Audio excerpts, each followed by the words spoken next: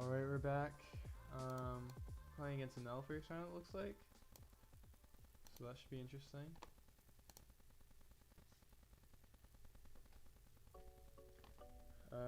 Let's see. I guess we'll win this. Hopefully this isn't Starvin'. I don't want to play against Starvin' for my first game of the day in the cup. Or just first game of the day in general.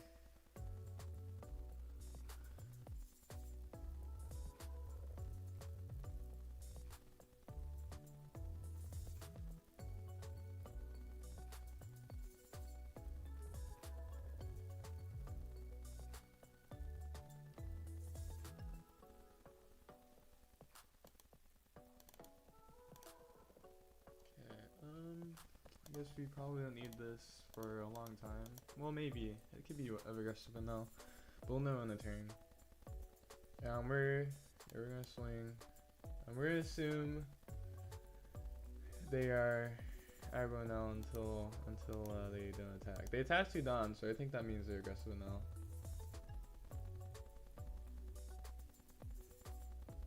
We could play Monet. Actually, no, we won't do that.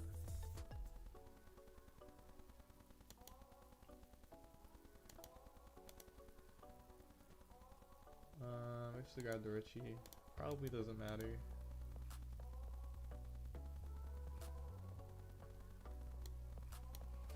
Hopefully.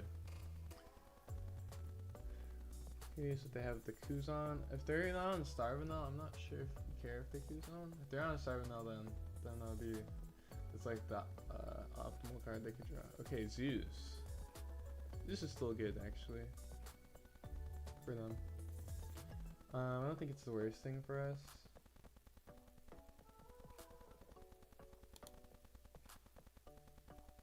Double. Okay.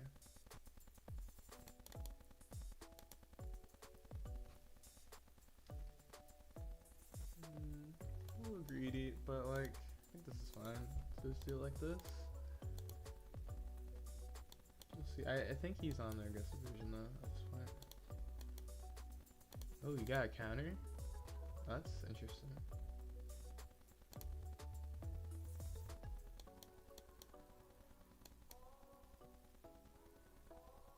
Let's go already on Chinois. Yep.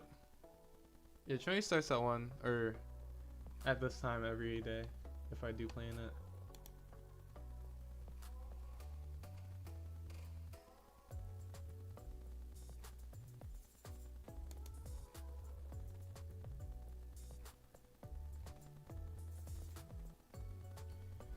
Kiku. Okay, Kiku is actually a little annoying because obviously we're gonna negate next turn anyways. The good news, these choppers are actually huge because, yeah, actually I think we just heal him though. Yeah, I think it's worth it just to heal him, especially if this is aggressive now. It doesn't make a huge difference where he's at 2 or 1. The only thing is like, we just hope that he doesn't hit another Kiku trigger.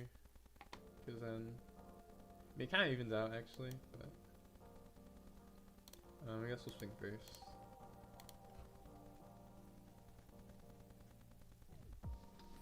But these shoppers are really good for if they play a 10 cost. I don't think they'll be on 8 cost kata because that usually is only in like a starved build, so I think our negate's probably safe. So yeah, now we're just like really just facing against triggers at this point.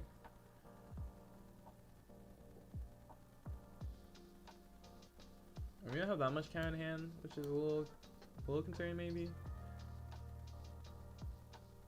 Maybe. We probably want to keep. We're probably gonna go 2 on 2 life. Maybe, I don't know. Actually, maybe we shouldn't though, because the 8 cost kid. We do move the kid. We could block once. We don't need both of these too. I think if they swing like.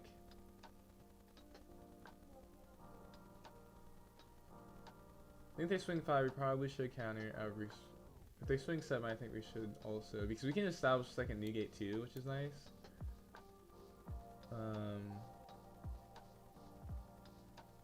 Yeah. What we can actually do is we're gonna kill the Sarahoshi this turn too. Assuming that they take a life. We don't want to heal them if they're at 2 though, so. Yeah, we can just establish like a new gate. Unless they have another blocker they're deciding. Okay, I guess maybe they have another blocker.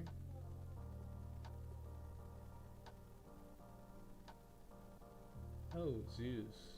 Interesting. That is interesting, actually. Let's see.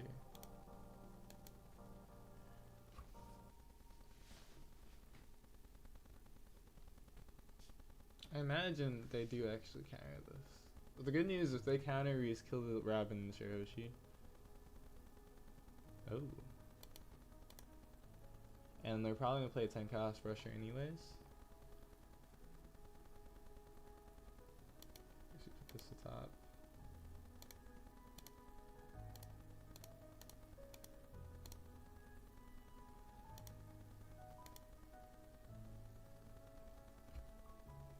So I think I swung 6. Because I swung 7. Because I think the worst thing they could have done to us there is they actually block. And then a Newgate can only kill like a Zeus. Because if they take, then we swing the Newgate, and that would just force the block even harder. So, yeah, it's interesting. I mean, I guess if they get the block, they're only at 1 though, and if they don't have the 10 cost, which I feel like they have the 10 cost, so I don't know. Maybe they don't have the 10 cost, so it didn't matter for them. Or it was important for them not to go down to 1. I hate this matchup demands so much patience. Not really. If they're playing Sovereign though, you don't need to be that patient. Especially the way that we've been, yeah, we put him back to 2, so like we haven't needed any patience. And also like even putting him down to 1 isn't a huge deal anymore, because before when it was ace, it was like 100% just you make sure that you leave him at 2, because if the ace could either only heal or rush. But now, like, the null is like the only thing you're risking by putting him to 1 is a trigger, because they have to trash crit anyway. So it's like actually not even that huge of a deal. What the? Oh my gosh. Okay.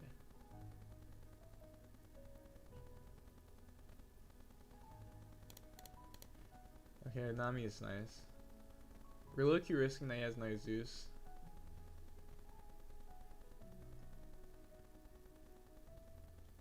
You know, 4 cost Rusher? Probably not.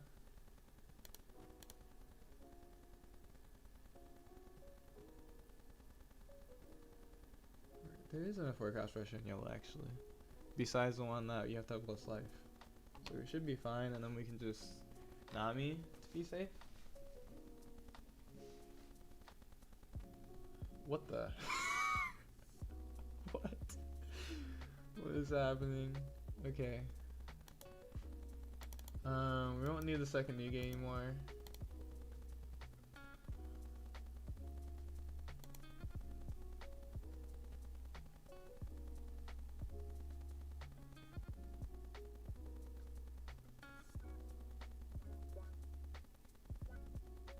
I think I might even swing into this Zeus with the Monet. Or maybe actually, I guess we don't care if our hand is refilled. Yeah, I guess we don't care if our hand is refilled. Maybe. We'll see.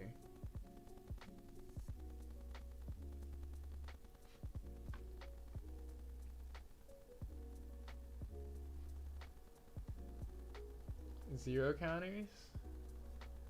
I don't know if I want to put him down to 1. But I mean, we definitely kill these Zeus. Because we have blockers, so we're not scared of like a 10 cost Rusher. Oh wait. I didn't need to do it like that. Okay, it's fine.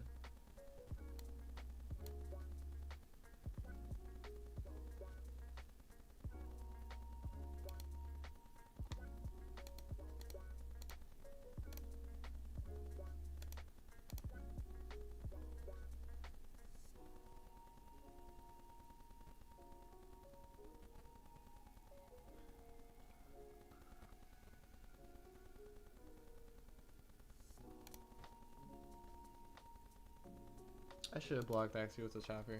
But he probably was gonna play the, or maybe he doesn't have Russian. I don't even know. I don't know anymore. He's playing Yamato. Oh, that's the reason why I didn't do anything previous turn. Okay. Now we kill Yamato.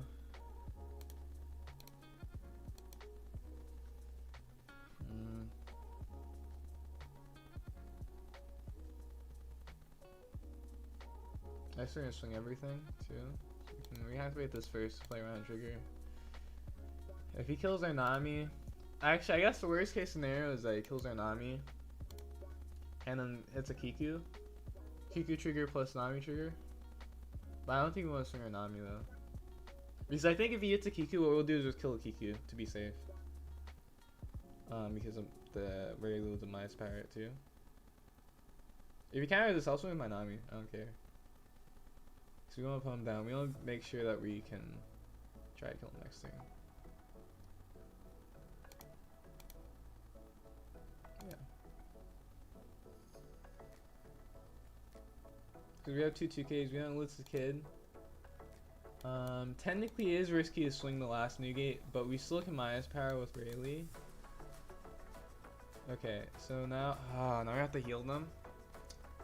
That's so annoying.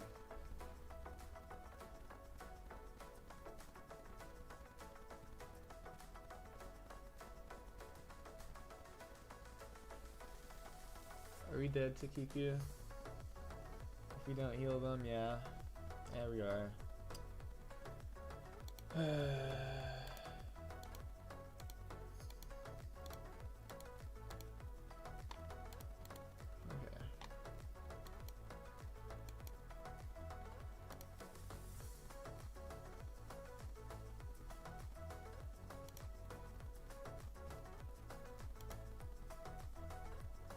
Tank House is actually really strong now.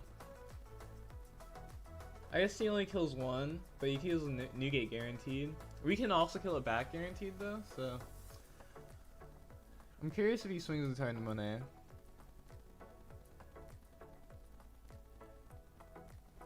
Swing 6. Oh, is he going to Yamato again?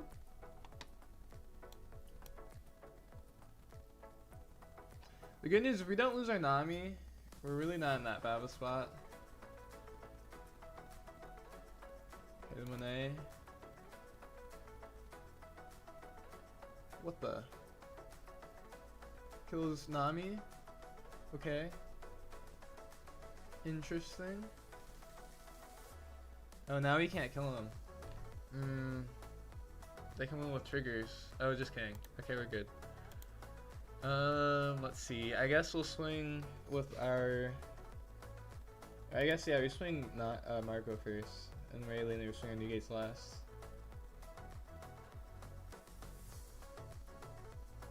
Technically, we can minus on the Sanji first, too.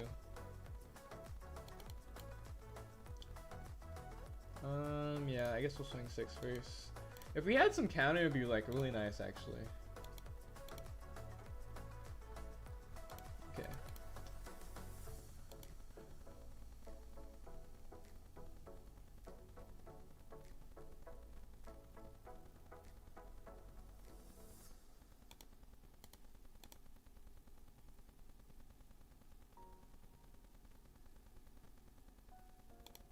Okay.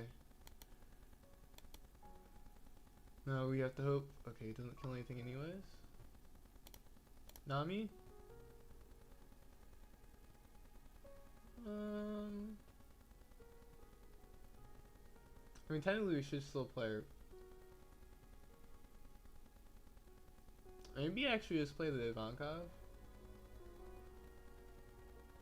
So I think keeping Aurelia is probably the safest thing to do anyways. We're just gonna leave it top. If they're going to stay, we're just gonna leave it top.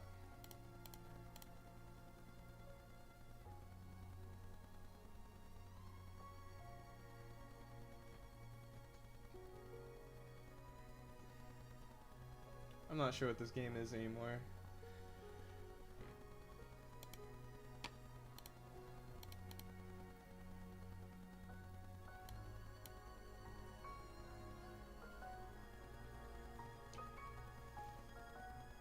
If we had, maybe I should No, we could have kept the counter. We used the cards we had earlier, but we need some counter to be safe. Like to like be very safe. Like a slave era would be nice right now. It can be like very safe. You can play even more aggressive if we had a slave era. Or a 2-cost counter. Could do the swing face. Go for the play, or you can swing board. Okay, if you swing board though, we're like safe. Because we can just kill this.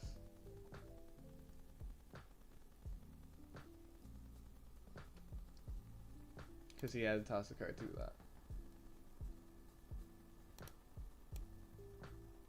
Even though we do have one card in hand, so or no, we can Ivankov actually. It's fine. Well, that was a brick, so maybe not. We could draw a brick off this Ivankov.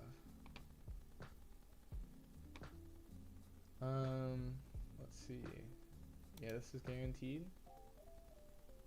Ooh. Okay. Let's see actually.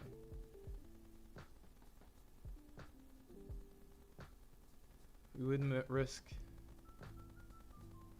Okay, we'll swing once into face first. Yeah, we'll swing once into face first. We get a counter. We get the counter. And then we do this. Actually, you can still swing once in the face again, right? Yeah, we can still swing once in the face again. Because if it trigger, we want to play around this triggering a Kiku. Okay.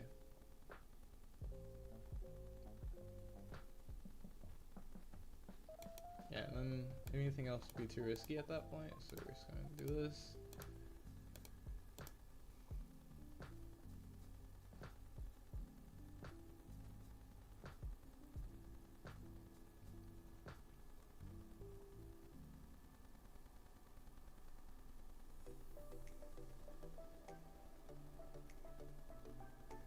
Does he not realize that that just leaves him with 0 cards in hand?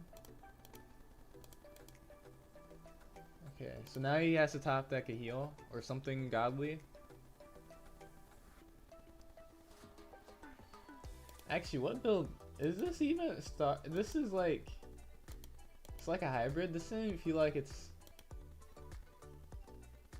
okay.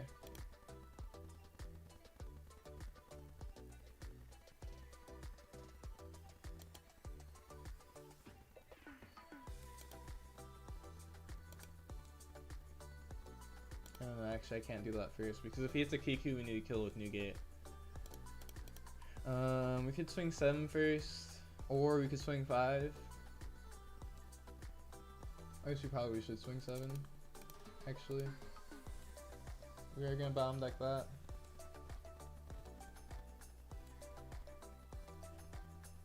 If we need to. I mean, this should really be game, unless he hits 2 good triggers.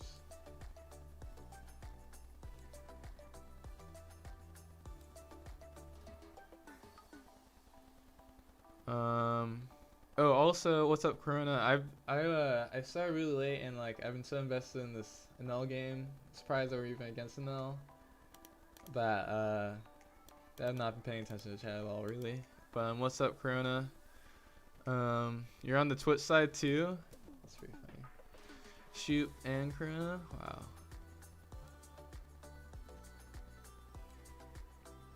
Okay, so now we win. Ooh.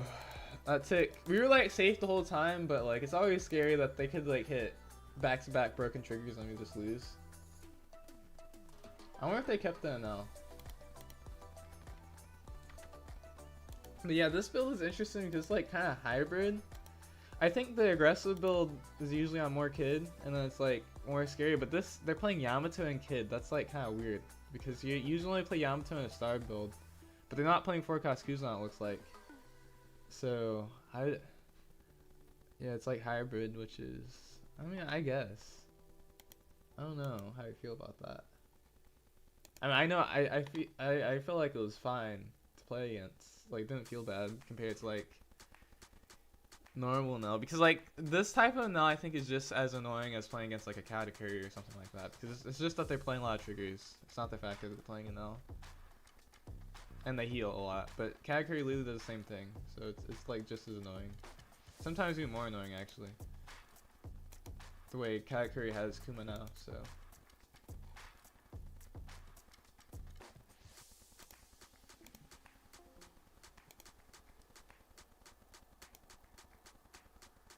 Okay.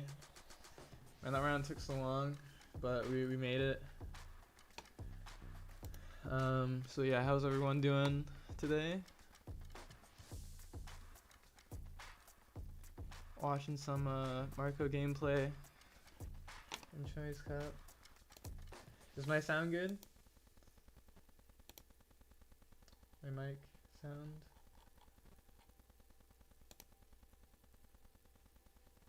There's 3 more matches left.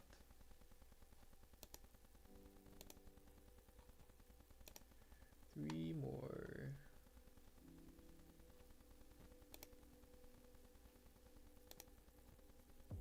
Oh, Angelo T actually joined today? Really? Oh yeah, he did. Wow. We got some big players in today. I mean, I say big players because we always have a lot of really good players, but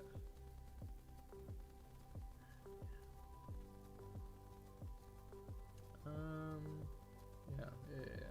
Let's see, is anyone? Nope, no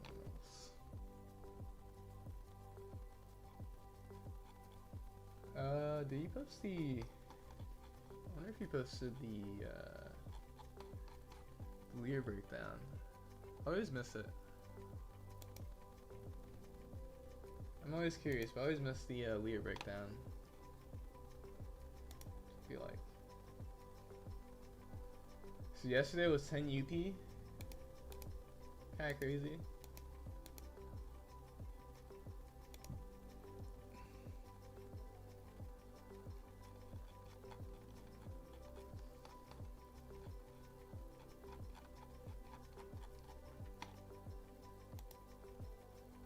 Oh, I still have on the screen where you won against Nell. Okay. This is the list we're playing. We're still just playing this list.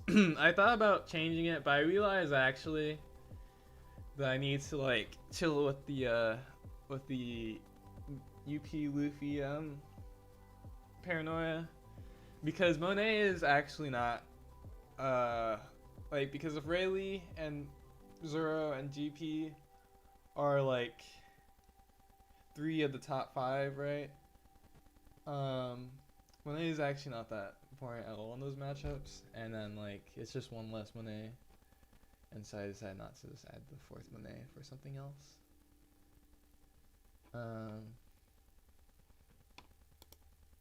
Plus, even versus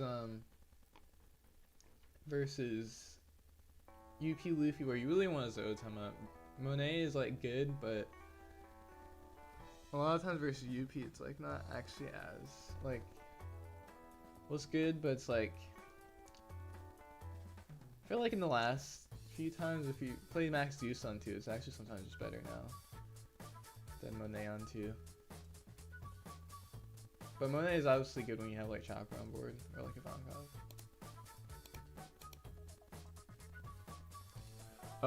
Kind of sad that Seaquake had to go. I felt like that was clutch into Bonnie. Yeah. Yeah. Let's see. Yo, I hope your run is going well. Well, we won round 1.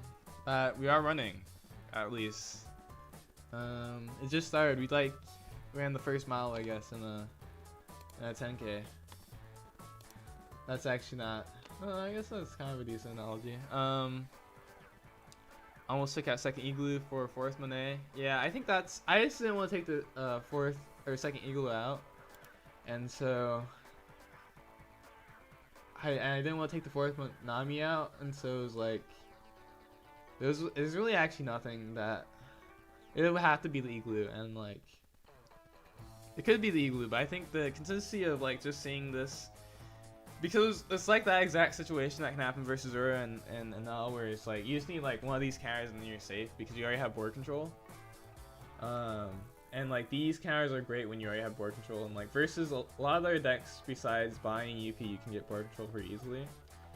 And versus Bai, usually just have to, you know, just have to fight, and they can't rely on Captain Kid, and so it's just, yeah, just depends. Buying a game can vary a lot, to be honest.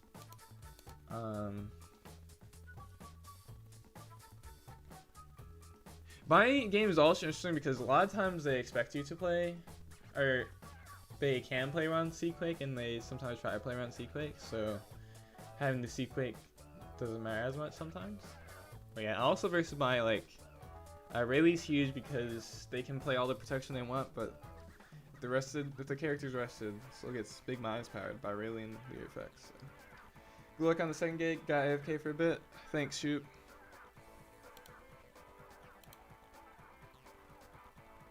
Locals today with Marco, but I forgot to put Slave Arrow in deck box, but I have the Igloo.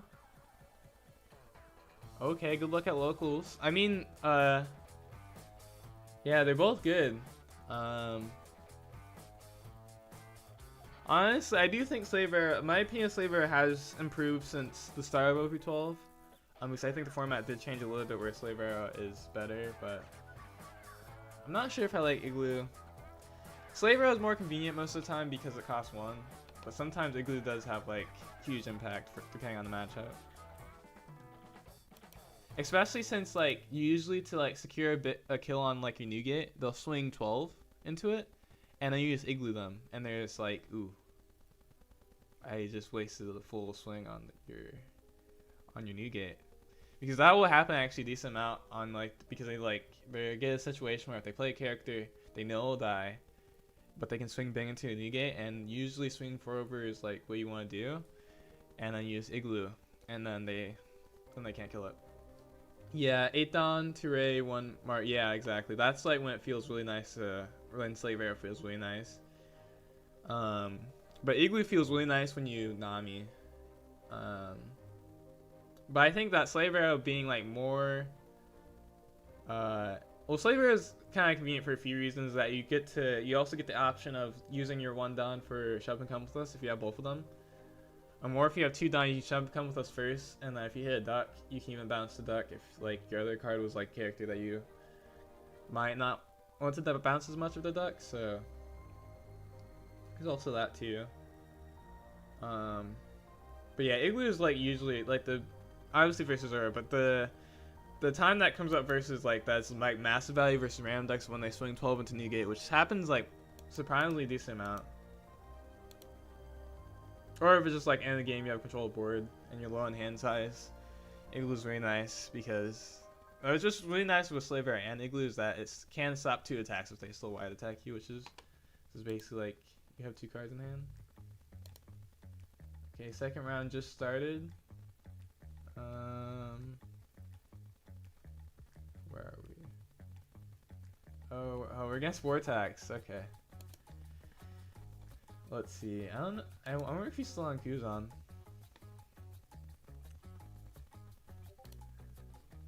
Well, let's see.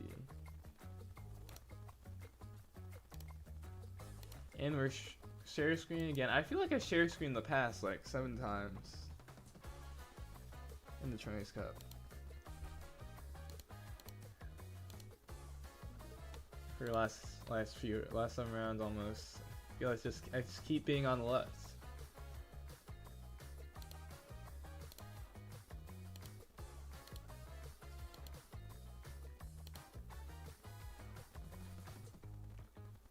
Well, this should be interesting. It's always a good game versus Vortex. The highest win rate player in the Chinese Cups. He's played like 57 games and he has a 77% win rate. The next closest is 67, I think. And that's Magic, or no, 68% is Magic's win rate in all of his cups. And then I'm third and 63% with win rate into the cups. It's on the leaderboard on Troy's thing, and so I saw that today with all time. And yeah, it's kind of crazy. 77% over 57 games in Troy's Cup, which is a ton of good players. Because like, I mean, yeah, next is 68% and 63%. After that, 63% of me. Magic is also like a really, really good player too. But yeah, Vortex.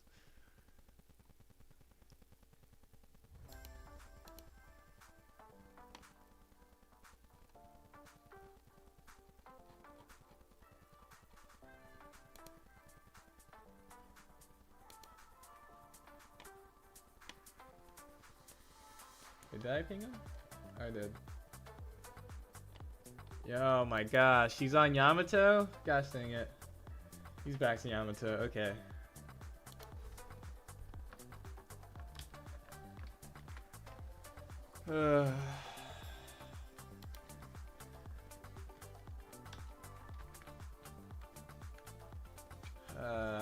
Okay. Okay, I think we still go first. Well, he's playing Dead Man's game probably now. That's maybe the only difference. Okay. This should be a good hand. I mean, but like, I feel like Yamato's. Did you try to study the Ace and Newgate leader? Oh, have you? I'm waiting until PRB. I think I'll like. I don't think it has enough support yet, to be honest. Okay, still signing. Yeah, I haven't. I've looked at it. I tried a tiny bit, but I really just don't feel like it has enough support until we get the Marco and the 40 cost Marco. Because then I think there's a legitimate reason. Before that, I think you have plays, but I feel like a lot of the cards are just not that amazing, especially in this format. Okay, Deuce is probably good actually. Monet, I feel like we don't need Monet. Well, Deuce is also 2k, and this is a blocker. Okay. I've never played actually this matchup with Deuce. Maybe Deuce is good. Okay.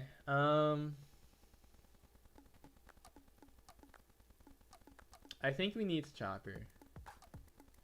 And Hope. Well, not and Hope, but like, we could Deuce and then we force a Toyoyasu, in theory. Maybe we Deuce. But then you lose a 2k. Could block her. The only problem is we have a lot of animals, so if we whiff a shove and combos, we're losing this matchup. So maybe we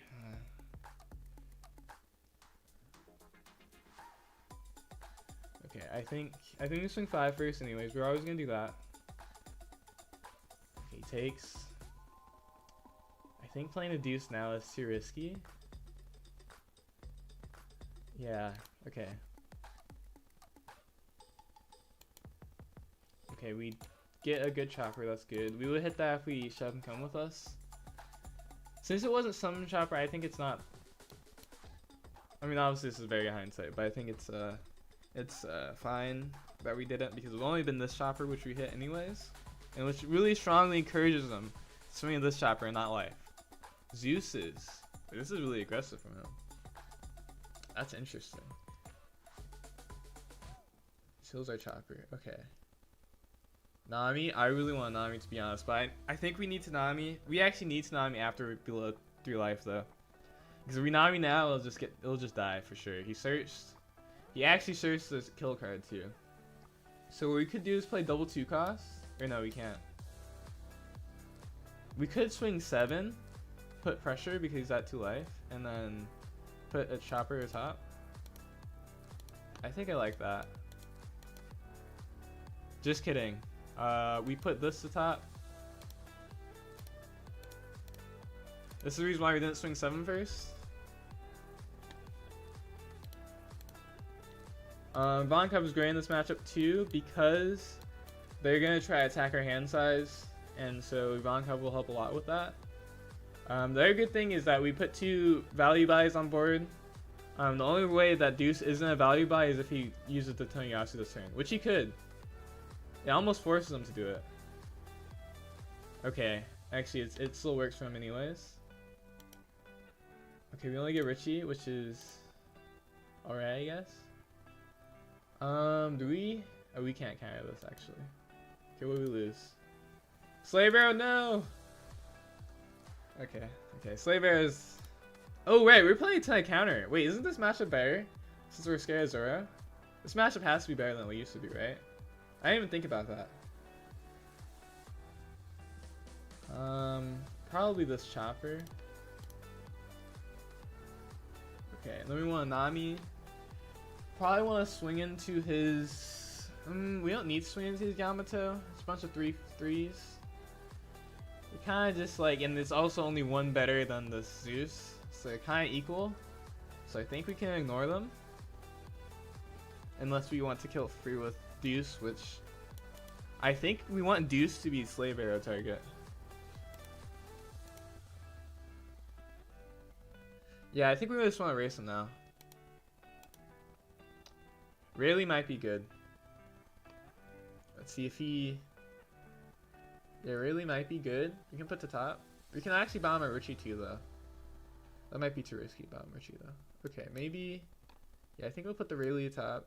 Because I kind of want some removal if he does do something crazy. Okay. Maybe we do go on Rayleigh still. But then we don't have a play. We could go like Ivanka Richie next turn too. I think we're fine with this. Okay.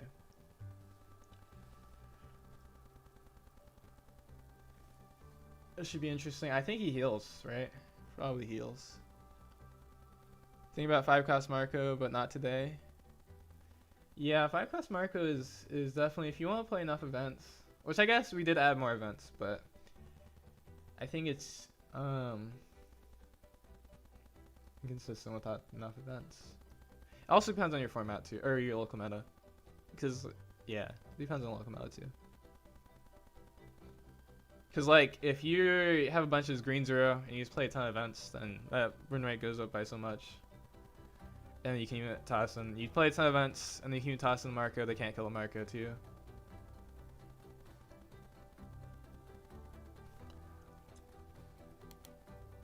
Swing into my Nami. I dare you.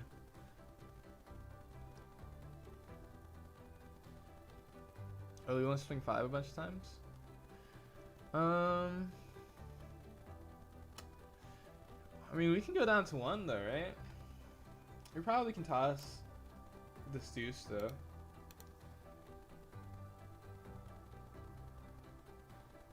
Swing 6. Oh.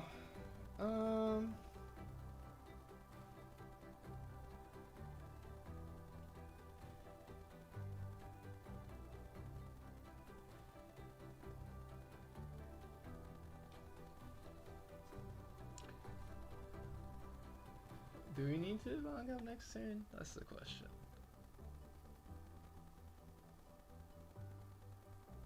I think we do want a bomb crab. We could block.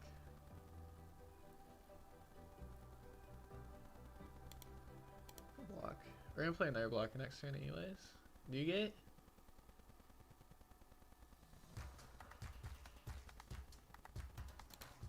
We can Newgate. Clear board. Bomb the Ivankov at this point? Probably, actually.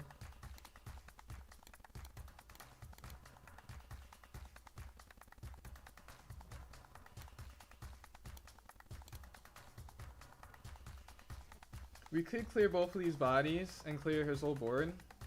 I kind of like that actually.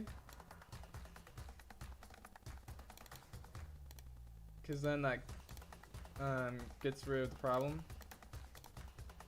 Because before we like then want to have a single one, or like because he had multiple we didn't care, but this we can remove all of them, which is nice. So that means he can't get value unless he plays Rusher, which he probably will. But the good news is he plays his Momo, then we can kill it. If he plays his Hody, we're fine with that.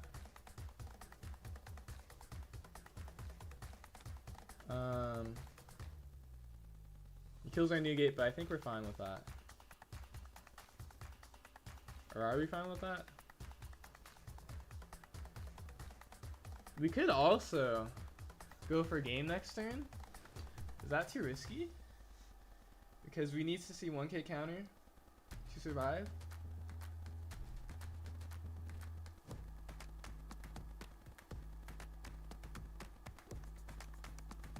He has 1k counter at least. We go 9, 9, 9, 9, 4, 7, 7, be 9. So we can even go 6 or 7, 7, 8, 9. That's 2.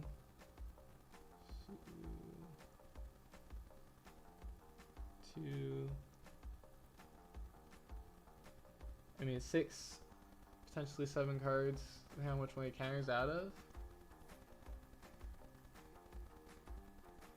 You have to have a lot of counter in hand. He had SC28 Izo. That's the blocker, right? I think we just do it.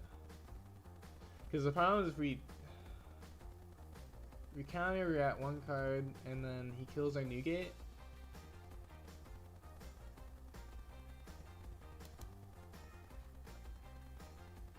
Okay, I think we actually have to activate this. Okay. Then we're assuming, okay, that was the assumption, and then we're gonna go for game. Because I think if we countered out of that, I think we just weren't surviving the follow-up if he had a, I should minus power on this, just, or no, we were 100% going for game. Okay, so I calculate 7, 7, 9, 9, I think. Or 7, 7, 8, 9. Oh wait, is it 9, 9? It's 7, 7. Oh, 7, 7, 9, 9. Okay, that's better than what I even calculated. I probably actually should swing with 9 first just in case this is a kill trigger.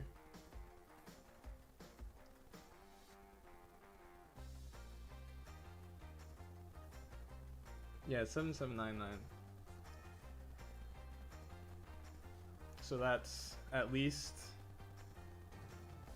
because 2, 3, 3, right? 8 cards. So this whole hand would need to be countered.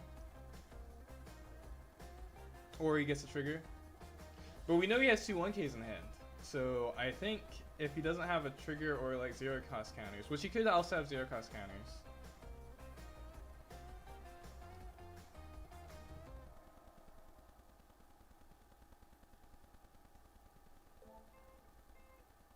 Okay. And 7, 9, 9. I guess actually, if he counters out the first 2, it is actually less than that because it's 7 cards, which this whole hand was already countered. Then he might already have enough. But we do know they had 2 1Ks, and we saw another 1K because he has Yamato and Izo in hand, SC28 Izo. So that's 1 1K, and that's another 1K. But we know he still has Yamato, which I guess he needs 1 more 1K anyways, so maybe it doesn't matter.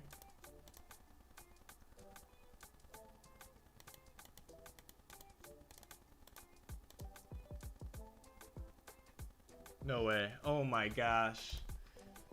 Oh my gosh, okay. Yeah, see, we were losing. He had Deadman's Game on top. You know, the amount of time you like barely lose to War Attacks is crazy.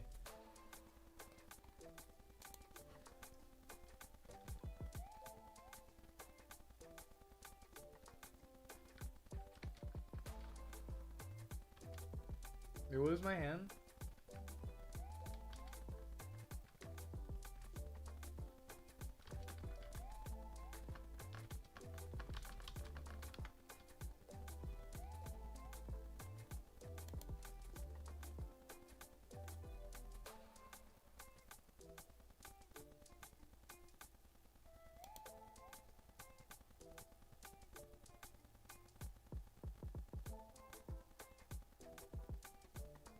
Yeah, if he swings Newgate after we counter, then 1, we definitely can't go for game. And then we kind of survive next turn. Because the only way I think we survive a turn after that is if we kill the Hody and then played Nami, but he had too much counter for us to kill the Hody. So yeah, I think that was definitely the correct play, but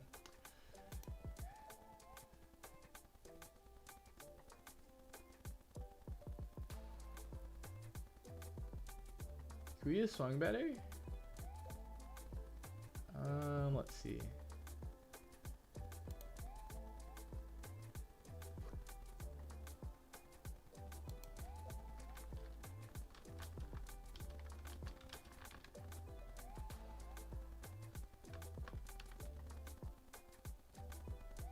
That was a good game though, still.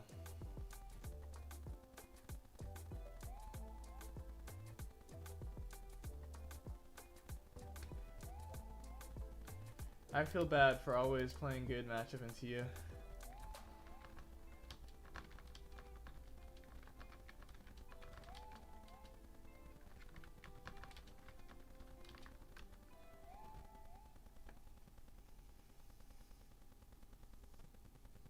It's funny because I legitimately do play Marco, or not play Marco, like, I feel like half of the cup games I play, or not, maybe a little bit less than that, but like, I'm not playing Marco every time. I just win the most with Marco, or do the best with Marco.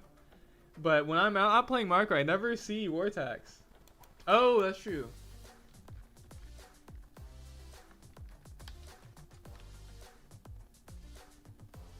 Yeah, I guess actually, Yamato's might even be even worse with Lim actually. Actually, probably is worse because they just kill our 3 costs. It's probably actually 100% worse when I'm playing Lim. I forgot about that actually. So maybe it actually is like Yamato just like counters while I'm playing 70% of the time. And maybe even 80% of the time because I guess I have played Lim a decent amount in the cups too, so. And ranked. Okay.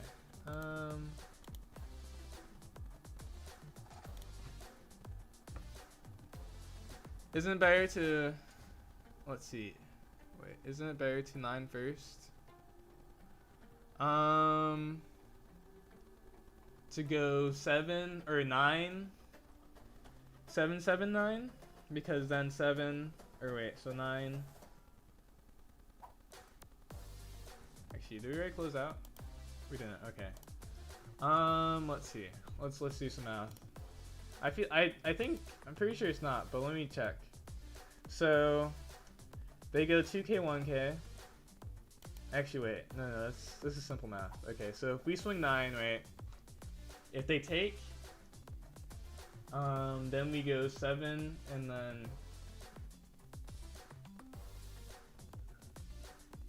7 and 13. 7 and 13 is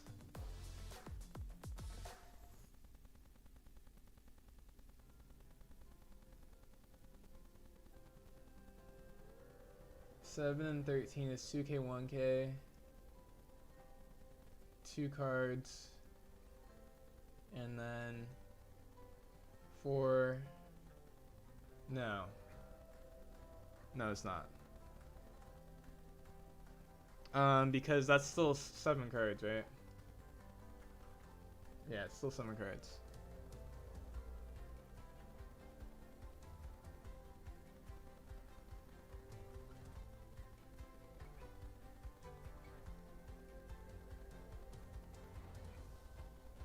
Wait.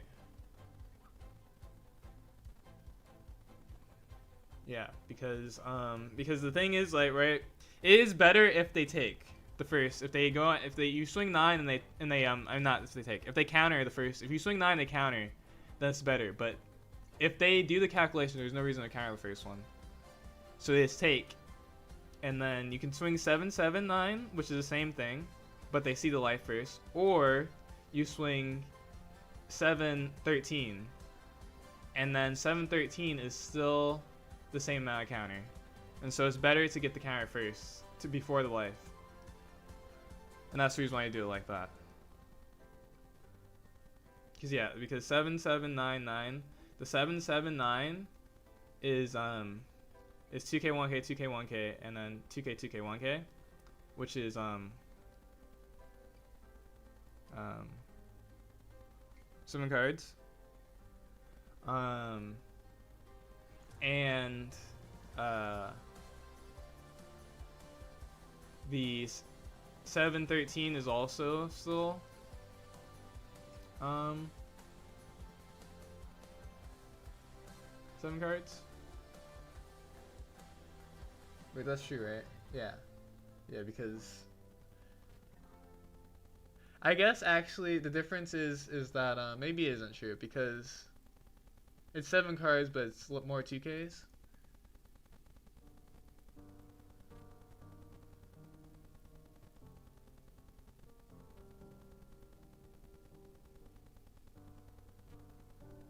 No, it's definitely more 2 because this is one more 1K. Okay, yeah, maybe it's 1K better. So maybe we'll, yeah. Wait, let's see. Yeah. Because every time he gave us a 2K 1K, and we did actually know. Yeah, no, that's right. No, yeah, I should have swung 9 first, I guess. The only problem is I wanted to swing these first because of the trigger, but if there's a trigger, it still would be. Yeah, no, actually, I guess that you swing 9 first. Yeah, that's stupid by me. Actually, not swing 9 first because we knew they had 2 1Ks in hand. In this specific circumstance, we like literally knew he had 2 1Ks in hand, so he probably has another 1K in hand, which means that if he has 3 1Ks, swing 779 gives him a chance to use 3 1Ks. Swing 9. Oh wait, yeah, swing 9 713 doesn't give him a chance to use 3 1Ks. You need to have, and he did have 3 1Ks. I think everything else was like equivalent of having a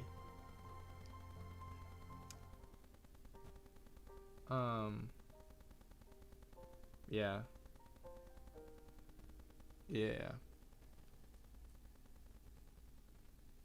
But because actually we can even see what he had too. So I'm pretty sure that we would have won by 1K actually if we did it the other way.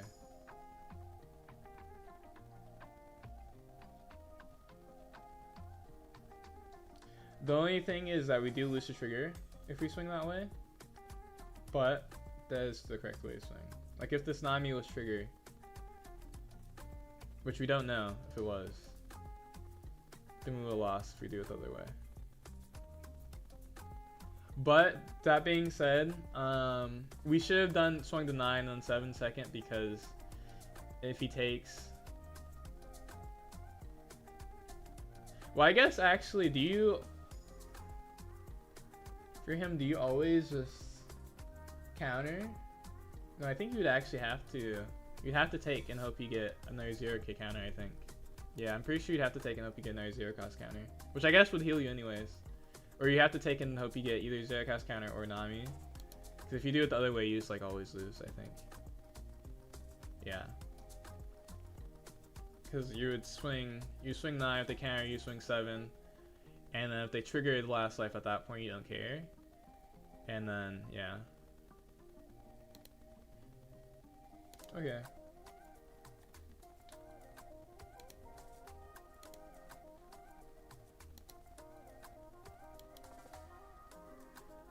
Second round.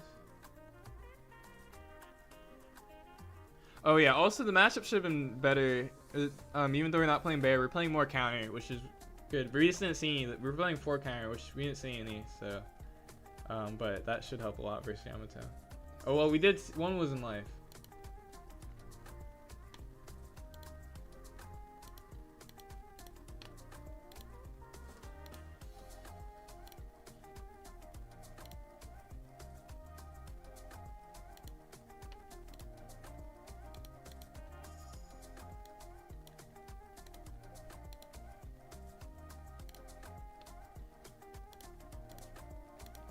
Okay. Yeah, that's unfortunate though. We probably win unless that Nami was life, which it could have been. But if we swing 9 first, I didn't even think about that to be honest.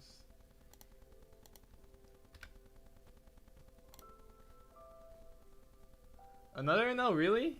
What is this?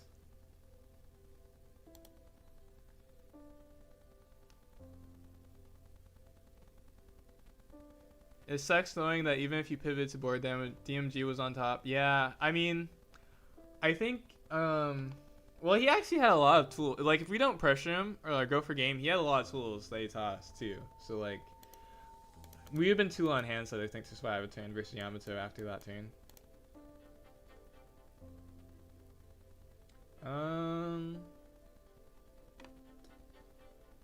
Guess we could bomb Mass Deuce. I hope this isn't starving though. We face one non-starving though. Yo, we back for a bit. Oh, saw it go down to the wire with Yamato. Yeah. Yeah, I feel like it goes down to the wire with against Vortex a lot. But that time, I guess we could have swung better at the last 1K better. The last turn.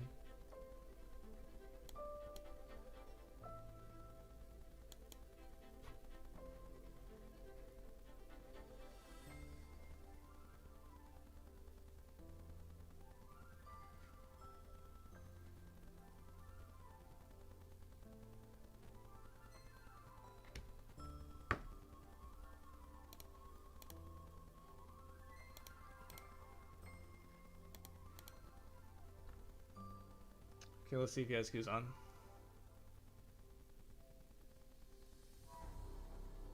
Kills Richie. Surely. What the? What is happening? Why are you doing my Richie? Why do you disrespect my Richie like that? That's messed up. What is happening?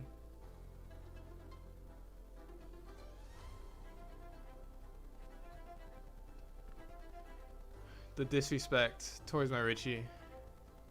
How dare you? Do you see how angry Richie looks? He's about to beat an L. By himself. I see, he only cares about life.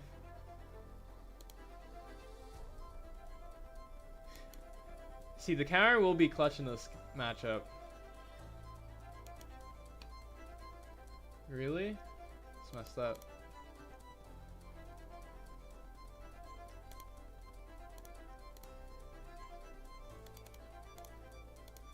I think we just want to guarantee the shop and come with us because we just don't want to lose versus this. It looks like they're doing like aggressive build, so we don't waste resources.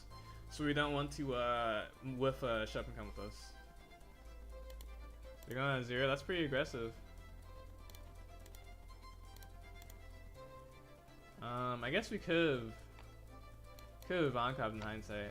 That's a little unfortunate because we would have wanted to Ivankov, but at the same time. It's not that bad. We might have to Ivankov next turn.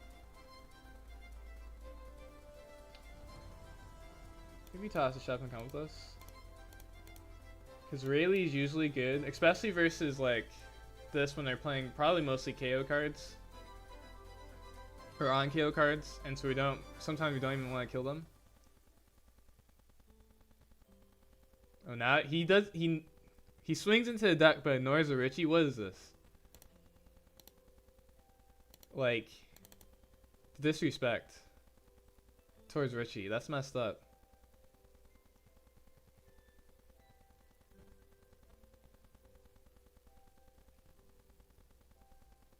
He swings in our chopper. Now what? You disrespected Richie? Watch this Richie get massive value. He's gonna do it. He's gonna swing in this chopper, and Richie's about to laugh in his face. Swings 8. Oh yeah, Richie just laughed in his face. Do you see this? You see he's laughing right there. That's what he's doing in that picture. Let's see. We're probably going to Ivankov. Or Nami, I guess if we draw Nami.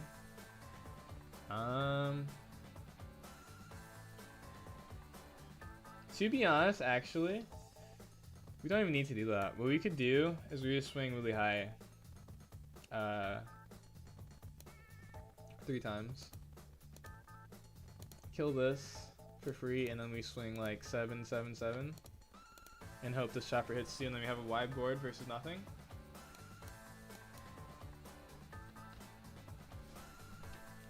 Wait, is it 7, 7, 7? 7. 7, yeah, 7, 7, 7.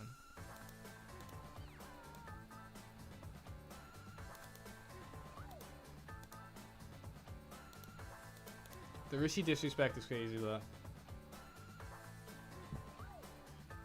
Okay, we're swing. Okay, I need to get some water after this game. My voice is way too scratchy. Actually, I do have a little bit of water. Yeah, this is happening all because he disrespected Richie. Because just think, if he didn't, if he swung into Richie, we would have had to block with the chopper instead of the Richie. Because he swung 8 into our chopper. Well, he can even swing 8 into the chopper first and play around shove and come with us if he killed the Richie. We would like go.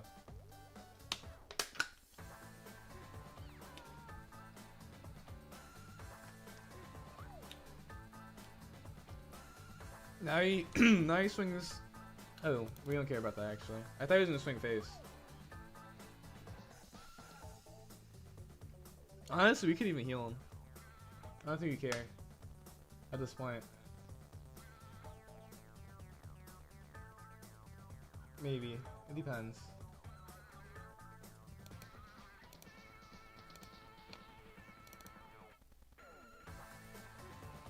Counters?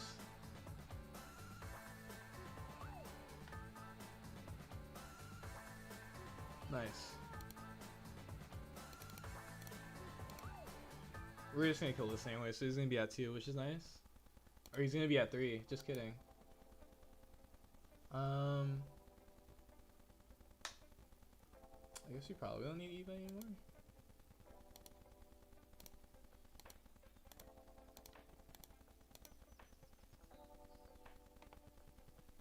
Doesn't the Anel doesn't get a power boost if he's at the 10 cost? Anel get a power boost if he's at. Ooh.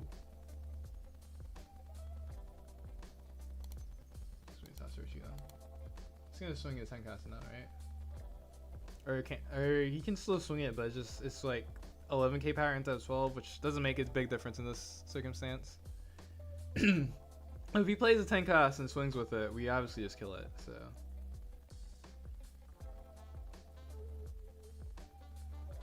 Or we kill this. Same difference. Maybe I should block the retreat, to be honest, actually. Because now we're probably going to have to play over it.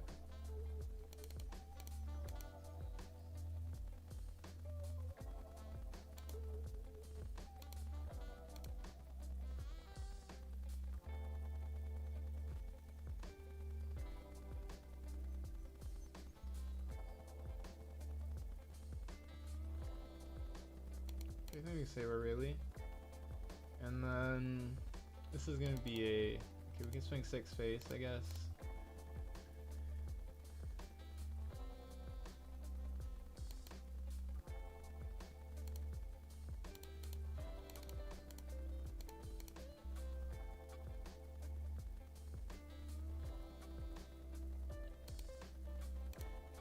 Swing our Richie into this, imagine.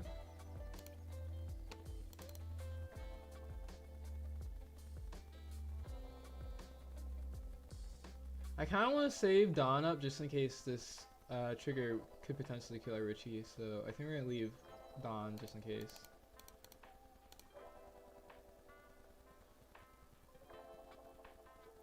Yeah, we'll swing 9. We'll be safe and swing 9 instead of swinging above that. In matter of fact, actually, do we care? I don't think we care actually, just kidding. Yeah, no, we don't care. Okay, we'll sleep that. I was gonna say we could play an air blocker, but I don't think we care because we're not at 0 life. So like, if we have to counter, here we'll block this. I mean, he can't actually 8-cost kid. He has to heal. He has to heal. Okay. Let's see.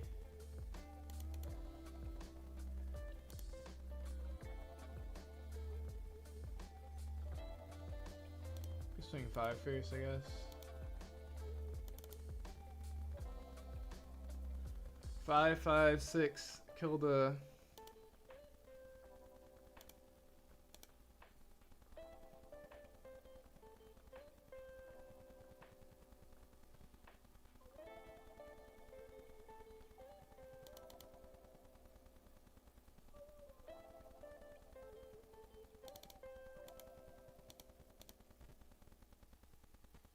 see, we've seen quite a few of his decks. So he's on the stage card, Hawkins, Kuma's, Kid.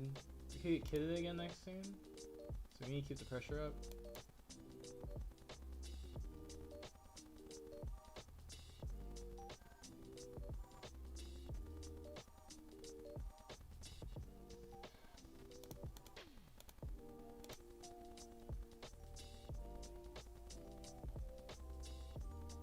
No, if he was crazy, he would take, and we're gonna heal him anyways.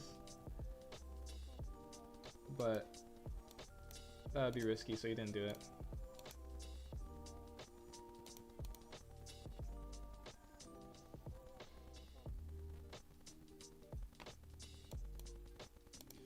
His build isn't playing as many annoying triggers like the Kiku. I don't think he's playing Kiku, which is like really, really nice that he's not playing Kiku. I don't think.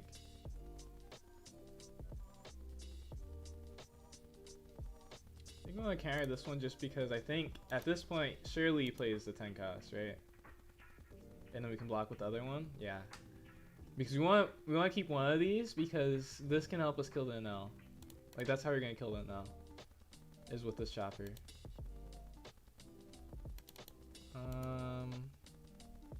We can put this chopper atop, I guess, or we're gonna actually summon it anyways. So we probably have to hard summon it because of this chopper.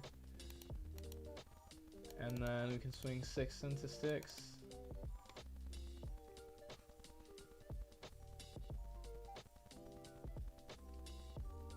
Yeah, this chopper goes crazy versus a no now because it kind of bodies this NL when you just get their hand size low and then you just kill their NL.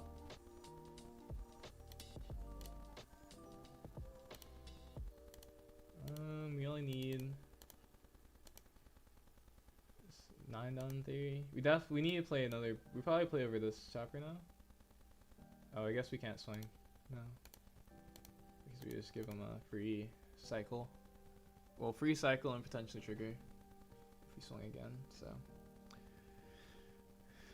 we're playing as all yellow today against as Marco 2 today. What's the deal with this?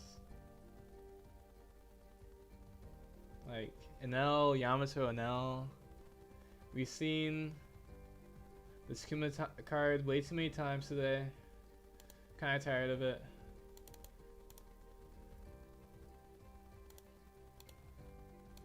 Okay, we should be safe because of Nami. And so what we're gonna do is we're gonna swing 5s.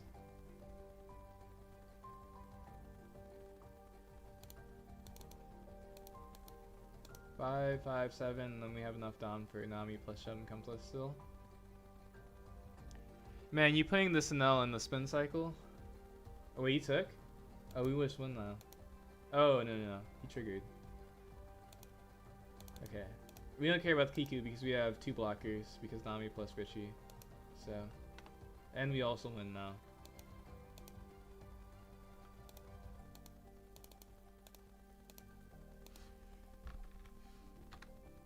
They didn't even say they're playing Enel and didn't say GG. That's messed up.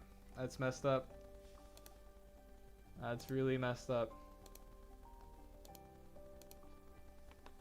Well, actually, it's only messed up because it's in the cup. You know, you play Enel in the cup.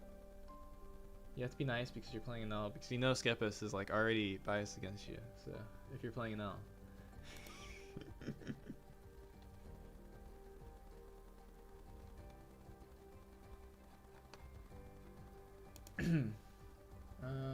Wartax won. The good news is that Wartax is gonna win. So we lost him. Wartax is gonna win, right? And so we're going to get like top 4 because Wartax is gonna win. And we're going to lose to the winner again, and hopefully it'll be our only loss. And then we'll like yeah. That's what's gonna happen. Actually, I'm curious. I feel like Yamato is like good into the format now that UP is making resurgence without Big Mom, but I actually don't know Yamato matchup spread nearly good enough to like really know, because I'm coming from the opinion that Yamato is like really OP just because I always play decks that are not the greatest into it, so I don't know.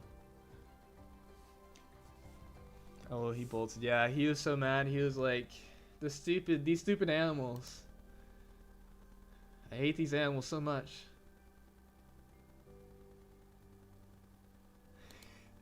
Like, I hate these stupid animals. This stupid chopper. He was running 10 cows rush A, so we actually were playing around most of the time because we had 2 life. But that is the thing that's interesting about Enel versus like Kata, because with this Kuma you just make them go back to 2, and so you don't really care too much about the Kuma KO normally.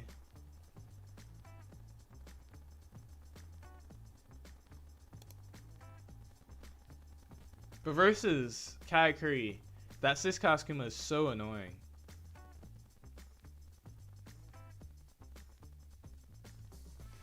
Dude, I've got 9th at fighting game turn. He's losing to the person that gets first in like 2nd or 3rd. Curious feeling. For real, yeah, I know, right? No, literally. I guess I think you've like tuned into the stream more recently, but the amount of times I lost to Vortex in the cup and then he wins is like so many times. But also he has like a 77% win rate over like 57 games in the cup tournaments, which is like really crazy because they're like all good players, right? He has a 77% win rate, and it's like it's kind of crazy. I'm considering. And it's like always, every single time we're close, but it's also just like a tough matchup when he's playing Yamato. But yeah, but Vortex is also really cool too. So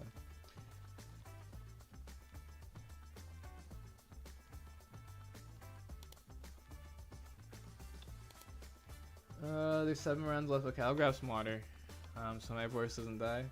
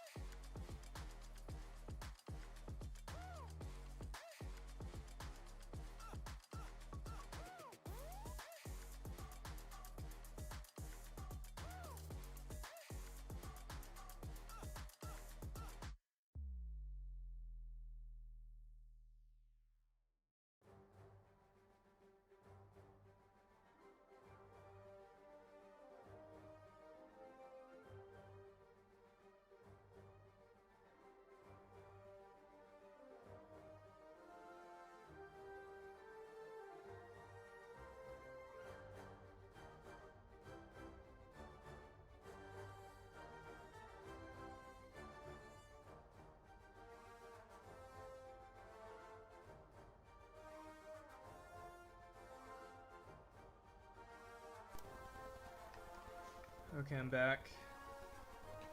Yeah, anytime a person has above like a 70% win rate in anything, they're about it for sure. Yeah. Yeah. No. Yeah. For sure. Well, yeah, it's crazy because I said this like a couple of times today already, but the second highest for the all-time in that leaderboard for the win rate is Magic at 68%, and then third highest is me at 63%. But that's like such a huge gap for the next two close people.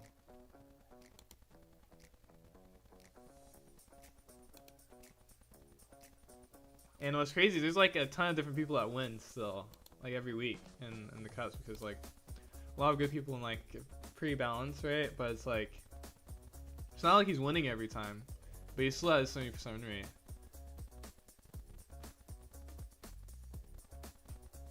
Or not like winning like, you know, like 90% of the time or something like that, you know? Like every other time or something like that, but it's just like he just very consistently goes at least X1 basically, I think is what happens. And then sometimes wins, which is what most people do. Sometimes win. It's actually been pretty balanced in OP12. I don't think we've had anyone win twice yet. Let's see, actually. Let me check if anyone has won twice in OP12.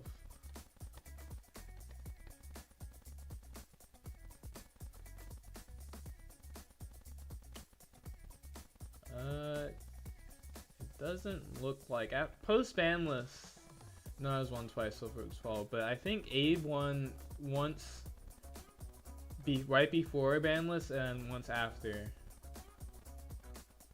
So technically Abe is the closest to winning twice in OP12. Technically. Some would say he did, because we were playing OP12 already, so.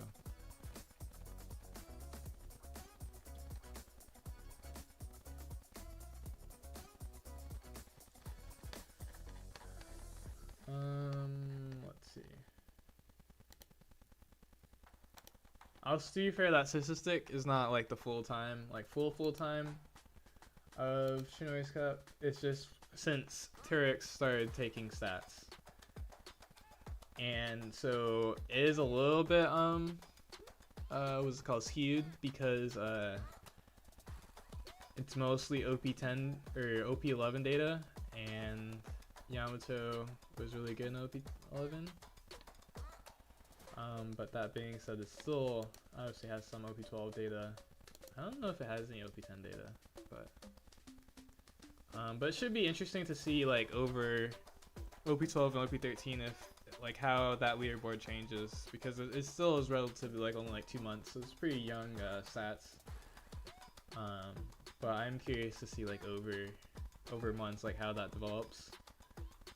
Yeah, it's pretty cool that Tyrix is doing taking stats like that and comparing them, or taking results and comparing them to stats like that.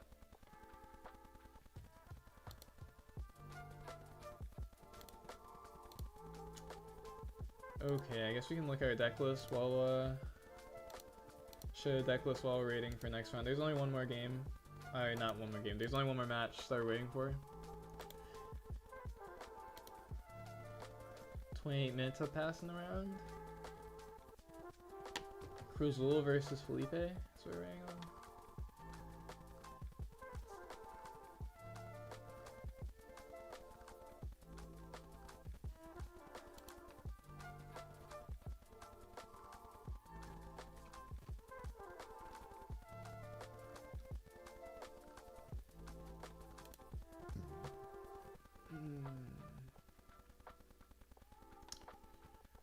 Yeah, these two events would help a lot versus Yamato too. We didn't see them. I mean, to be fair, it'd be more of an end of game thing.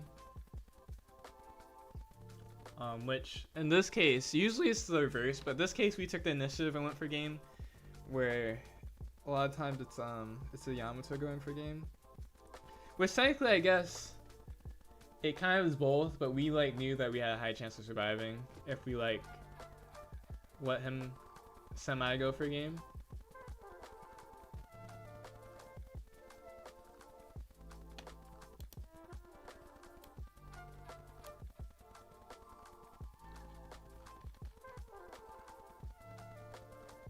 I think after Challenge Cup we'll start with this deck.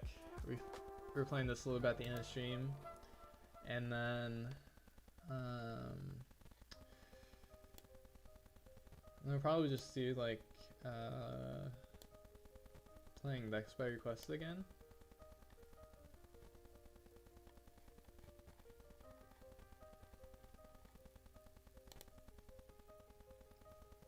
I missed some Rush Boy in the deck. Missed some Rush Boy. Which one's Rush Boy? Ace? 5-cast Ace?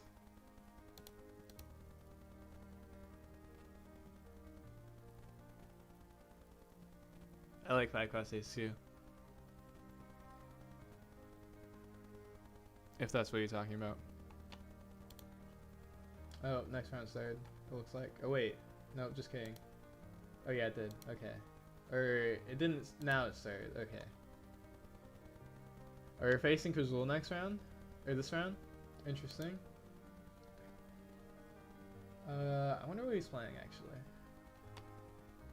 Wait, are we on the nice? We're on the left. We don't have to share code or put the or share screen or share code. We just get to wait, relax, and wait for the code to come in. Any Rush character, yeah. You could play you can play Rush Animal too. The Rush Animal is actually not that bad. I usually don't play it because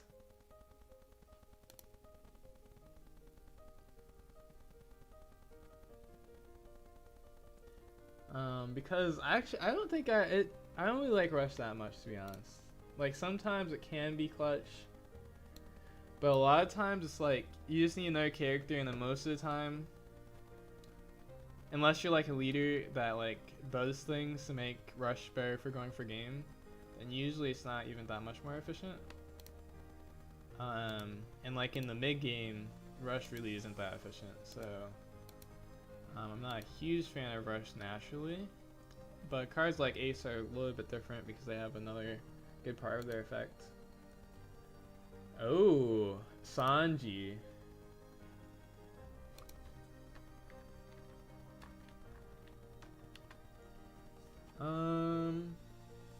We probably should mulligan to get the chopper.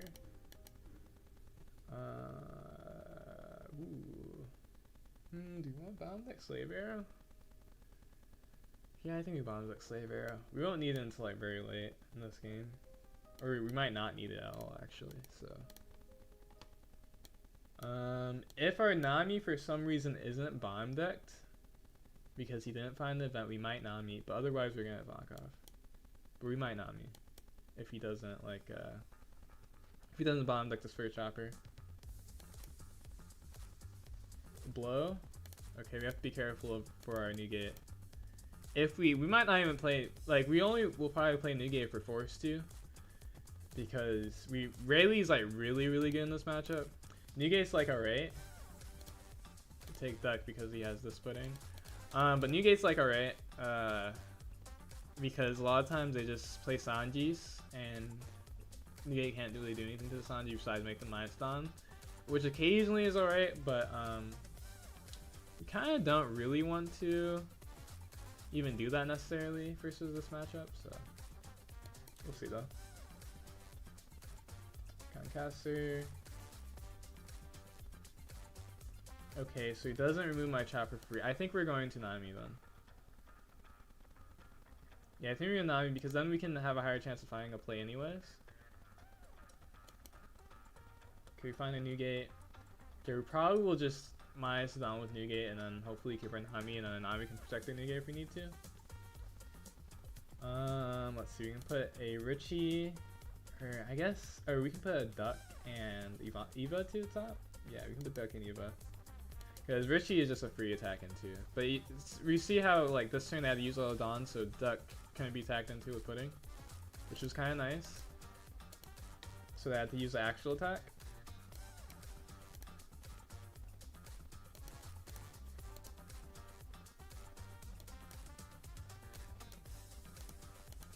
and then yeah, we want to defend this chopper aggressively because if we rush the Sanji's dead. So he can't rush the Sanji, which means that most likely only has one swing. Jozu, okay, we killed the Jozu, which is that's actually really nice. We killed the Jozu with Newgate. I wonder if he's going to bottom deck the chopper this turn. Oh, really? I guess he doesn't have it then. I guess actually that's kind of smart actually, instead of Nami, because if he bottom decks the Nami, then yeah, we did that because we know he won't swing his Sanji. That actually is kind of smart though, but we probably will put this chopper top at some point, summon back, maybe. We're gonna swing, or no, we can't swing on Nami. That's right. Yeah, we can't swing on Nami because we know he has blow, so we can't swing on Nami.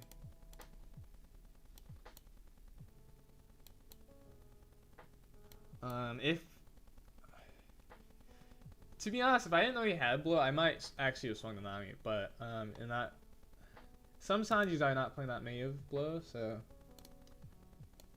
maybe he is actually just incorrect always versus this matchup to swing this Nami here, because yeah, he could make it a 5k, and it being a 5k is not that hard to defend, but like if he goes all into it, then of course he can still kill it. But since we have a Nami up, he has to like do something about the Nami and the Newgate if he wants to kill a Newgate, which would be kind of hard. Or he has to swing his Sanji, which we're fine with.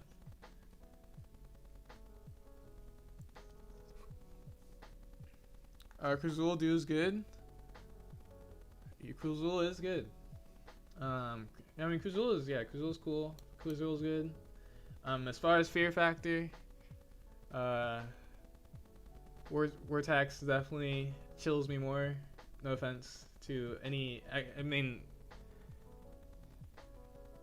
yeah, Vortex actually is probably the one person I probably don't just. You actually probably could name any One Piece player and be like, the person I don't want to face the most is Vortex.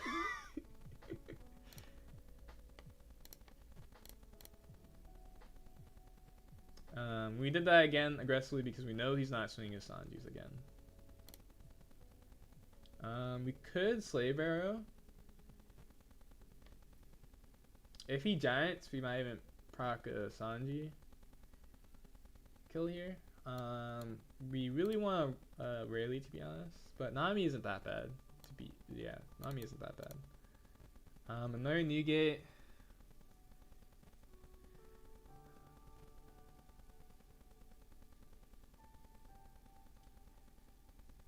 Newgate's kind of not that good. We can make him -2 Don. We probably want to swing this Newgate, so yeah, I don't think we need Newgate. And also, if we play the Nami, we have a higher chance of finding our Rayleigh anyways, which is really good. And so let's see, we can swing. Probably want to leave 2 Don up for both of these. So I imagine he wants to swing hard this turn, maybe, potentially. I guess we could also swing with our duck this turn.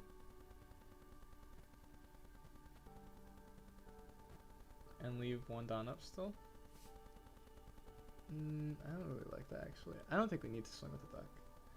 But to be fair, a 5 swing is probably good. Okay, what we'll do is we'll swing 6 first to see. Because let's see how much he's playing this card. He's playing a lot of events though. Like a lot of events. Okay. Yeah, if we swing the duck now, I think.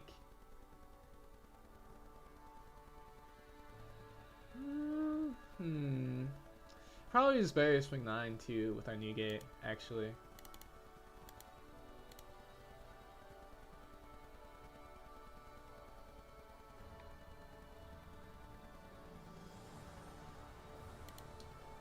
Yeah, if he had no 1k, then the duck swing would have been good, but I didn't want to risk it.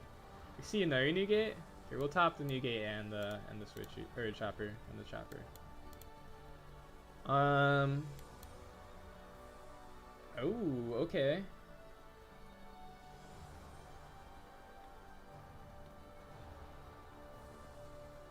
let's see here.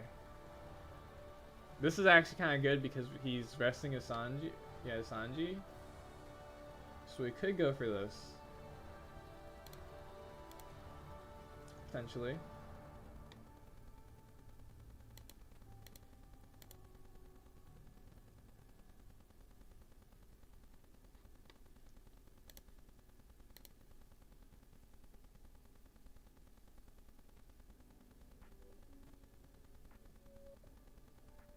Wait.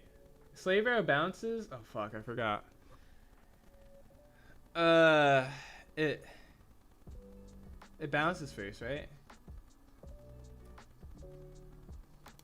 Okay. Okay.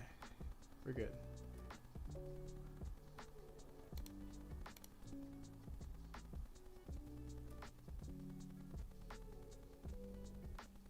I think I might want to play Monet next turn, to be honest.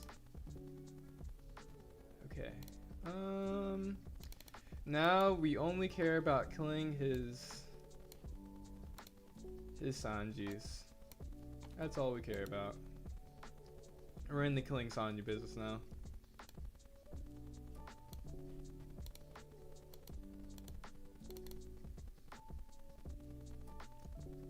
We can make them both 6. I kind of like that. Actually, let's see.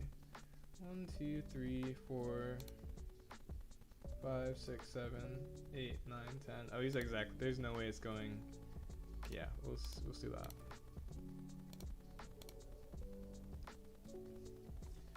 And I guess we swing 8. And then we still even leave, or it's 9 and 8? Or we can even swing 8 and 10, actually, if we wanted to.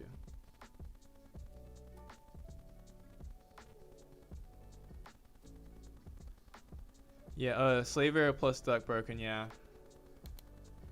Which one do you do? Did he just giant? He did giant, okay. Giant already, that's interesting. Off rip.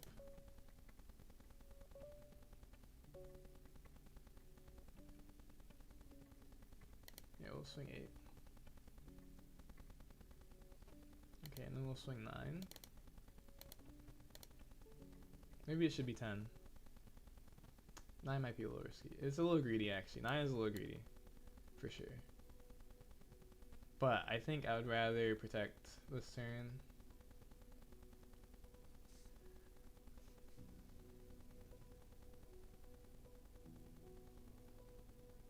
Wait, what I? Oh, alright, we have to put the Nami or the Monet at the top. That's right. I wonder if he can't, like, what he has to do to protect it. Because I imagine, oh, does he have to giant again to protect it? That would make sense, actually. Because what we're gonna do for the rest of the game is we're just gonna keep attacking the Sanji, because he has to keep resting it. And that's the problem with Sanji. The Sanji matchup, or for the Sanji, is that they're gonna have to, at some point, they have to decide to swing their Sanji. And for the rest of the game, all we do is we attack the Sanji. Because to us, unless they have a ton of cards in their trash, it's just a 5k. Even because usually when I start swinging it's at 7k, it's still just 5k to us. But normally we want the Rayleigh on that turn. We don't find the Rayleigh, but it's not a huge deal. Let's see. I want to do this first. Ooh, we whiff. Oh, that sucks. I think we'll slowly find our chopper though.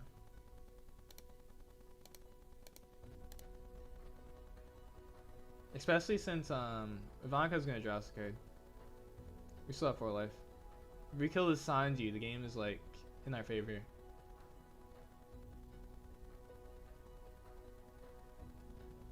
Ooh.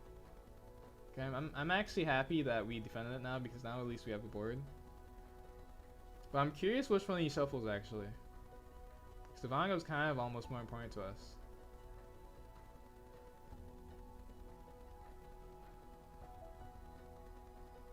Yeah. Rayleigh would be really nice here. We really wanted the Rayleigh last turn, but we didn't have it. Okay, Monet. Chopper. Okay, I guess we'll chopper. let's see. I'm gonna swing 7 on it, I guess. Wait. Yeah, 7. And then we swing a lot to face, and then we play a chopper.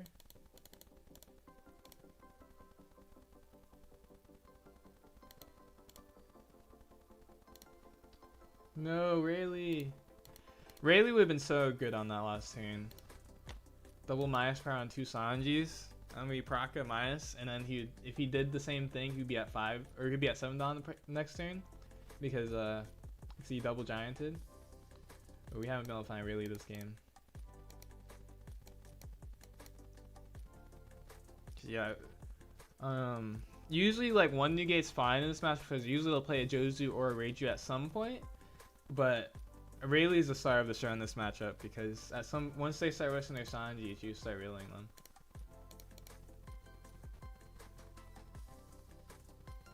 This is last round though. There's 2 more rounds after this. We're 2-1 right now. Let's see. How was 2 negates into D ramps not good? You could put chop to top and just hit if he swings, and then he can't attack with Sanjis because you rip it into them. A Slayer plus deck broken. Wait.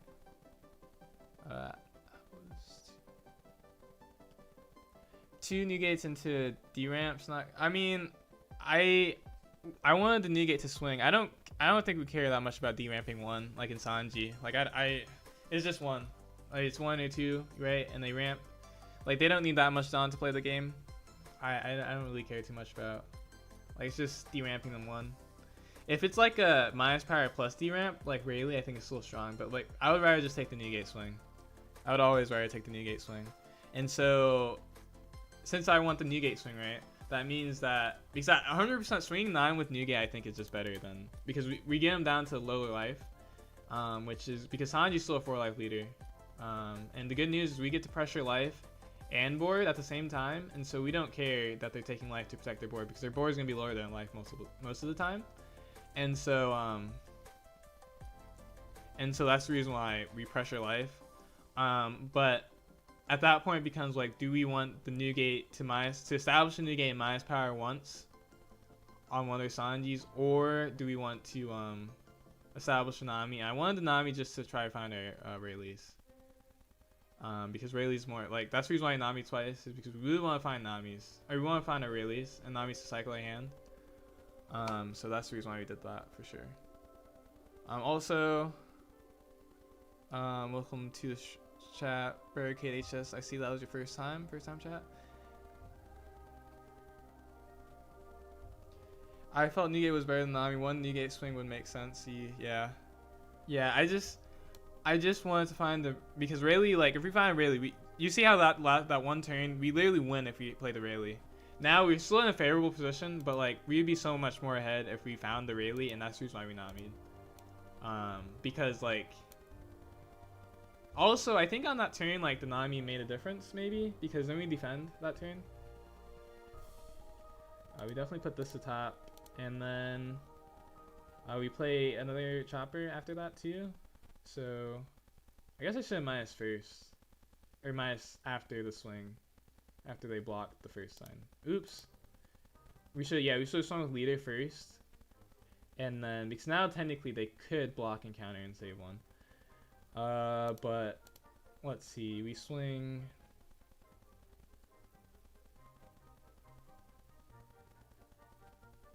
Yeah, because we're gonna have to swing 9 and then like. Or probably not even 9. So we're gonna play a 3 cost. I guess we can swing 9/9 if we play Monet. Maybe we do that, and then we have another target for next turn.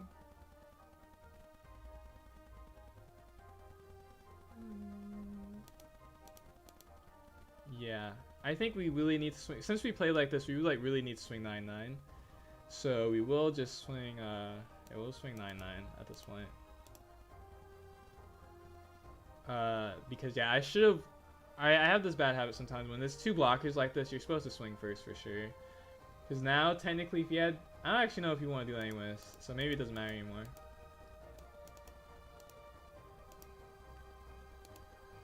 I think actually it probably doesn't matter anymore. because it would be the same either way.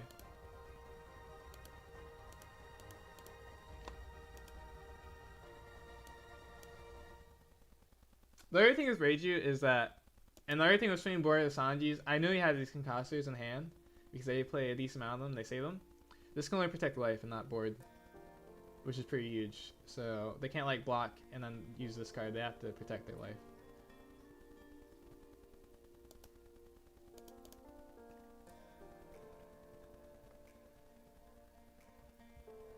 We still haven't found the Rayleigh would also have been really good on that turn too. We can minus both of the Reijus and swing 5-6. And then kill one of the Reijus. We just can't find a Rayleigh. We've gone through like, let's see, we've gone through like 20 something because it's more in this because we bombed like almost every turn. Then we bombed twice with Nami, or bombed once with Nami. Or no, we bombed twice with Nami, right? Because we blocked and then one of our Namis was removed. Is that true?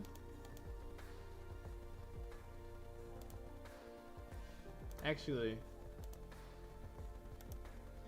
wait, did they? Oh, right. They grabbed Blade their Namis, right?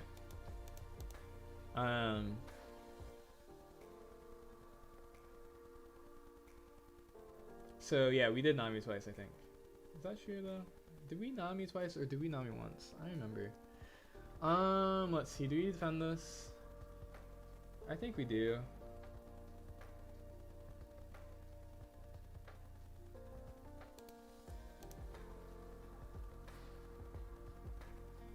Because he like really needs to kill both. He technically only is representing one swing because he can't swing his blocker.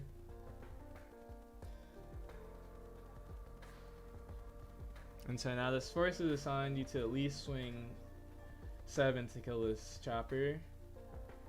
And then he probably wants to play another blocker, I imagine. And the good news is that he's at low hand size too. We have 4 life, and we have a stronger board still.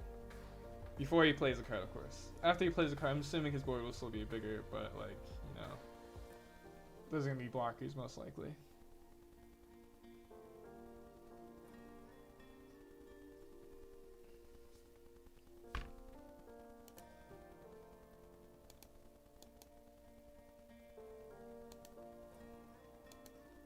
Oops.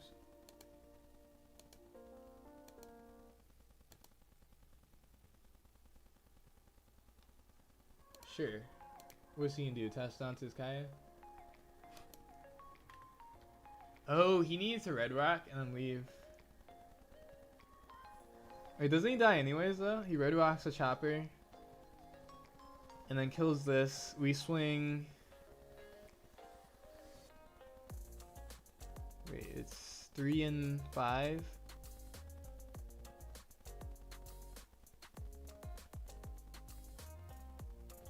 Yeah, we swing 9-9. Yeah, he dies anyways.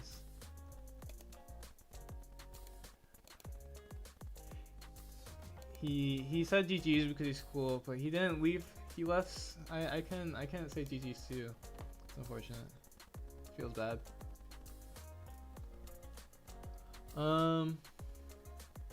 Okay. Yeah, it's a pretty decent match for Marco. We didn't find a Rayleigh, so it was a little awkward because we had to like basically run out of cards because we didn't find Rayleigh. Even though we were like really looking for Rayleigh. Like that whole game, I was really looking for Rayleigh. But we had a really strong start. Like we had the optimal beginning curve of Chopper into Nami into Newgate. And he actually played something that Newgate could kill. So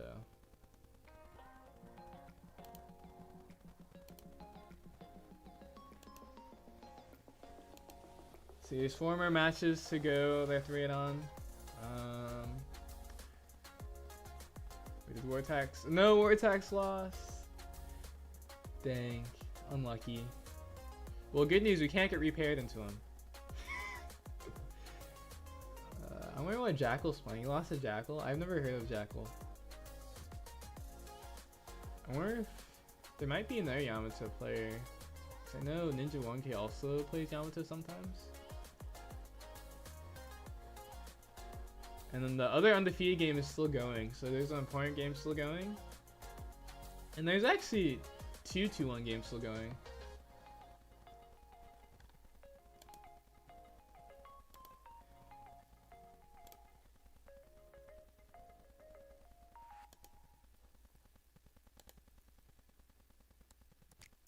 Okay. Let's see. Go back to deck.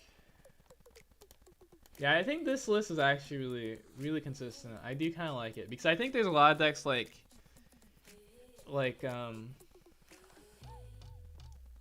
a lot of decks now want to try pressure anyways at some point. And so I think having counter just actually really nice because you saw how like, you know, Slave Arrow was like really huge that turn. And like obviously that's not a deck that you would normally would think like, oh, I need Slave Arrow in this matchup. But that was a huge turn where we bounced our deck and got more counter and then saved our new gate easily. So yeah. And the other thing is like in this deck, especially with animals, well usually with these animals in Valak, if you like have a 2 cost or something that you want, you could bounce or like Monet. But also you usually have enough Dom because new game Rayleigh or like your high end plays, so you usually have enough Dom for these cards too, which is nice. Let's see. It's still 4 matches, 3 matches. We're closer. Should I look at a deck while we're like make a deck while we're waiting? Make like Do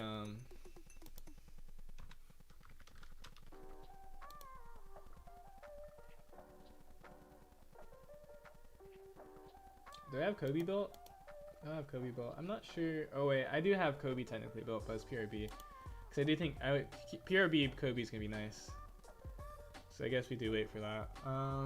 Let's see.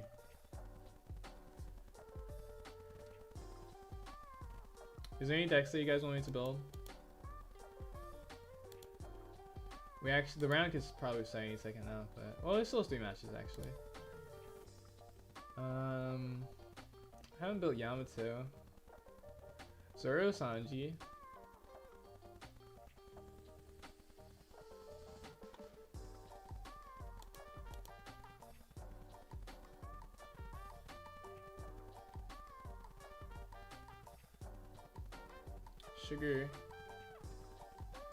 Sugar is interesting. It technically got some support in the Rayleigh events because you can toss a Rayleigh event for free, and then it's basically just a 0 cost ramp event, which is like actually really interesting because like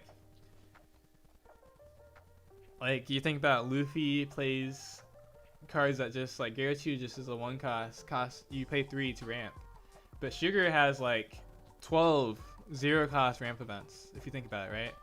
And so they can only pick 2 characters, but if you just think about it as just purely ramping, they're literally a 0 cost ramp in this leader, which is kind of interesting. And sometimes you can rest your character to force them to attack basically, unless they want to play around it. So it's kind of interesting. Or you know, the more I talk about, maybe I need to try a Sugar build. Because I think it's kind of interesting that's like it's low-key support because it's a 0 cost ramp event, that basically. Because I think the problem was before is that you have to leave a Dawn up to ramp. And so people could play around it, and usually you didn't have like things early that you could like force them to swing into you and still be able to do that. The next round to just start though. We're facing it against Sishu, another player that's good and that we played against a few times. Are we on? We're on the left this time, so we have to share screen.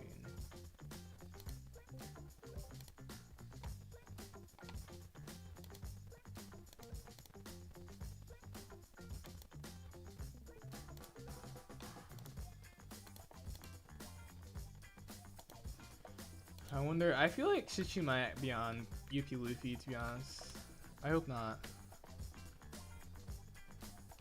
Because I've been happy that we just haven't faced Yuki today.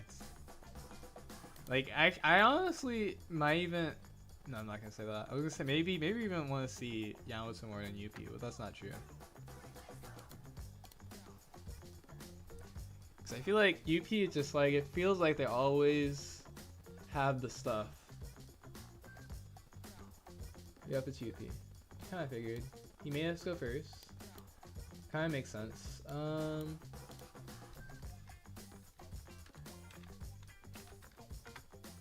We don't have any starters, so we probably should mulligan. Okay, this hand's not that, but we do have a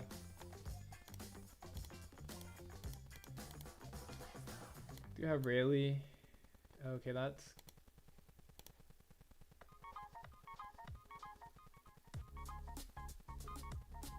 yeah. We'll chopper this turn.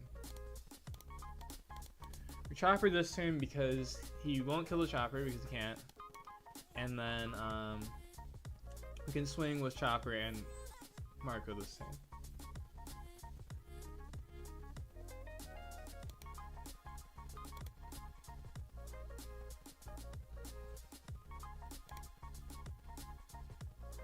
We can lead first to guarantee. We want to swing with chopper first, play around the trigger, and we'll put Richie atop because we want to play our other chopper. Okay, we will lift if we didn't put something at the top. Okay, swing 6 again. And we play this chopper. Next turn we might, if he plays something that we need to kill, we probably will Newgate. Otherwise we won't Newgate. Okay, of course we let that happen. I think he might actually 5-cost event and kill this chopper. Oh, another Bond Clay? Okay, that's a little annoying. But the thing is with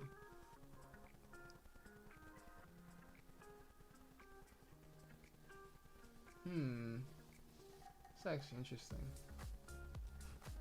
I kind of want to protect and not use our chopper even, to be honest. And we like replenish hand with Nami. Yeah, and we don't play Newgate this turn.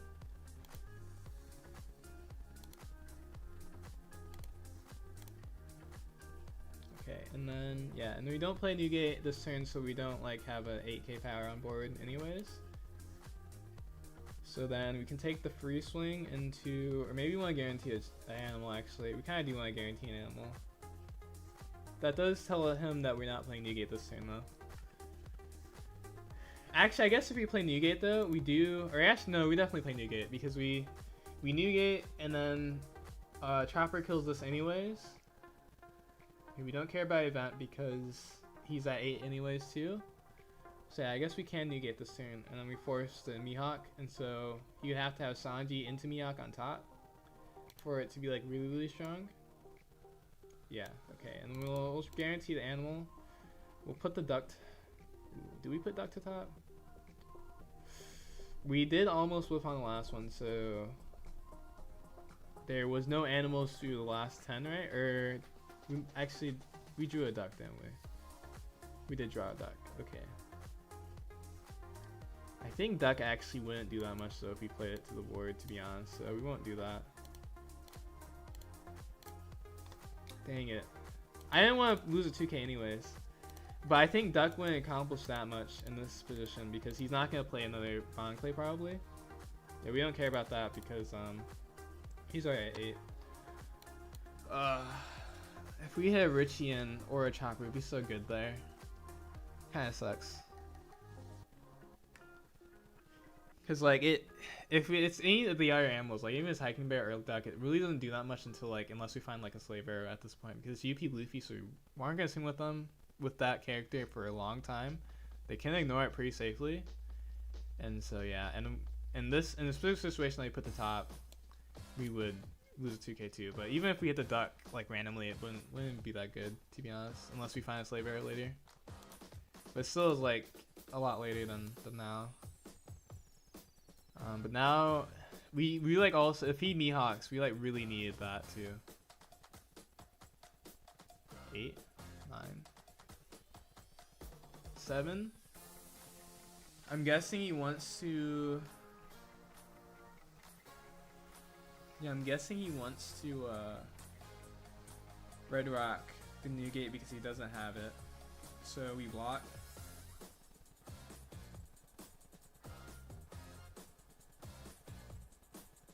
Because we're not gonna need this chopper this turn anyways because yeah, he red rocks it. And I think we actually have to Nami. Well, I mean, of course we don't really. If we draw a...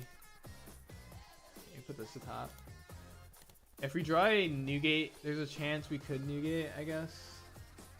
But at the same time... Well, not anymore. We just drew, so we didn't draw Newgate.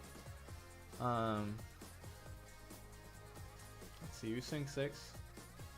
6 and then 7. Or we could just swing 6 twice, depending on if he tosses a 1k or not. Okay, he tosses a 8 or 2k, so that means we swing 6 again. The good thing about swinging 6 again, well, first of all, I could just do that. Second of all, now if we see a Richie, we can also play it. Okay, yeah, we do find the Richie. And we do want to bottom this and I guess this maybe. Because I think we want to keep this chopper.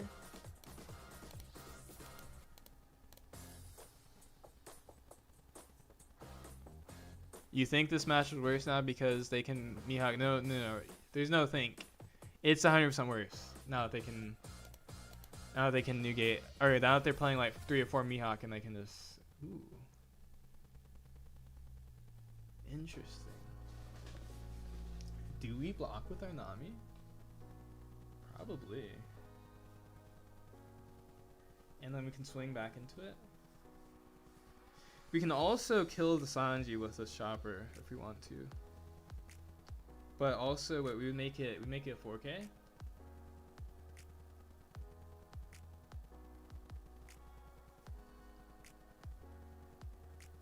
Yeah, I think we have to block because it gets more value than Nami will get for sure. Newgate,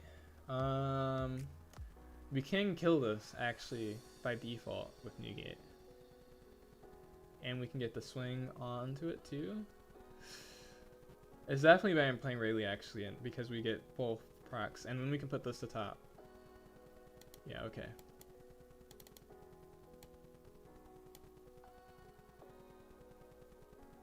Slave Arrow is not bad.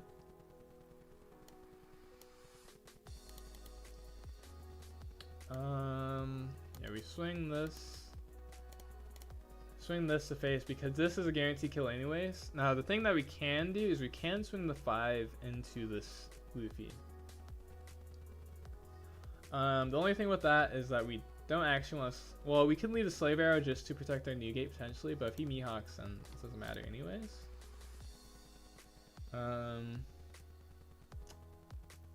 Yeah, because if he has the Mihawk then we swing this and he just lets it go. If he has the Mihawk.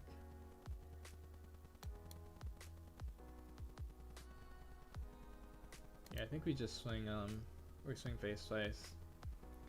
So I think he hasn't found the Mihawk yet. We play too much into Mihawk if we don't. Especially he just tossed a 1k. He just didn't have 1k a turn ago. So yeah, okay, we'll just do this. Okay, Surly doesn't have. Okay, yeah. So if we swung 5 there and lets it go, then we don't get a life. But I guess the only thing is that if he doesn't have the Mihawk, then we could protect our Newgate safer. If we don't do that play. But if he has a Mihawk, our Newgate's gone anyways. So we'll see. Okay, I'm assuming he has Mihawk then. Yeah, he has Mihawk, so that was the correct play. Ground like a chopper, and then we could have also put stop duck.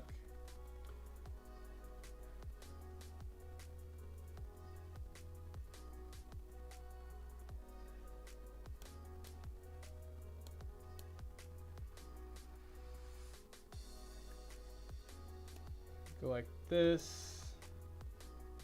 We minus power more on the Sanji. And then we try to kill the Sanji. Let's see, do we swing 6 and 6? We're not gonna Slave Arrow this turn anyways actually, so yeah, we definitely swing 6 and 6.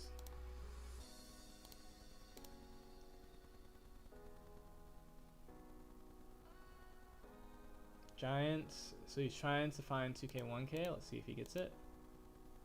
Okay, that's good. That's good. We're still trading a card every turn. Now, I think a Sanji into 9-cost Luffy would be crazy now. What else would be good? I mean, I guess Sanji into either Luffy would be good for him now. I think we don't care that much if he Mihawks now, if he has a Mihawk. Of course, Mihawk wouldn't do anything, but Sanji to anything, honestly. So this is actually not that, well, double, oh my gosh, he has so many cards in hand. Okay, we need like some more removal, or else this is gonna be bad. This is not removal? Okay, we're cooked. We're just cooked, actually. We're literally just cooked. Let's see. We swing 10 and 10.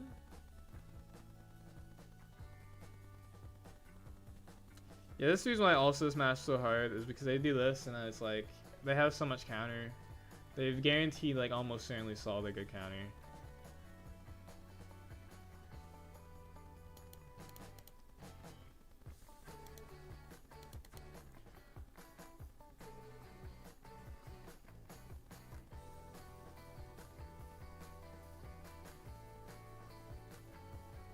Probably might want a Slave Arrow to make sure it really doesn't die. And we can bounce back a deck that we just put to top. So we need 4 Dawn. So we can swing 9. And then 10.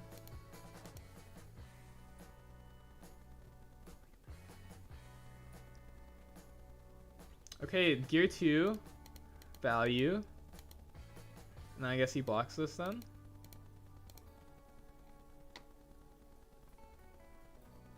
Or, yeah, he blocks. Okay. Does that mean that he didn't have Giant? Maybe there's hope. Maybe somehow he didn't draw into anything good. These are like all just garbage cards. I don't know what they could be to be garbage, but these are all just garbage cards. It's like, oh, he has 2 zeros or zeros and trash. Okay, it's 2 zeros and like a bunch of God Thread and yeah, all the Rosinante, 8-cost Rosinantes without the other card. Swings into this first, that's really smart. If he swings, I think we have to bounce our Chopper, which actually, technically, considering our hand, is really not that bad, but...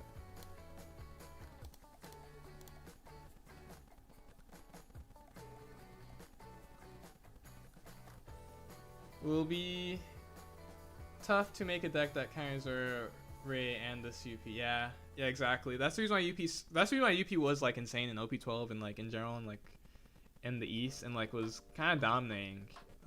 Because it just basically, it didn't get any support.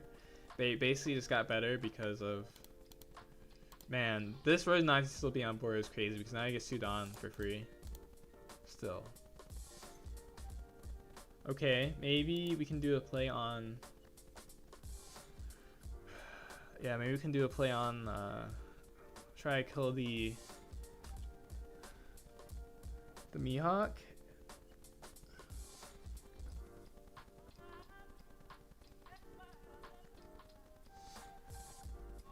Or we could like somehow try to go for game. Nah, I don't think that's worth it. Okay, we put the Chopper at top. We minus power on this, and then we swing into it twice. We kill this Rosinante.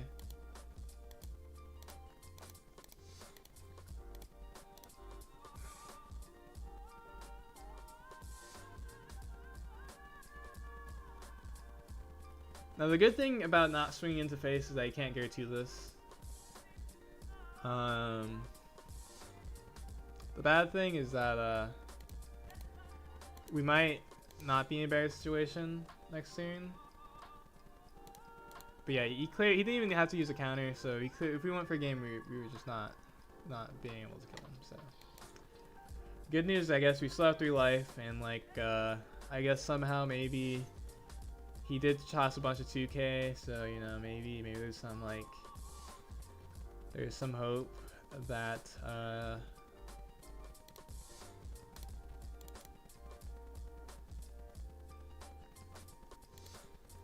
somehow survive. Maybe there's hope.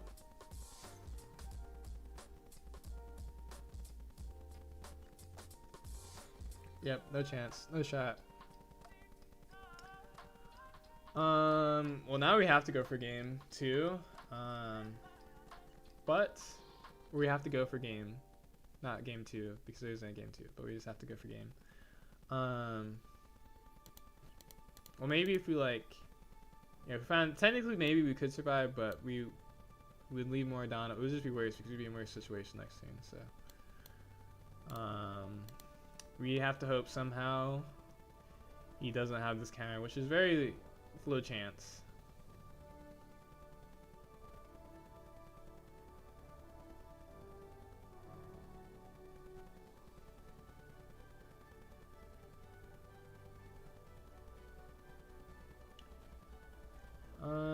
You can swing 8, 8, 12, 8, 8, 12. You can swing 6, 12, or wait, 8, 8, 12, or 6, 10, 12. I think 8, 8, 12 is just better, actually. You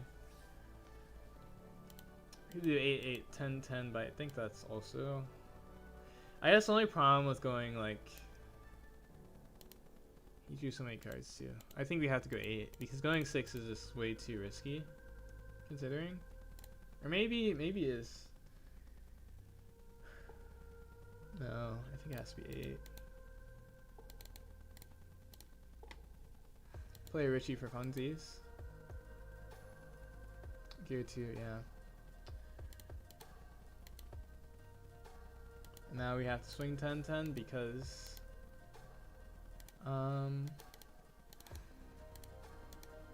we have to split swing. But yeah, I mean this is an easy giant, easy giant plus anything.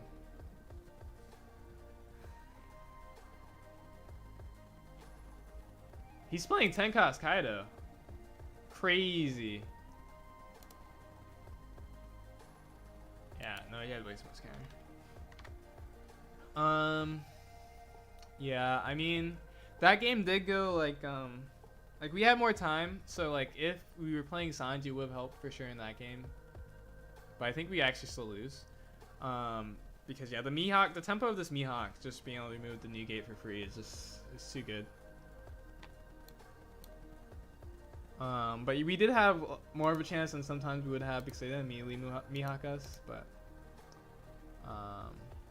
I also think there's only, in this build, I think he's not playing more than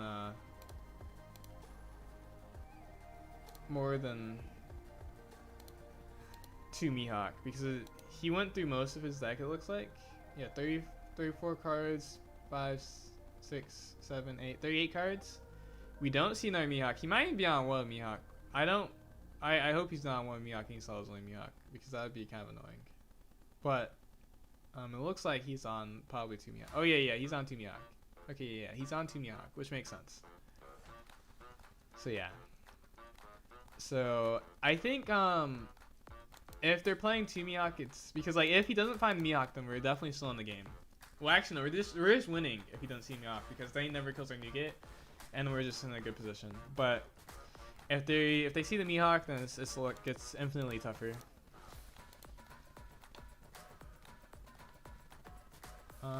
We did go X2 now, so I guess we do drop.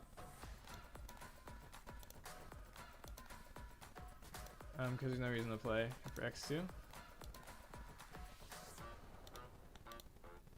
I believe. Unfortunate. But we lost to 2 very good opponents. And I think UP Luffy is like one of those matches now where it's you either have to high roll them or hope they don't find Mihawk. So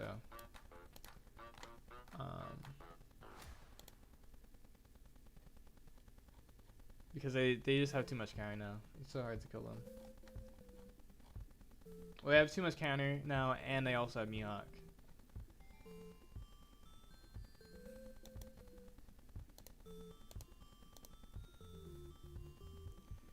You fight hard, yeah. Yeah, we did fight hard. The Yamasu game was really close. That game was like, I mean, to be fair, technically it was close. We missed a huge turn. We needed to find another Rayleigh on that, which isn't that likely that you find another Rayleigh because that would be like a third Rayleigh. But like, we need to find another Rayleigh or even Newgate on that turn that we had to chopper. Even a Nami would have been better than just having to play that chopper on that turn you missed.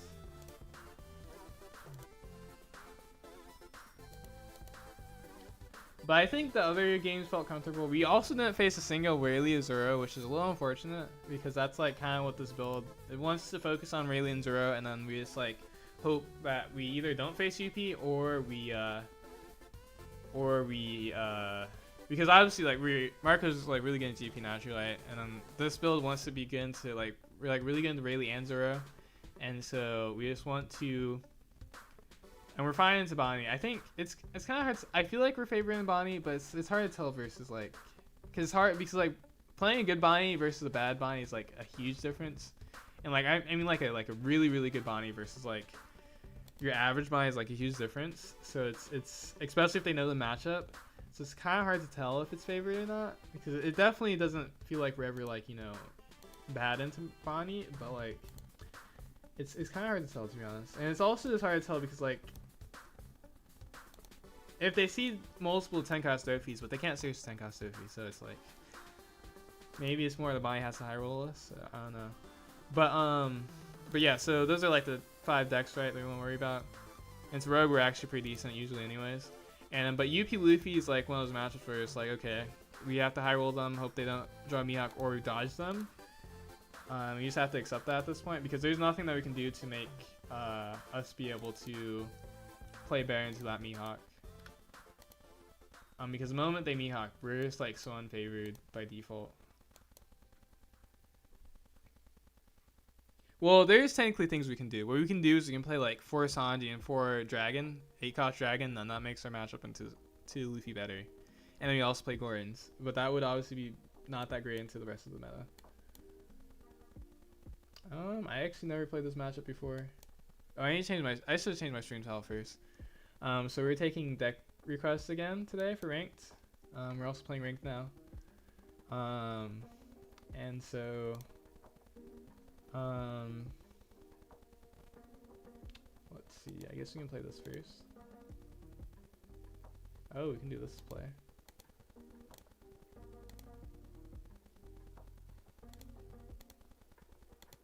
Let me draw a card and get it back for free. Okay. So yeah, do you have any decks that you want me to play today, Tony? I'm gonna change my stream title and yeah, change my stream title too, so other people know that they can recommend decks too. I guess we just swing 6. We don't really have any events to play, so we can. I guess since I ain't playing anything, I guess I could still have the Bond Clay, but I don't think we care that much about Bond Clay. So we can trash this and this. And then we don't have an event to use, unfortunately. Oh, I guess we could have swung 6 if I didn't do that. Oops. Oh, the other thing we ramp with them if they play any ramp. So we're kind of happy if they Bond Clay. I guess we take this hit too. Or no, we don't have to. We can Kaya. Yeah, we can Kaya.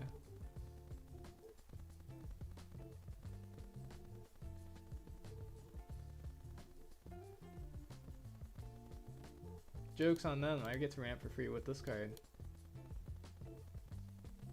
Okay, maybe we don't Kaya then. They swing that much. Let's see.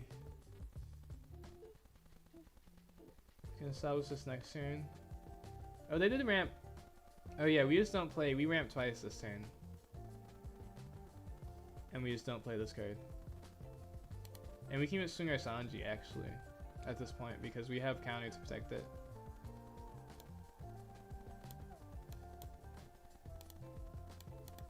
Yeah, we can even swing actually our.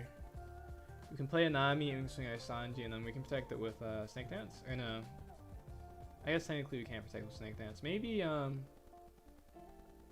Maybe at 8 they can play that one card too. Maybe we don't establish Tsunami? No, I think we establish Tsunami still though. We do have a lot of counter.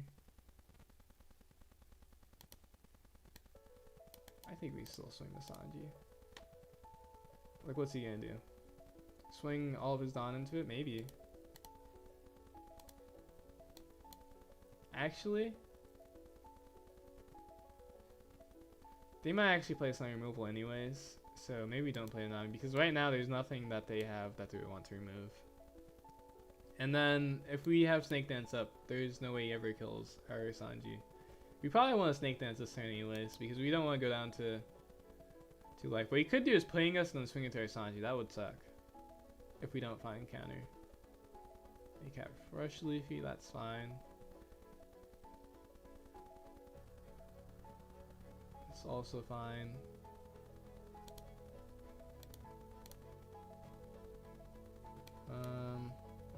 I think actually we can oh, that's the reason why I do the bad app, because Snake Dance is the reverse of Slave Arrow because the cost is first for Slave Arrow. That's right. Duh. We bounce this card back because this card draws this card, unlike Kaya. Well, this card would like make us plus technically, whereas Kaya is good because the cards like Snake Dance, but also doesn't make us plus. Let's see. It's probably too late to establish Odin. Yeah, it's probably too late to establish Odin. We can swing 6. We don't really need to ramp. I mean, we're gonna ramp anyways, but we don't need to like extra ramp, I guess. That's a better way to put it. Yeah, we can just where's Nante this turn?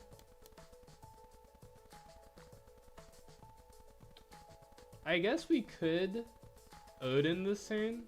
Maybe we do Odin. We swing 6, swing 5, we Odin, and then we're safe with Giant. Because the thing is, we play Resonante, it could die. Yeah, I think actually I do want Odin. And then we can do stuff in future turns. And then we are probably going to Giant.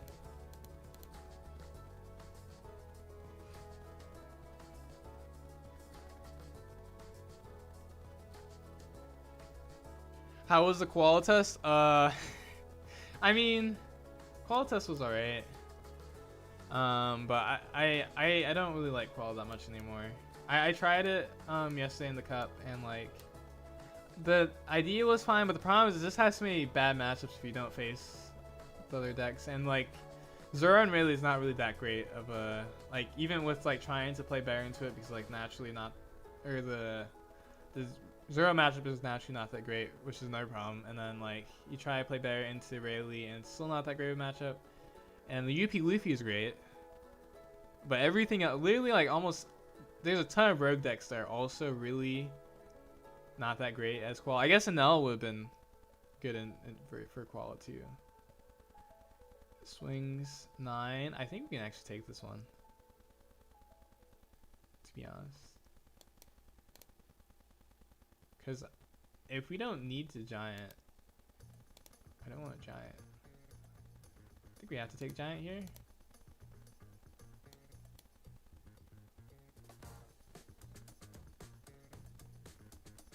Could go. Yeah, I think we're fine with Gianting, to be honest. Like, we don't need that much Dawn for his next turn.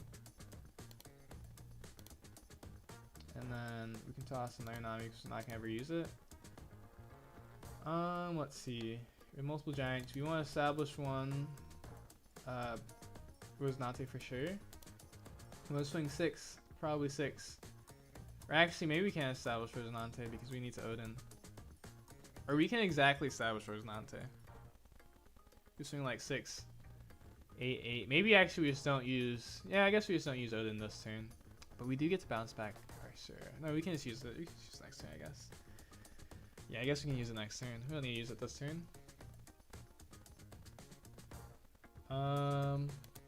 Oh yeah, we have an event that we can use from Lear Effect now. We finally can use it. I don't think we even want to still though, because it's only one Dawn we would save. And they're gonna keep procking this thing, so we can even trash it with with Rosinante. We probably will do that actually. Swing 6.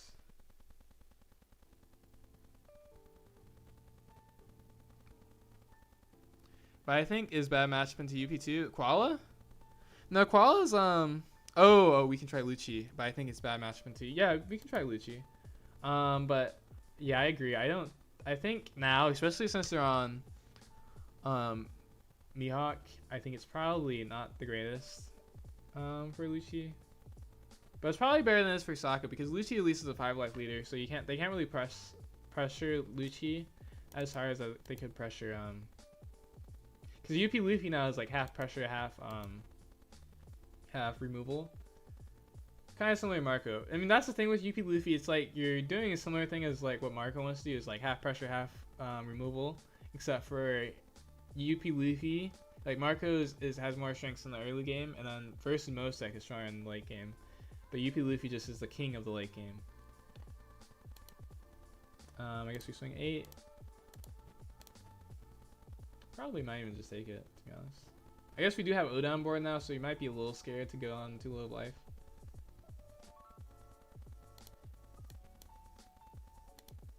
Okay, and we will both burst this turn just to get out of hand. Oh wait, we can't. Dang it. Okay, it's fine. It's actually fine. Snake Dance, Giant, maybe this.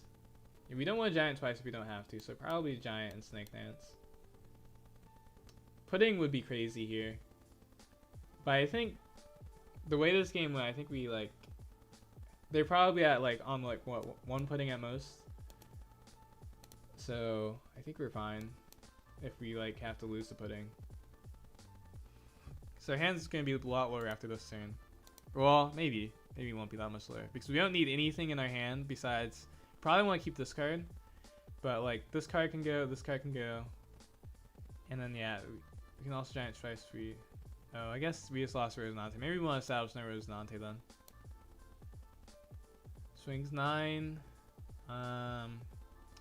He keeps tossing cards with this, which is actually kind of nice. I actually like him losing cards because like I would rather take that card versus Ardon because we're ramping anyways, so we don't care that much. Then we can just Snake Dance this. Let's see, how much would he swing anyways? Did we toss this?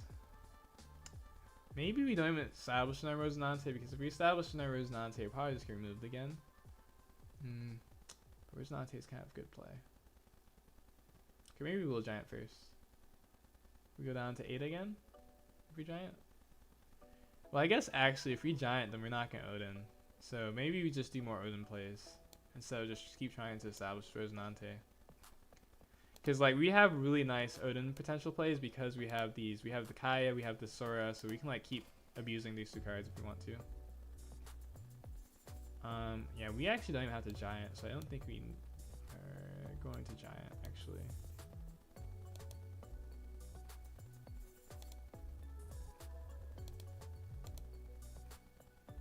Okay, that's actually a really nice turn for us. I'm going to use this with Leer ability. Yeah, so now it like didn't even matter that he minus the Dawn because we didn't have the Giant. Let's see. Yeah, what we can do even is we can bounce back our.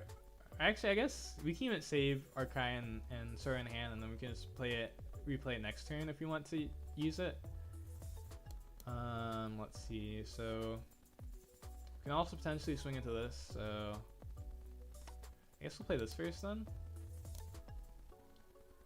Another Giant, another both burst, but we already have a both burst. Oh, this is like almost just. I think taking the Giant is Giants is actually just insane at this point because we don't even need that. Like we Giant twice and we're just fine. And then we can minus Dawn to get the draw. Okay, Concaster is also kind of nice. We can trash that with Giant. So now we just swing. So I guess we can go like 8, 8, and then probably leave only 2 Dawn up. We only need to leave more than 2 Dawn with this much counter. So let's see, 1, 3, and then 3 for Odin. Well, maybe not that then. Maybe it's like 6, 8. Yeah, 6, 8, and then the rest on Odin. Leave Sudan up still.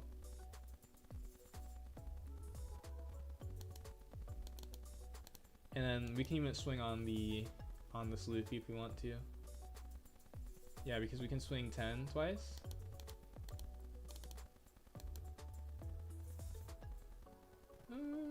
Do we care? Actually, I think we don't care. Actually, if he, because we're swinging 10, so like, kind of don't care.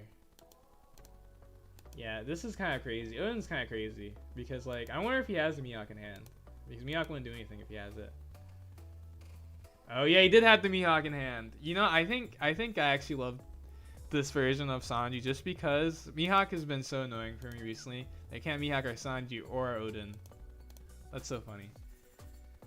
What do you think about Odin and Marco? I don't think so. The reason why I like Odin and Sanji, I don't even like Hanami, but the reason why I like Odin and Sanji is because one, we're playing these cards that are really nice to replay, but two is because we don't have to. Once we establish our Sanji, we don't need to do anything with our turn. Like once these 2 cards on board, we don't need to do anything. We can just keep doing this stuff, mess around with our counter. They can't remove these cards, and so we don't need to do anything with our turn. The problem with Marco is that after, like, if you play this on 7.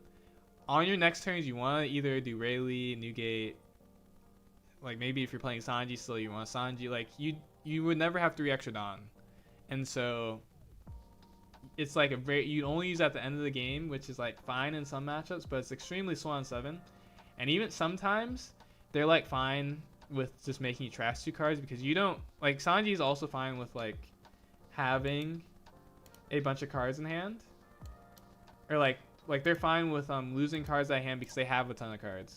But Marco, one of your problems in Marco is that you run out of cards versus some of these decks like UP Luffy that just, you know, just out resources you. And so yeah, this is just, we're just like in complete control now. And so yeah, we can play our Kaya or we can play our Sura and then just do the same thing. But we'll swing 8 and then I guess 8, and we'll swing twice with our Odin. I think, yeah, I guess we will Kaya and then we can get this brick out of hand. And maybe we can get more 2Ks. Also, how you doing with Carlos Lazar? I know you're a Marco player. One of the Marco crew. But I mean, I think if like, let's say UP Luffy was like 20% of the meta because like it just like made a full comeback, and then on top of that Teach made a full comeback too, then I think we'd have to play Odin. Because then like, let's say, yeah, like UP Luffy's like 20% of the format and then like Teach is like 10 to 15%, then I think Odin's like valid. Because the problem with Odin really is that Odin does nothing versus basically like most other decks. You don't want to play Odin.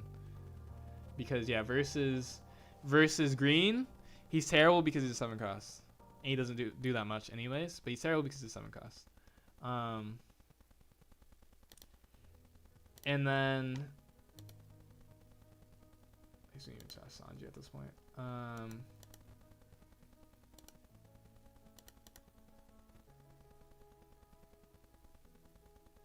Probably can just maybe actually leave. We could just leave 2 Dawn up again, actually. We don't need to,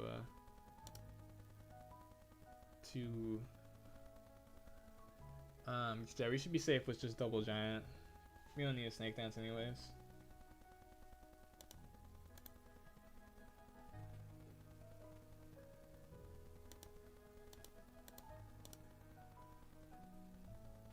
Oh, wait, I'm stupid. I ain't even swing a leader yet. What am I doing? Yeah, what am I doing? It's kind of the same with Forzon. Wait, Lucci, it's kind of the same with Forzon. Forzon? Oh, they carried out of that? Wait, what? Why? Just because they want to go for game next turn? Wild. I mean, I guess as they carried out of it, it doesn't really matter that we didn't toss it on to. If they would have blocked, it would have felt bad that we didn't swing with our Sanji.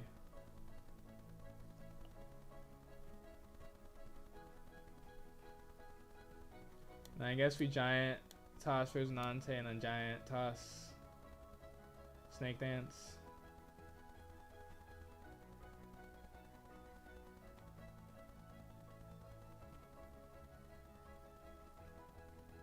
We only have 14 cards in deck.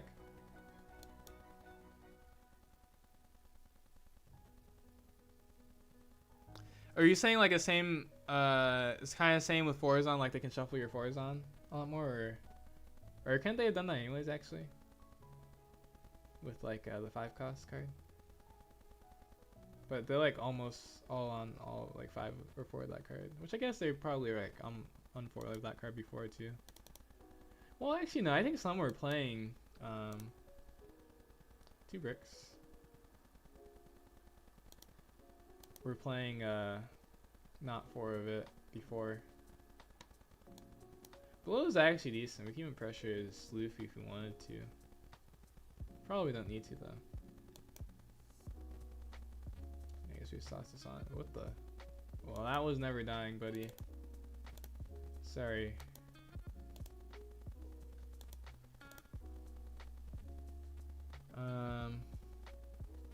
I guess we also just want to toss these 2 anyways. Swing 8. Well, actually, we really could just clear this Luffy. Well, maybe it's not even worth it though. Yeah, it's probably not worth it. It is kind of a free draw though. But we have to minus power to do it. We're also on low on. Oh, we actually definitely want to bounce this one actually. Not the other one. Then we swing like 8 twice.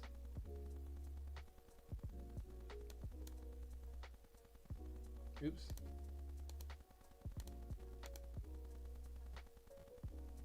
Giants. Yep.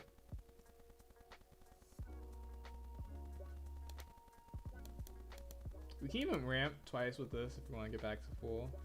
Like just draw another card if we wanted to, but we could draw another brick, so we want to do that. Then we swing 8 again. Could be passive and swing.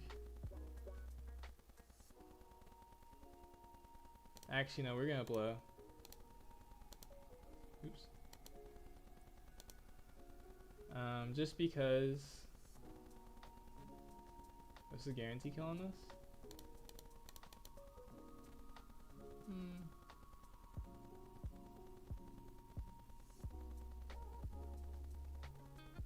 Probably shouldn't be thinking too much about this. This is like kind of bullying if I think this long.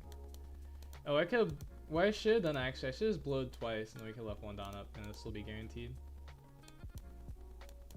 Yeah, of course now we can't lose. We have way too much counting. Did you play Teach in the past? Yeah, I played some of like every deck. And Teach and UP into UP. I haven't played Teach since OP12 though. We can play Teach instead of Lucci. Do you want to play Teach? There's only one. Actually, that's not true. I'm gonna say there's only 1 request per person, but that's actually not true. Because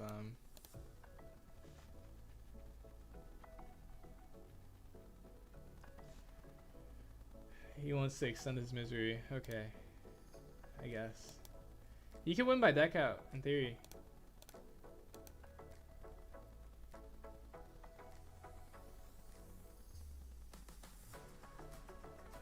We're not gonna Kaya, we're just gonna minus the Dawn on this for free, and we're just gonna play Asura.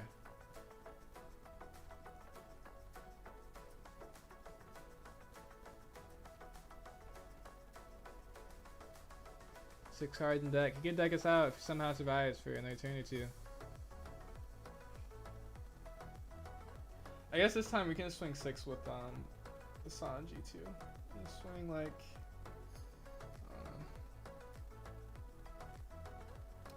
Oh, he has no 1Ks in hand? That's a pretty big telegraph the way he just did that.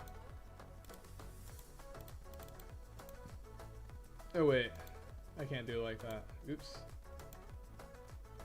Okay. Oh right, let's not do that first.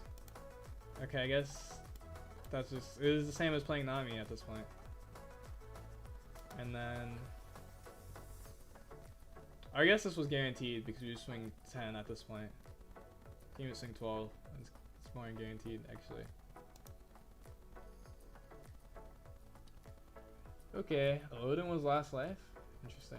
Wait, so how many giants do we have left? Do we use all of our giants?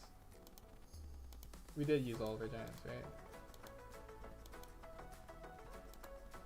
Or no. Yeah, we used all of our giants. But the key is that we still play Snake Dance, so Snake Dance is 11k carrying this deck if we play down one of these 2ks.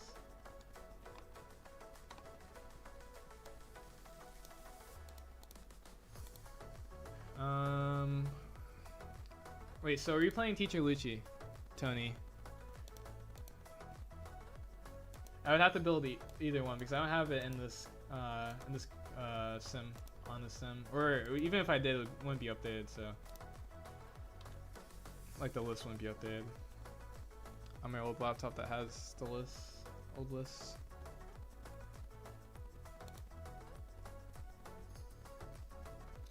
Play this Lucci.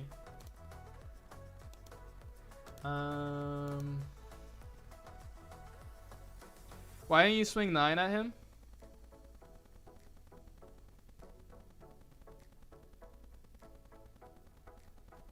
Because why didn't you swing 9? Because he's a 6k leader? Is that a trick question? Teach, I don't know. Okay, we'll play Teach. I actually kind of didn't want to play Lucci just because I think it's similar. Like the UP match is probably similar than the deck in general is like similar to Sokka, and we did play Sokka last time, and like I feel like I just don't think there's anything that would make me think that Lucci has a better matchup than I think into UP. But it still is pop. I haven't played it enough to like slightly know, or if like they can tech something that makes it better. But my regional will be OP12 PRB. Oh really? Is it it's the October, which weekend is PRB actually? But we didn't swing 9 because he's a 6k leader. That answers your question. Oh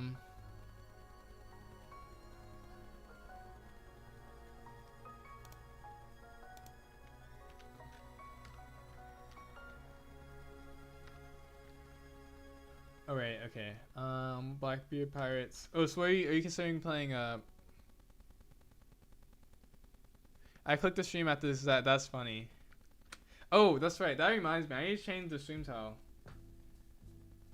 Let's see. Okay. What did I say yesterday? Like playing ranked.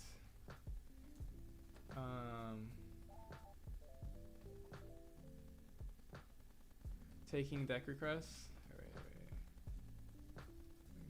On sim. Taking deck requests. Okay. I don't know if that's what I put yesterday, but I think that's fine. Also, I was going to Appster. You gonna cook or you want a list? It would be nice if I'm gonna cook anyways, but it'd be nice if you can give me like a standard or like your best neutral list in OP12. That would help a lot. Cause I am gonna cook anyways, but like having a so I don't have to like add every card individually would help a lot, of course, Appster. So. And like if you have input too, then also I would take that in consideration too with knowledge about teaching OP12, because I haven't played teaching OP12. I've played in OP11, OP10. I haven't played in OP12 post ban lists, or actually at all in OP12. But I haven't played that much OP12 before post ban lists, to be honest, in comparison. It was not a trick question. I'm just you're not a moron, Crone. What do you mean? Sometimes we just have brain farts.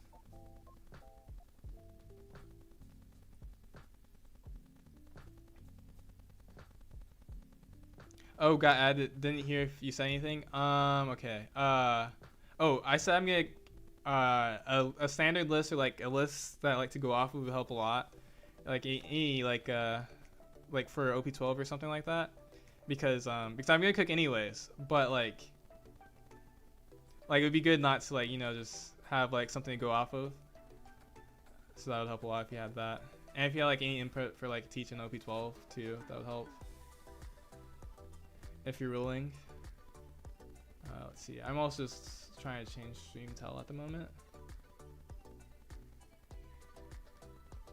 Oh, wait. You said got ad.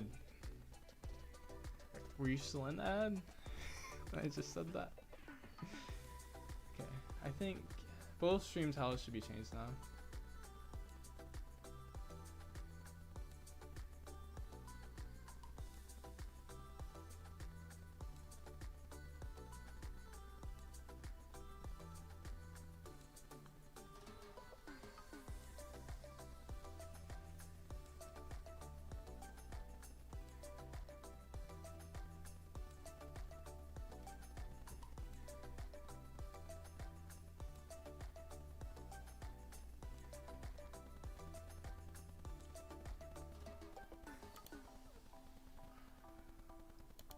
Okay, yeah, both stream titles should be changed. Yeah, we're taking deck requests again. And so first up is Teach, requested by Tony. We're gonna see how it does in TP. TP is the new trend these days.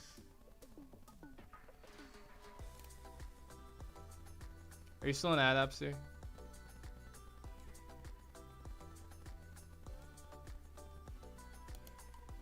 I think it ended actually. But I said that a list to go off of would help a lot.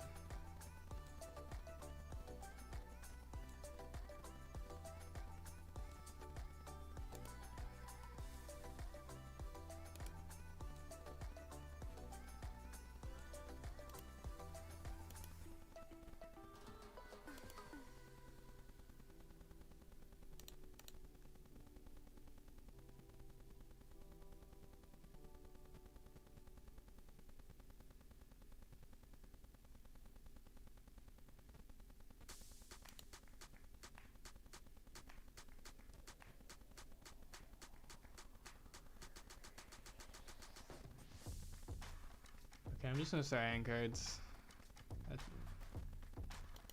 But if you have a list up, so that would help.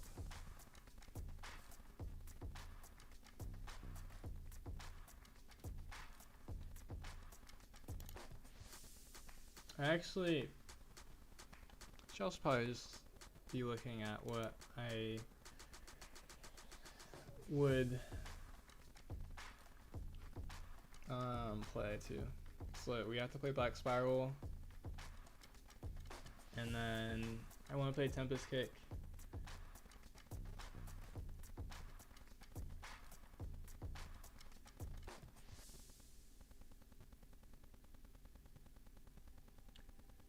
If you want to do a 4-dock Augur build, let's see.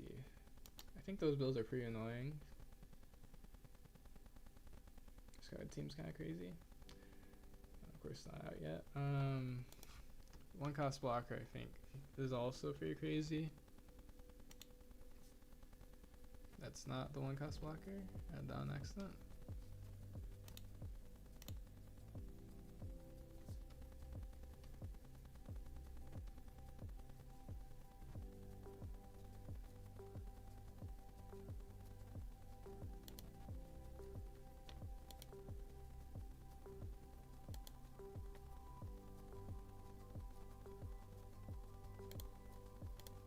Okay. You missed it again? Wait. Okay. So I said that like a list to go off of would help a lot. If because I'm gonna pick anyways, but a list to go off would help a lot. So if you have like a list for OP12 or something like that, so that I at least have something to go off of.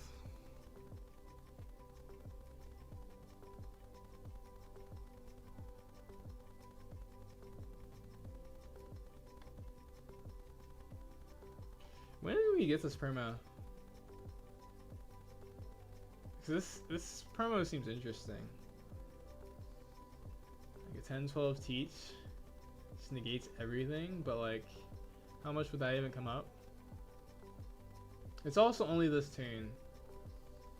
And then this already negates, or no, this already negates leader.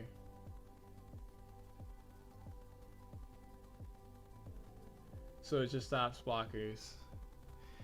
This is too slow for a deck like Teach. Oh, you're talking about 10 cost Teach?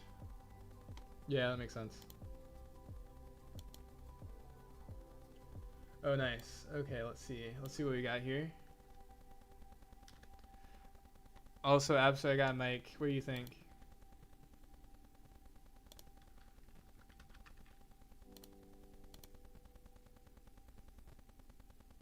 Oh, this Mike.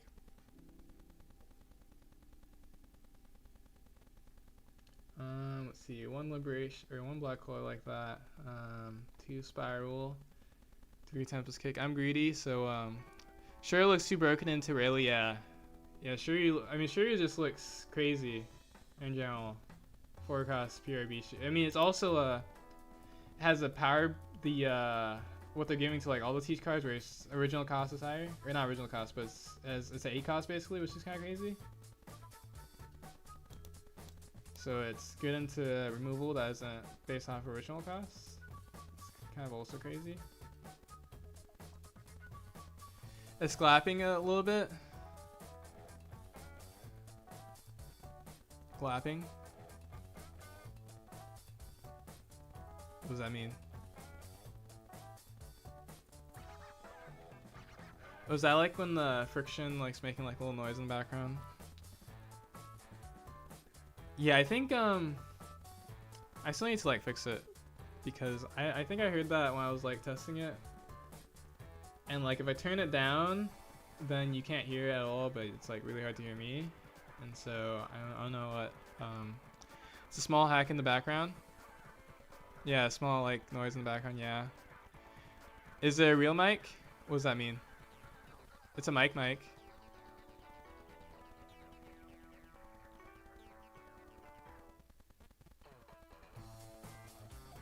Like, yeah, it's a studio mic.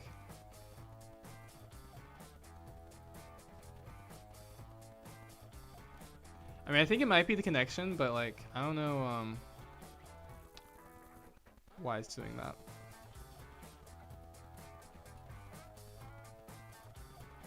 Might be cable. I think it actually uses a normal USB. I could just maybe use a different. No, probably not. Or I could just like try different outlets on the PC too. Or it could just be the cable. Like just straight up, just always set that.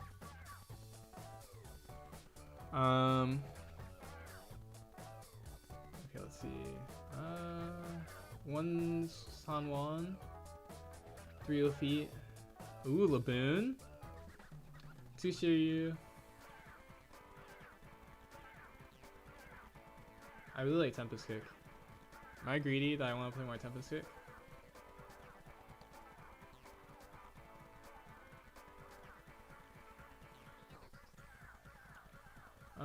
Let's see.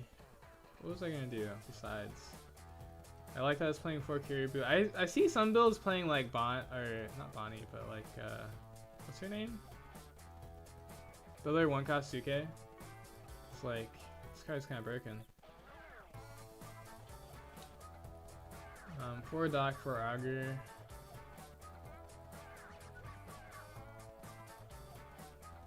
Two Spiral. Devon, yeah, Devon. Devon.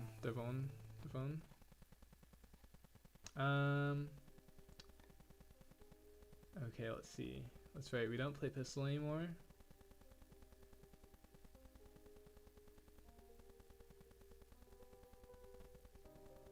Only 3 birches. Only 2 birches. Let's see. I really like Age. This card is great for going for game. I kind of want to drop these 1-0s because I feel like I don't play teach enough to use it optimally. I feel like it's just gonna go bomb most of the time, and like I wouldn't remember where they are, even though we're like. I guess the only thing is like, if you don't have this, then it's significantly harder to go for game. Well, now I'm doing it. Let's see, 7, 9 non-Blackbeard at the moment, right? I'm not missing anything, right? Yeah, 9 non-Blackbeard. Yeah, 9 non-Blackbeard. Black Hole is a good card. Black Hole is a good card. I don't doubt that. But I'm also dropping it in this. Do not try this teach list at home. I'm also not teaches like in like my 5% of, or not 5%. Like I played it less than 5% of compared to my total decks, but I've also played a lot of different decks. So let's see. Yeah, what's the vision here? So I think I want to go more Tempest Kick, because I just want to get even more draw heavy, even more oppressive versus certain matchups.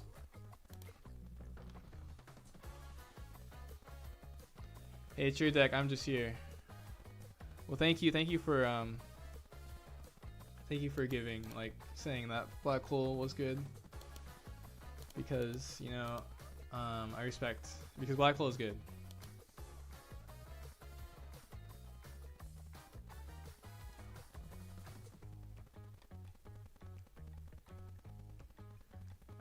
Let's see. Oh wait, is there another?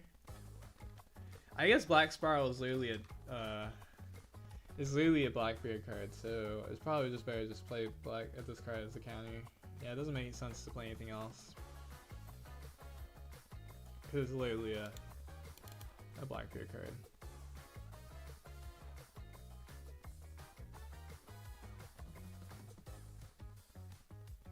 You're like really crazy and play 2 teach. Now you just need my Nami or UI Nami to round up the Abster trifecta. Oh yeah, Abster, we played Vegapunk yesterday by request.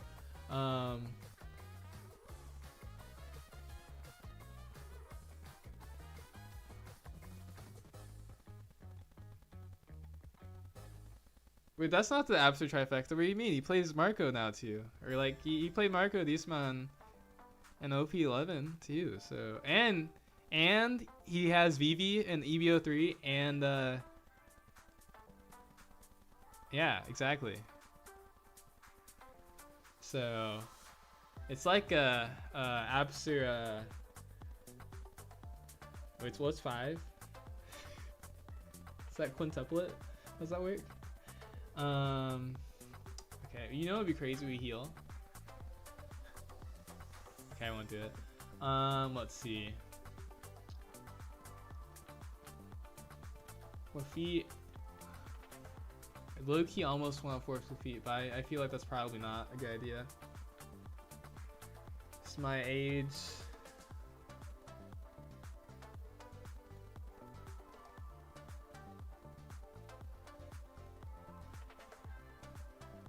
Okay, wait, let me make sure I'm like, let me scroll through the black cards again. Really quick. Loki Montry. Bradback Kuzan.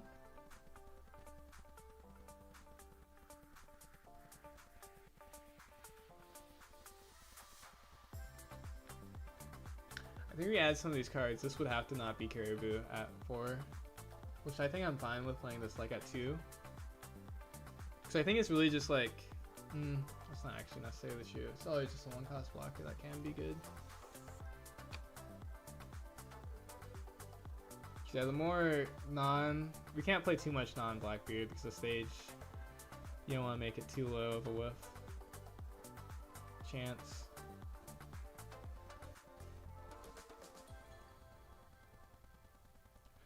Plus that lane the game. You're like, what? Montry. Kuzan. Well, actually, versus or Montree Kuzan to like have leave Black Spiral up might be decent. Maybe. They still play search. Well, I guess they won't play that many searchers after turn 1.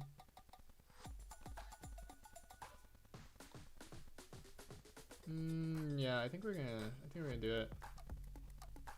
Cause I do also like that Blackbeard has a lot of 2Ks they can search too. So where's Devon?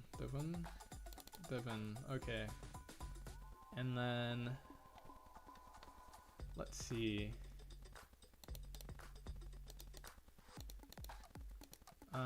Also. Oh, also. Where is it? This card?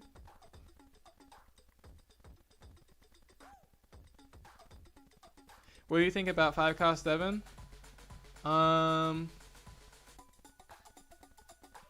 Wait.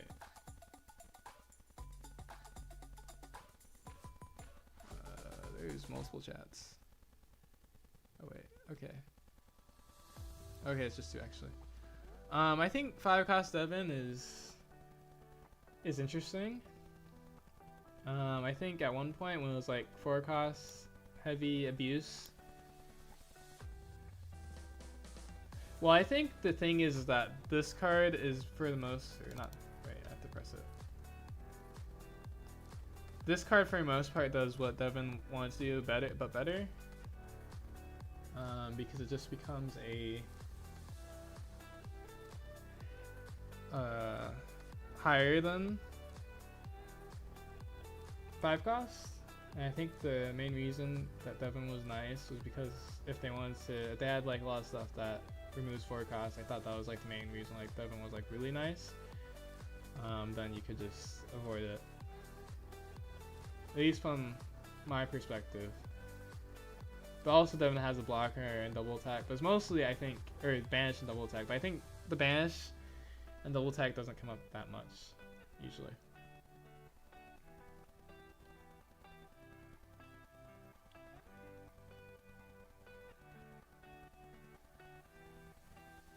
I low-key don't like Laboon that much, also.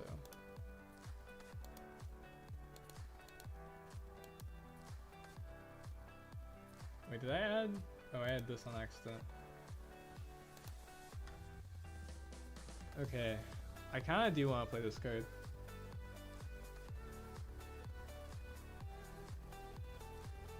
I guess it would be bad into like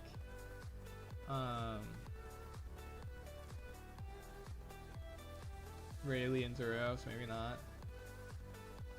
Yeah, actually I guess maybe not.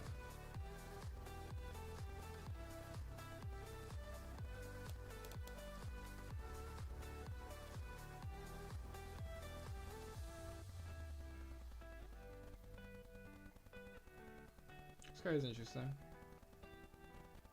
Kinda don't want to take cards out of your trash though.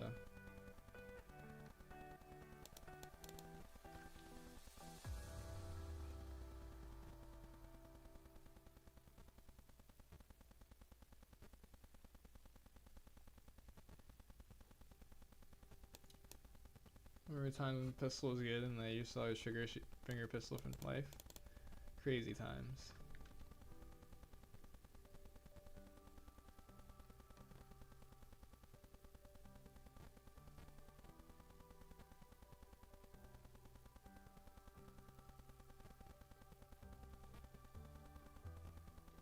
Oh yeah, that takes even more cards out of your trash. That's right. Let's see. What do you think of Black Vortex? Having to leave Tudon open limits teach so much for me. That's fair, but I think you can like do things still with, as long as you're doing plays with some of these lower end cards. That's kind of the reason why I want to do things with Montree. Because I feel like sometimes you might even have to, like versus Ur, you like kind of have to need the Black Spiral, right? So like, does it? I don't think it like is an option, especially since it's already a Blackbeard card.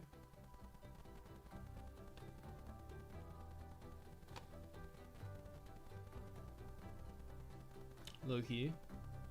Nika Robin. Oh right, I like this card. I like this card a lot actually. I actually really like the 6-cost Kuzan. I think it's so efficient. Even though I understand that like sometimes it's not really what you want to play, but I do think it's a really efficient card.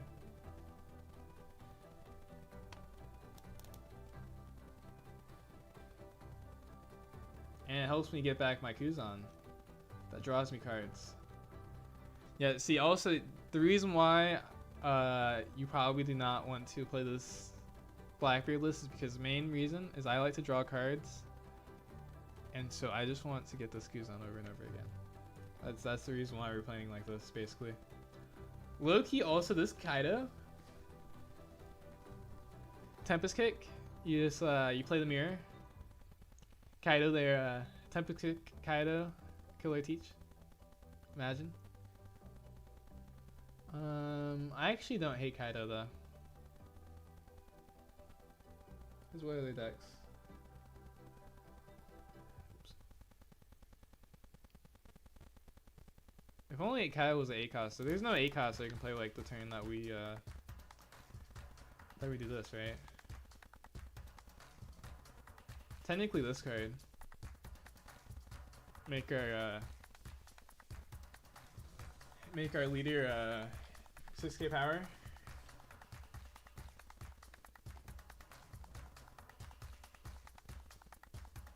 Yeah, this is really the only one. That would make sense. But that also goes against, I mean, it really doesn't matter that much for like removing trash. It just goes against Burgess. Which I guess if we're playing less Burgess because we think Burgess is not as good anymore, that doesn't matter as much.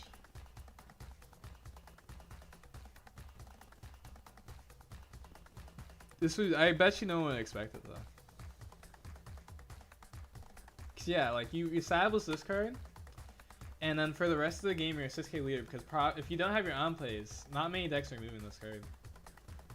You can even boost itself if you wanted to. I'm convincing myself. But it's like really slow, of course. Especially like you'd never be able to establish it is a problem, I guess. Be way too slow. This card just wouldn't be good versus Rayleigh or Zoro. But it does trash, which I kind of like too. There's a lot of annoying stuff out right now. Okay, I think we're playing a more minusy. Okay, actually, would we ever want to play this instead of Teach besides the mirror? Even the mirror, well, actually in the mirror, I still actually like it because you just remove the card, and then you follow up with the Teach if they try to Teach again. Kind of nice, and then you can remove all these on KO effect cards. Also, it could be nice on the first curve. You do have to trash the second card, but our build is like trying to make us draw more cards anyways. I think I'm gonna try it actually. Okay. I kind of want more Shuri. Shuri is really efficient too.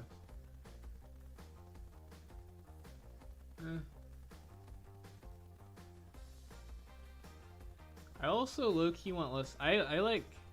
I'm just trying. I think I just like am trying to like do the reverse of like Burge's Turbo, where it's like trying to see if something that like if we like completely ignore the Burgess strat and like use it like every once in a while and like do that other things, is it like possible just to play a pure removal build, basically? Maybe that's actually too many Kaido. No, we'll just do the second Kusan. So most of the time Teach is like either better or comparable. Okay, and we're at 2, 4, 8. That it? Yeah, we're just at 8 still? That's not that bad for a non-Blackbeard. Okay, we'll try this. This is probably a bad idea, but we'll see. What do you think? Wait, I already read that. Okay. Okay, let's see. Teach.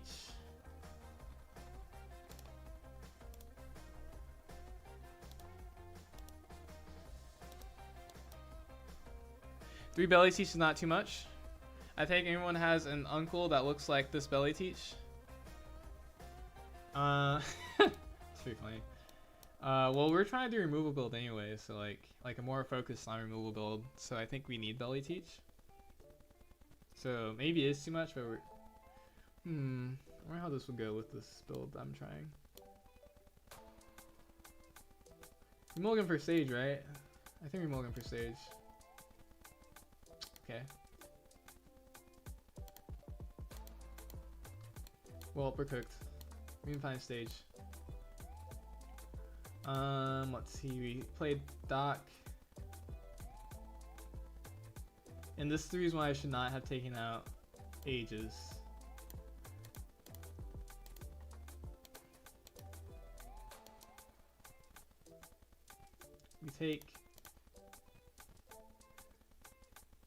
We swing 5? No, I guess it doesn't matter.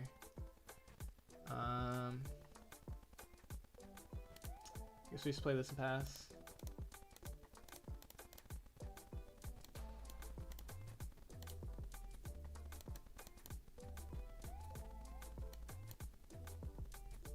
Some again, we take.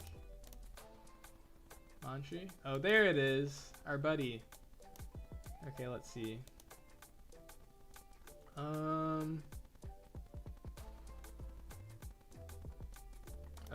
we task Augur first. Teach. Ooh, Teach could be good for next turn.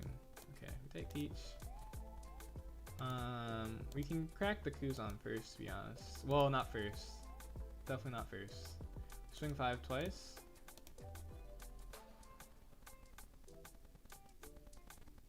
Kills our dot Q just because. Imagine.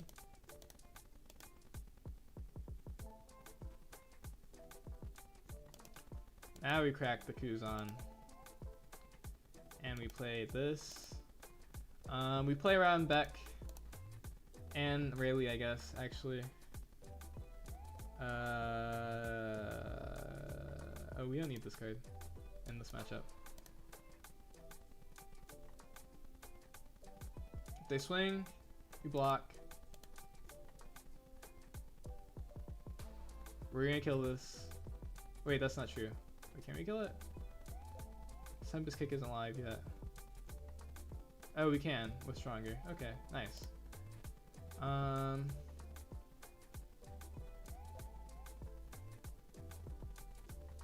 Let's see, we can even establish Mantri this turn, right? Yeah, we can establish Mantri too. I mean, don't we just win? Like, what are they gonna do? I guess we... 10 cost each will be good. Next turn for sure. We could age and build our trash. I actually, low-key, I do like age though.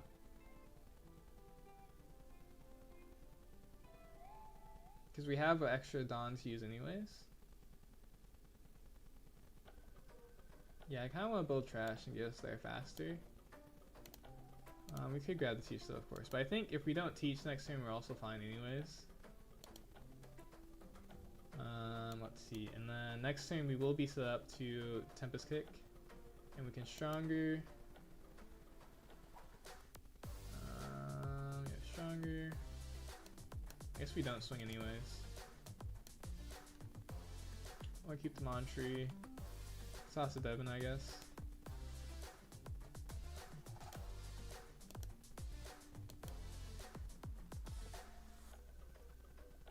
I guess we could technically Tempest Kick now, but we don't need to, of course, so we won't. Oops.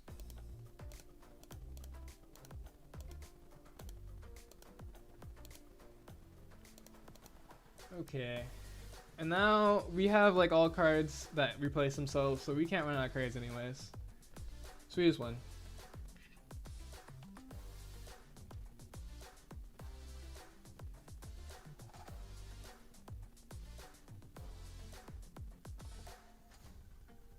I think we don't block first for sure. I think we actually just take. Because then he does that, and we can kill that for free.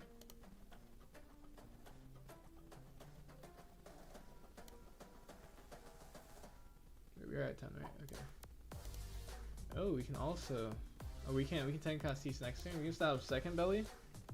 Or we could Burgess, but I think I would rather establish belly. Unless we find a Kuzan. Kuzan would be nice, to be honest. Okay, yeah, we take Kuzan.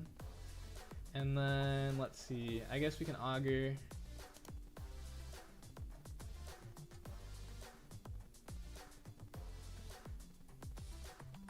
Actually, do we establish second belly? Maybe we still establish second belly, though. Yeah, I guess we do establish second belly, still. It's not really easy not to. Establish second belly. Yeah, then we can swing 6, or I guess we can swing 7, 8.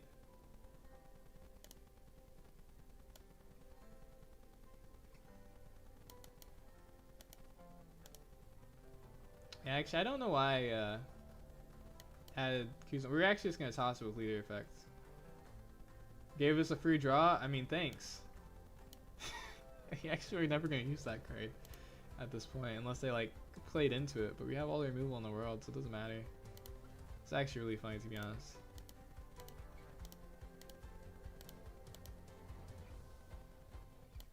Let's see. We could also just toss Manchu, because the whole point of Manchu is adding back Kuzan anyways. So I guess we just toss Manchu. And if they swing 5 again, we can just toss Devin.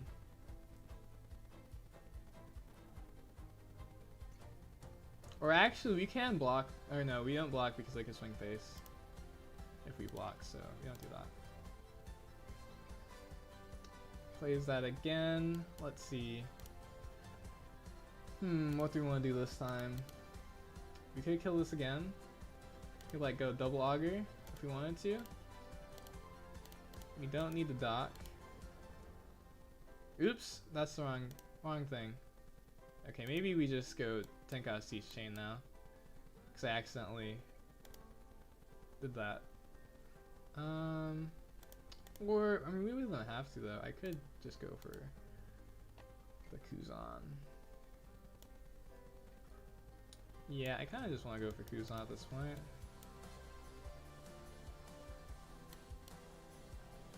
I feel like this is just so oppressive anyways. Like, why is this legal?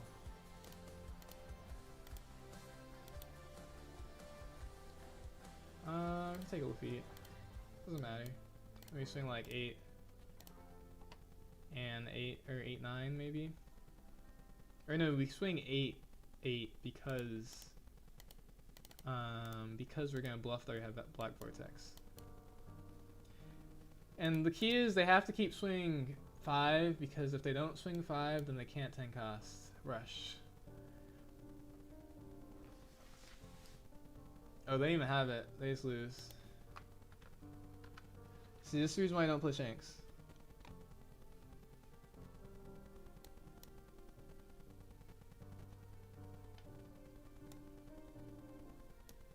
Okay. Yeah, I mean, we got a favorable match for first round, so.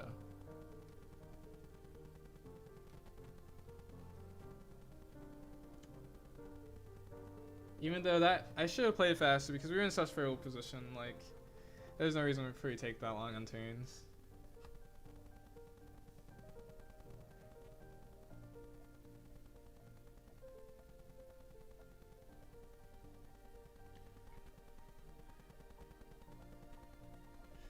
Am I a teach main now? No, we're not a teach main.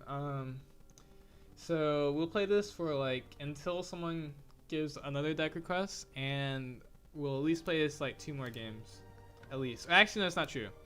I did say whenever we do a request thing, we'll play the deck until it loses, but we'll at least play it 2 more games. So that's what it is actually. So we at least play 3 games with it, but we will play until it loses. So if we never lose with this teach build, then we're gonna play this for the rest of the stream. But I mean, that would be pretty unlikely.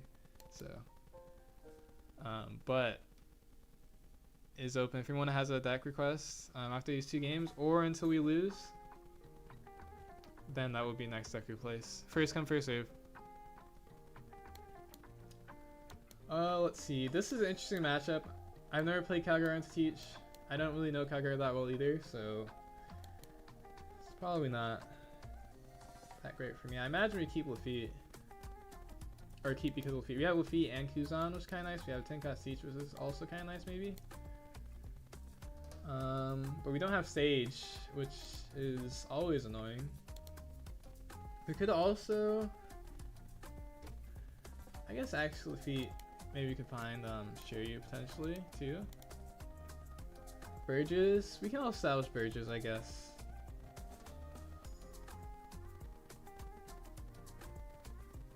I imagine we're gonna have to start black holing him on. Or actually, we only need to start black holing when he wants to heal, so we don't need to black hole him that early. I guess we do probably. We could stronger and then plan to dock plus stronger next turn. And kill whatever he plays. I do actually kind of like that. We'll take stronger, actually. Even though these are only 2 Burgess in our deck, so. But we don't have a stage or age, so like Burgess not gonna get pumped up that fast. We play 3 costs, we kill it. Let's see. Yeah, we're gonna kill it because, and we're not gonna leer effect, I think. Because, let's see, actually, what would they play that would make us want to leer effect? Sure, you're literally, you're a turn late. How dare you, Shiryu? Or, yeah, turn late. For you to Shiryu, it'd be nice. What does this guy do? That doesn't do anything in this circumstance.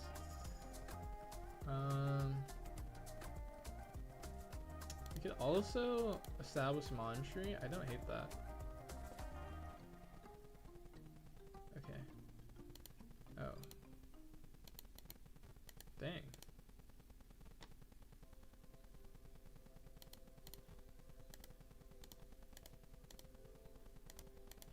So come on. I still have 15 minutes left. Okay, this is the time lobby. Because this card is on play, and then I guess they could Ohm Holy, but they didn't Ohm Holy. And then we toss our Shiryu, and then because we're gonna Kuzan anyways. Maybe that was a little bit incorrect though, because swing 5 first actually.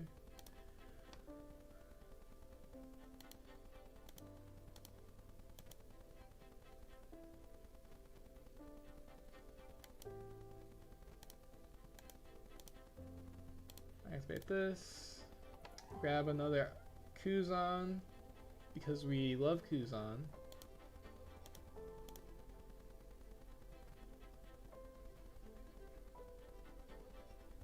Now we have a ton of cards in hand because we didn't leer effect until around 7 dawn.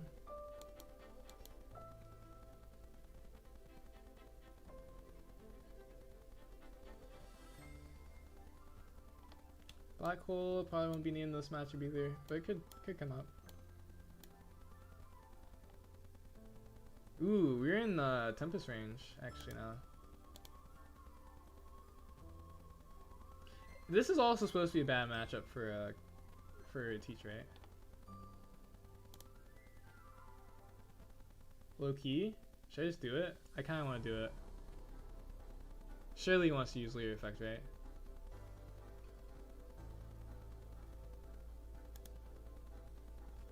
I guess I could also stop the draw, right?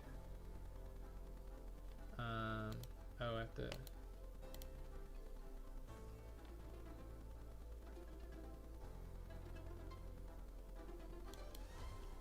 Surely he's not gonna play another 3 costs. So yeah, I imagine he wanted to use leer effect this turn. It'd be kind of weird if he didn't.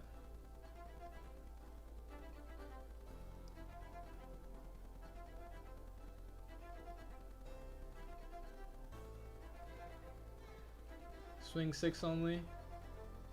Swing 7. Okay, he's not playing anything else. Ooh, Kuzan's really nice. Maybe we swing 6 twice into this card.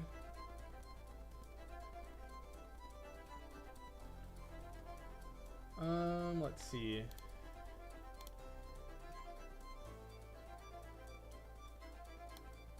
Cost teach.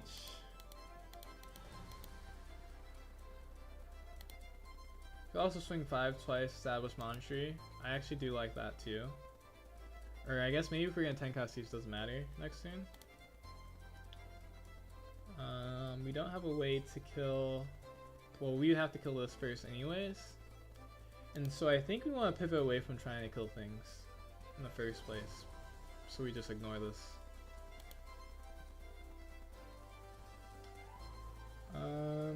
Yeah, okay, we'll just do that.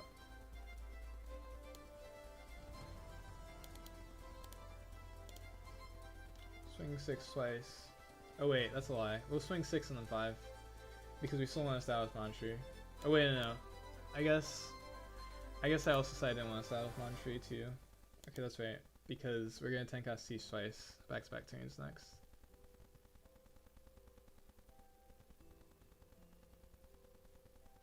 And then we'll toss Kuzan per turn, I guess.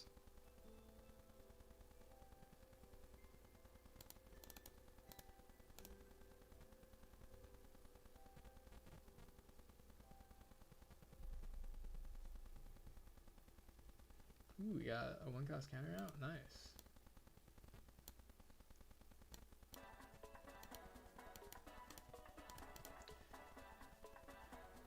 This is supposed to be considered like not the greatest matchup for Teach, right? Or am I crazy?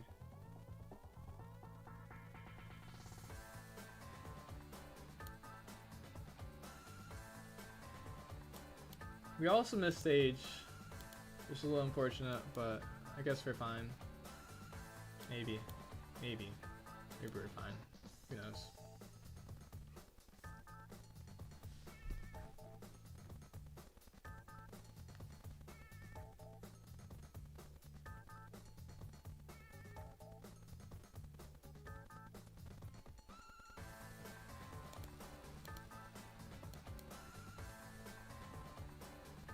Yeah, now just taking your time to think.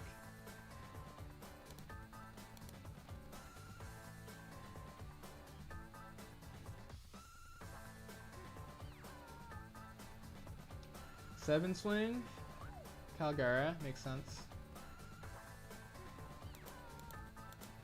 7 cost Billy Teach.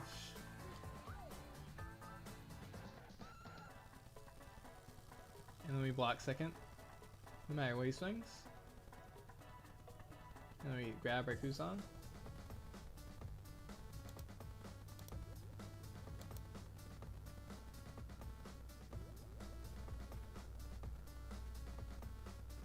Can't heal.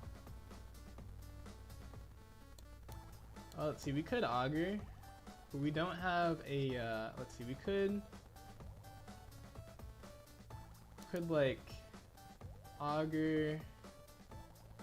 Oh no, we can't actually. We don't have a dock.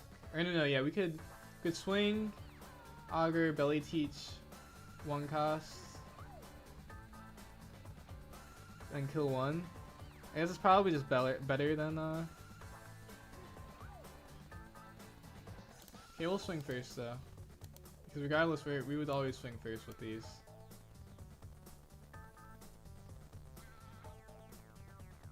Yeah, we're gonna swing 5 with everything regardless, because if we do the other line, we'll go, we'll use these 2, and then we'll leave 2 Dawn up for Black Spiral.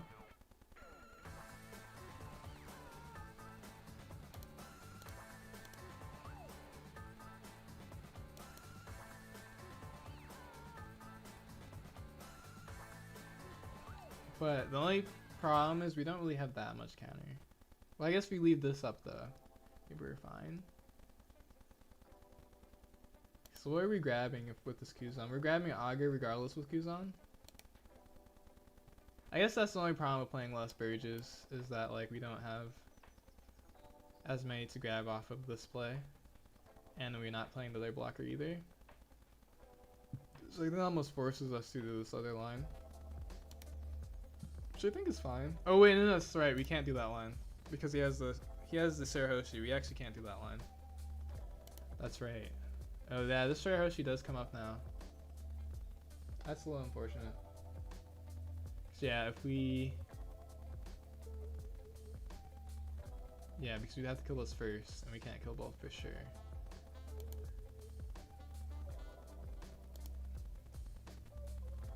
So yeah, now I guess we just have to hope that our life is trigger, I guess. We do get to draw a card for free though.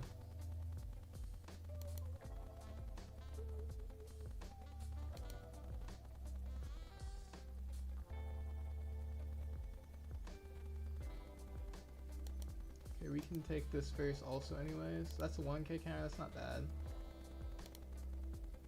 And then use this. And then we trash the sim cost each because we're probably never using that. Yeah.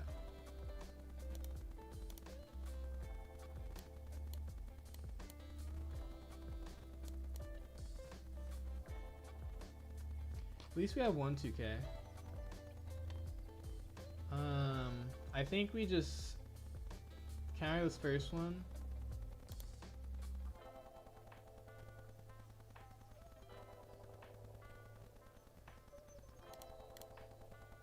And then we take this one and then we block the last one. Yeah, we block the last one. Alright, 10 cost each. Because if we block the first one, they can swing a Surya, which is, I guess, not that huge of a deal, but like he's gonna swing with us anyway, so doesn't matter. Like, or I guess maybe we do block. I guess yeah, we should have blocked the first one. I guess so. We done. I guess technically, yeah, we should have blocked the first one. That is actually kind of not the smartest of plays, I guess. Maybe it doesn't matter.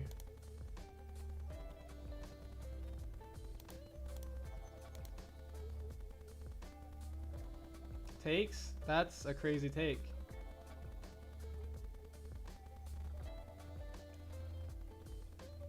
If I had, let's see, we could grab, oh, we can't grab a blocker. If we could grab a blocker, I would go for the other line of like swing with Augur. Because the only problem is if we swing with Augur, right, we could lose to, let's see, actually, are we dead anyways if we teach? If we teach, he has 4 swings on 1 life. Everything would have to hit. So, and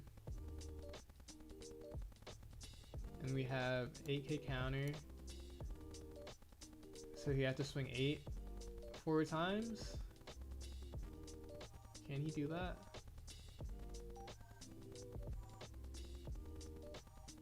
Okay, 2, 2, 2. Yeah, he could.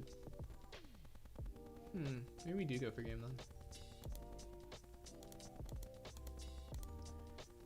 11.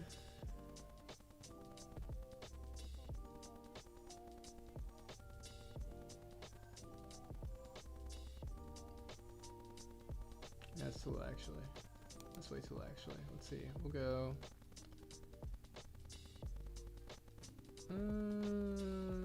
13, 15.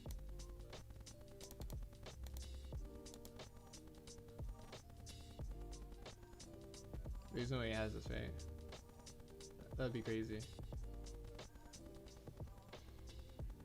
Yeah, I should have blocked first and then we wouldn't be in this situation.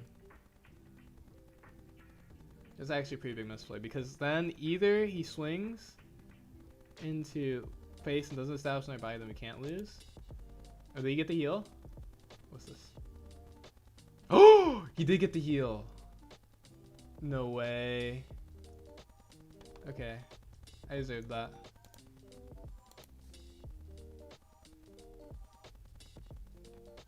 We did have 2k in life, so we would have lost. Yeah, I deserved that. Okay. Because I should have blocked first. Man, see, this is what happens when you play Teach. People get so pissy.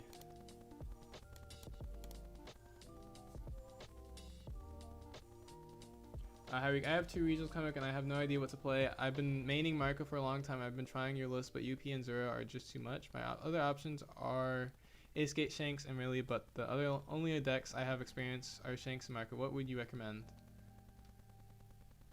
Let's see, Shanks and I think Shanks is like. Wait, my option Ace Gate. Oh, Ace Gate, Shanks, and Rayleigh. Oh, I mean Rayleigh's good. Rayleigh's good if you don't like Marco. I mean, I think Marco is actually. I haven't had a problem with Zero with Marco. I know other people that that don't think Zero is. I actually know some Zero players, like good Zero players, that think that it's unfavored into Marco. And I don't think that's actually, especially if you play the list where you're playing more counter. I don't think the matchup with Zoro is that bad. But the UP matchup is definitely harder than it used to be. I think Rayleigh has a decent spread. And then I don't think Shanks. I think Shanks is also just got. I think it's just worse Marco now because it's had the same problem with UP. And there's other bad matchups for Shanks too. So Ace K I think just needs PRB. So I would if you're confident with your Rayleigh play, then I would recommend Rayleigh. If not confident with Marco into Zoro, because I'm actually playing probably Marco at this next weekend regional and maybe at nationals. I'm not sure yet. Because I'm pretty confident in Zoro with Marco. The mirror, gosh dang it, I go second, right? I haven't opened the stage once yet. This is 3 games in a row. I haven't opened stage starting hand. 10 cost teach. Wait, we're gonna lose because we're not playing as many bridges, right? Don't we just lose the mirror? I think we're gonna lose the mirror.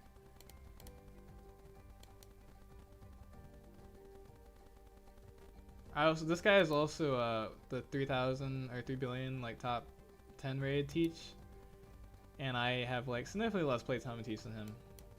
So I feel like I'm about to get destroyed. This isn't good. Doc doesn't do that much in the mirror, right?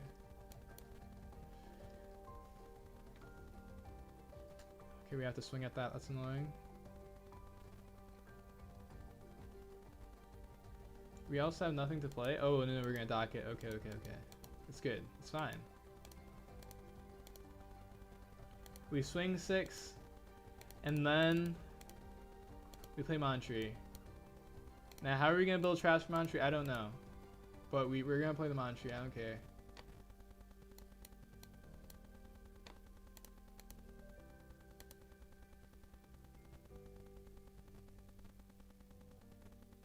Burgess, yeah, Burgess Turbo is pretty good. I'm also not playing Black Hole.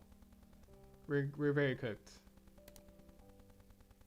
We also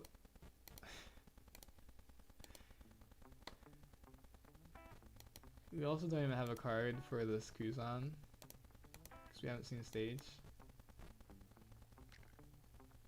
If we somehow killed it, we would get nothing.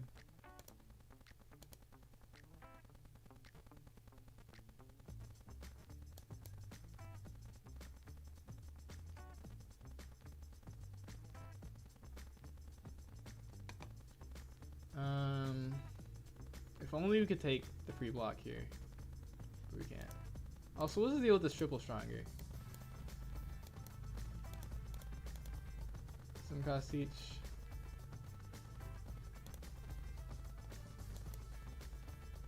No air bridges? No?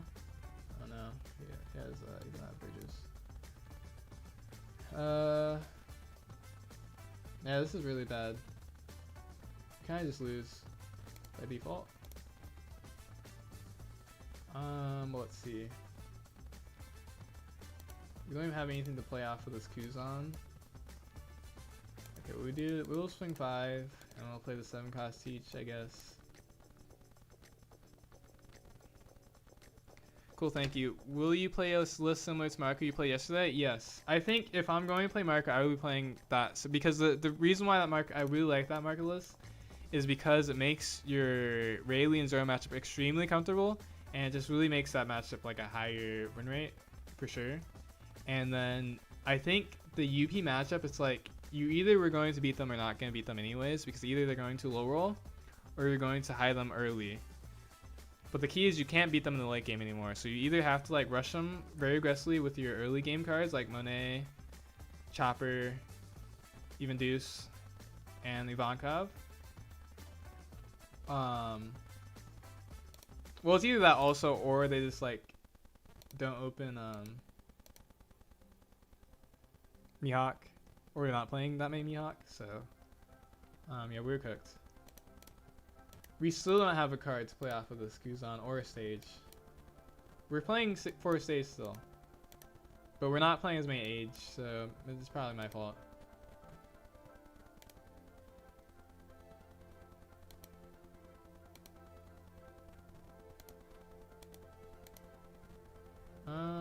I guess we would want to trash this,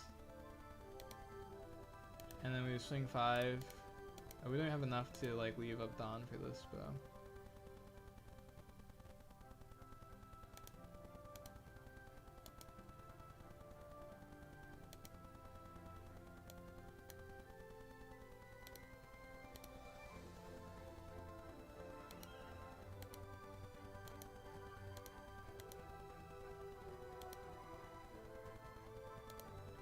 Yeah, we're very cooked. We almost certainly lose, right?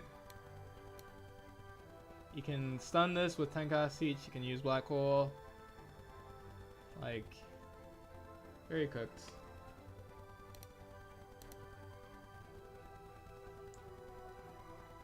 We actually can't survive even, because we only can 1 Black Hole, so.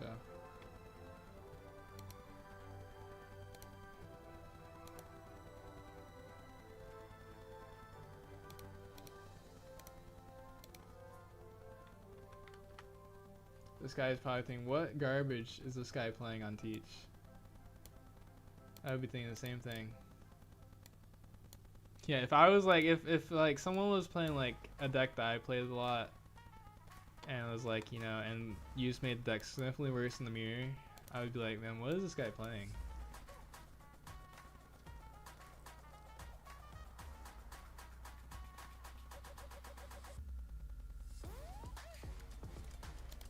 Okay.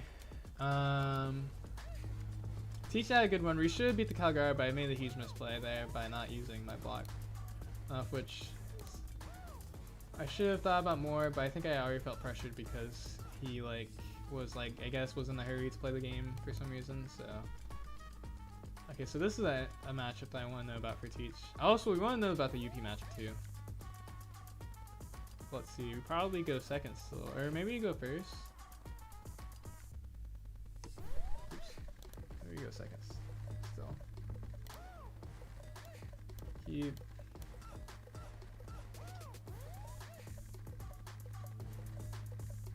Feet.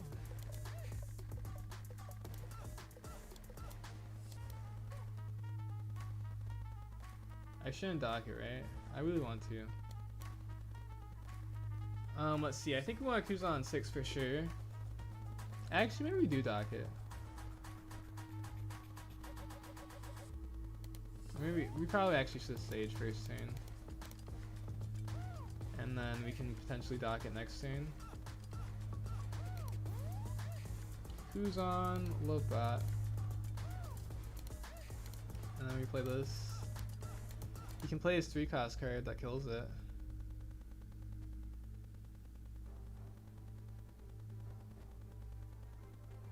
He did do it.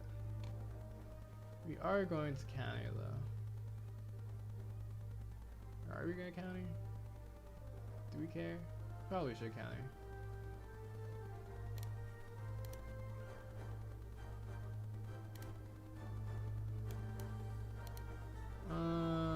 Ooh.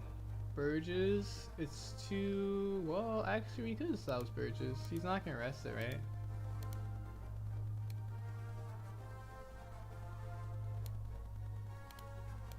Oh, wait, I have to swing first. Okay.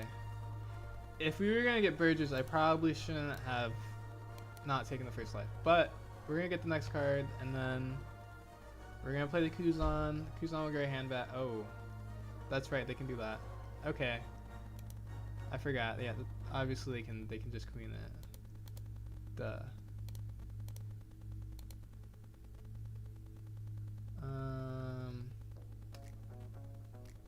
We're just gonna keep adding Kuzans. And for this matchup.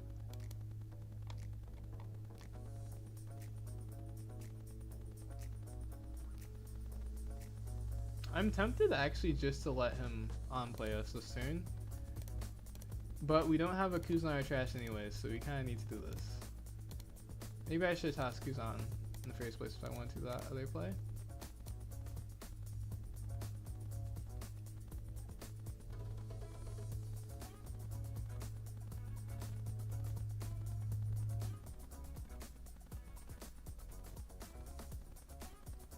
Swing 6. Take it. Ooh, Montreal should be good in this matchup. Because we're just doing Kuzan Turbo. Maybe it's Kuzan plus Burgess Turbo. I think that's a better way to say it.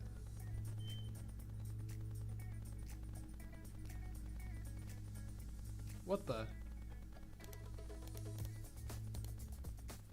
10 cost each, we are gonna need that soon.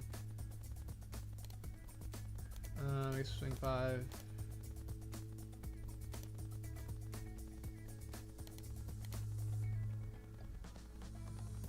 We could also just play as Kuzan and not use it this turn. I kind of like that. Yeah, actually I think I really like that. Toss, and then we do this too. Grab another Kuzan. He does kill this for free though. Maybe not actually. I really want to. I will, actually. I like drawing cards too much. I'm sorry.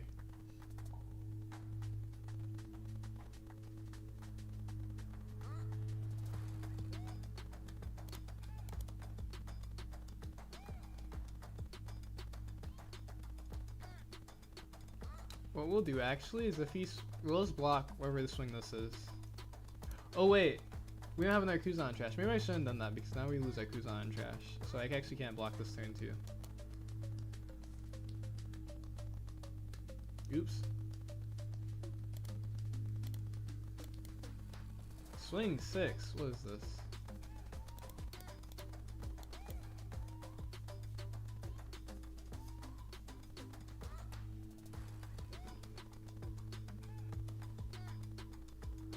We're gonna kill anything anyways. Let's see. We definitely toss one of these Kuzans. So we had this. I guess I could win double Kuzan this turn. We only have one Burgess in the trash anyways. So now we swing like 5, 5, freeze the Cavendish.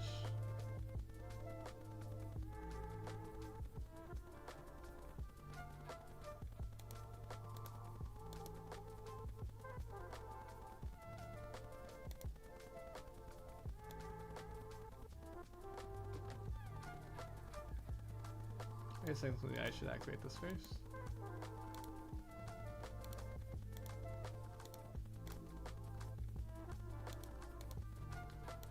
And then toss this. Okay.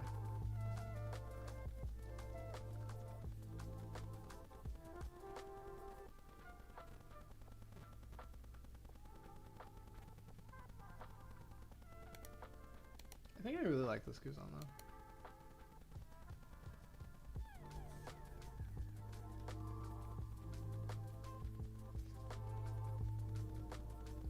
Five.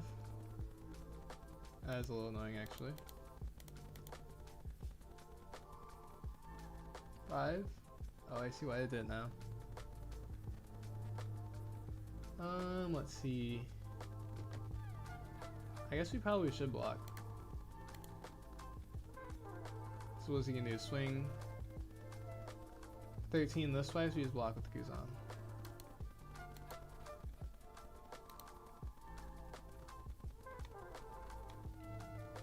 That's what you call a favor right there.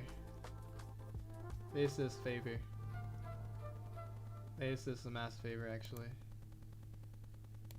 By swinging into that teach twice. Because we were holding Kuzans this whole game. So we're gonna get our hand size back. But we only we have 2 aggers. Okay. Maybe I should be playing March Burgess for this reason though. Okay, we can do this first one first. Tempest kick. That's interesting actually. We killed potentially killed the Cavendish for free.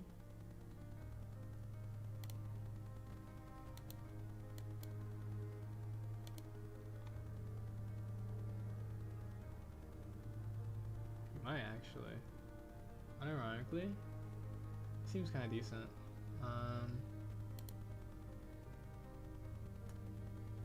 Probably don't need a second Kuzan anymore. We almost whiffed.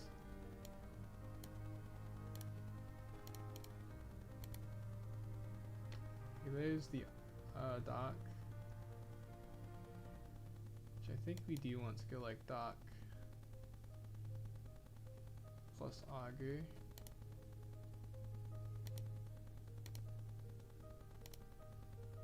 Play our whole hand, I guess? Or no, maybe not actually.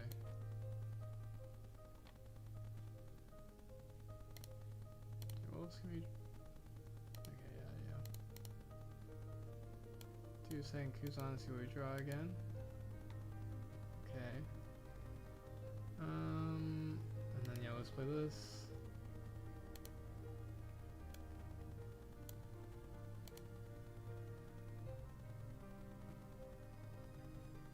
Swing like 6. A black vortex would be really nice. Swing kill this one maybe, potentially.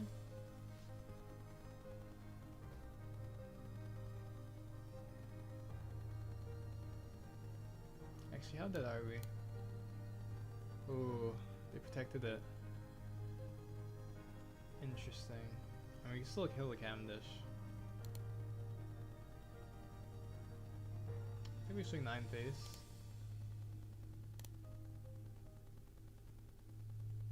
So we need to like potentially kill him next turn.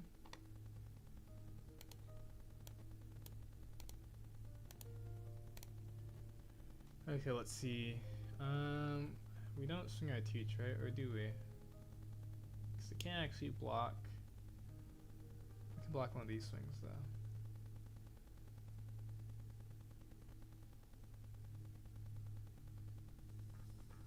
We're most likely dead, I guess, if we don't. We're definitely not black holing though, because like they probably want to use their thing anyways. The events. But yeah, I probably actually should be playing more Burgess in this matchup.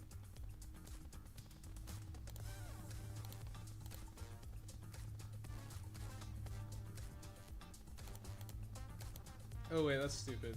They can just do the double swing now. I should have blocked.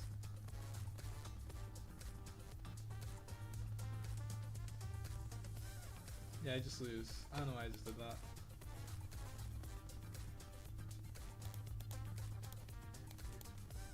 Yeah, I should have blocked the 5 swing. That is just a stupid misplay, actually. Let's see if I block, then they swing. They use 8. They could the Mihawk.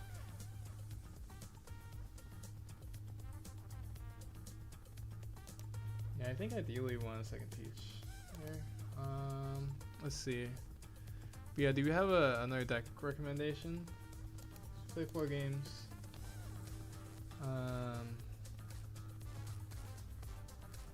It is kind of interesting. I think we probably should be playing that card.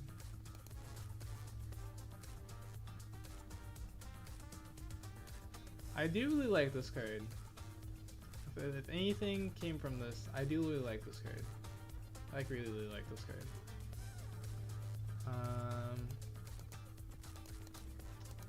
think Burgess actually does kind of make sense versus Zoro.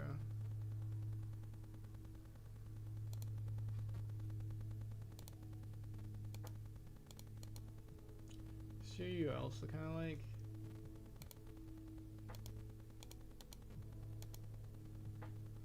Oh, actually, you probably should be aging more though. I don't need the Mantree actually. Because it does kind of disagree with Burgess, which is not good.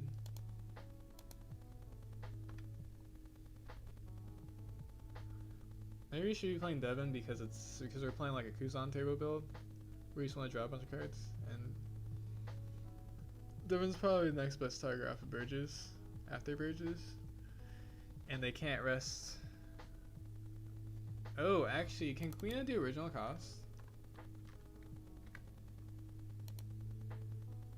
It is original cost. So there's actually an argument to play Devon over this other 4 cost right now. I actually didn't even realize that because I don't play Teach that much. Because Queen can rest. Wait, where is it?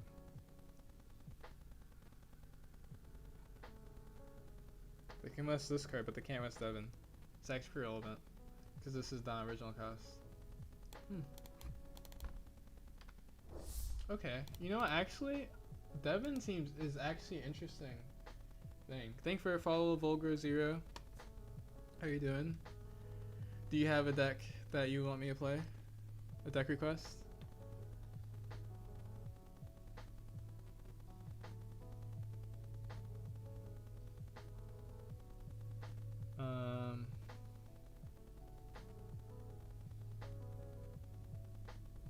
It'd be crazy to play multiple Devon.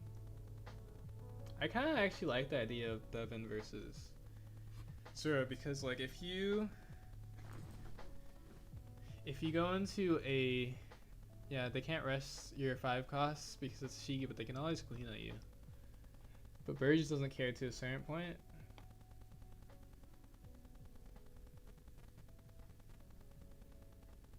Maybe we can drop this.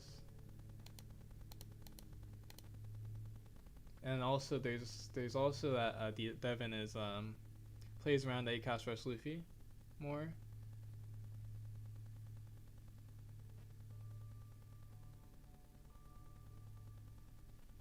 Let's see. I do like only 3 10 costs each, I think. The other thing is, do we actually need this card? I'm not gonna lie. Because I feel like if I would have played that, like if I had like a decent hand and played it better, I feel like we don't really need this card. I feel like if anything, if we play more 2Ks, then maybe we'd be fine in that matchup.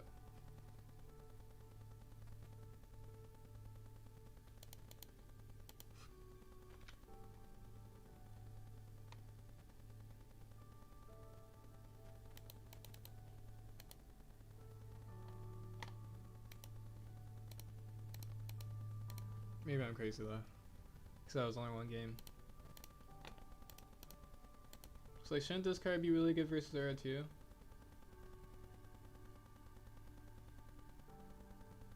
I guess the other problem is Luna.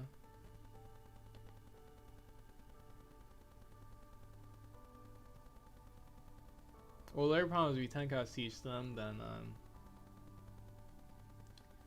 then they can just like swing. But you just have to be at a point where you're not vulnerable to that, I guess.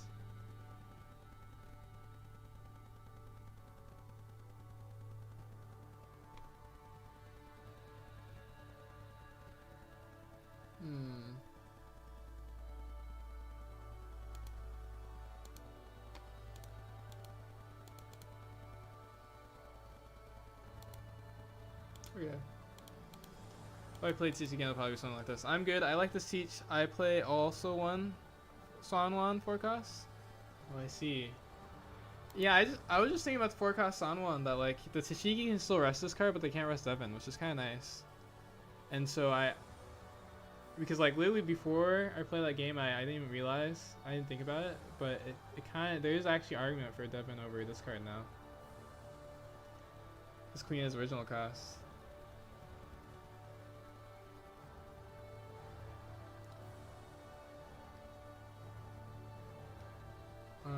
Okay, we can try this now too.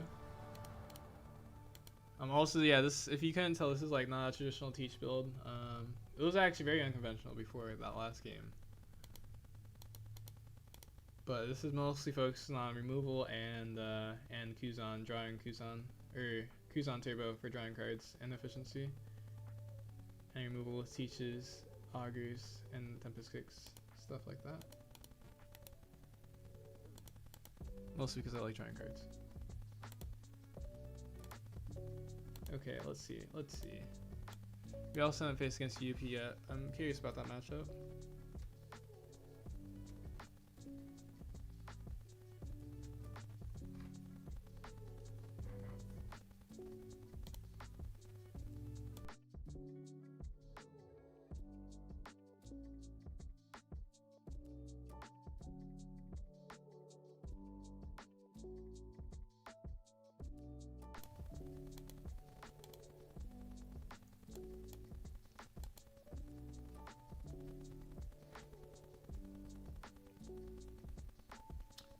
Okay, Captain Kid. We see Sage, we keep.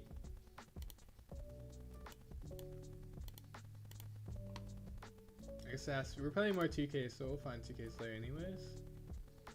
Ooh, go Age plus Doc next turn? That seems good.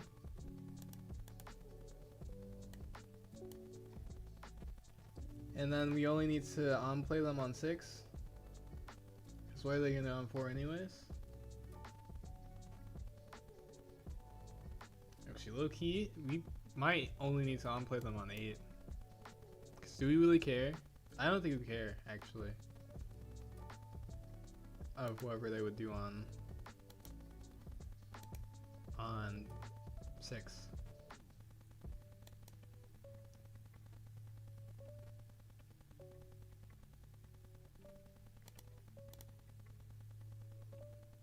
Take another 8. Oh wait, you can't do that. That's right. Stronger.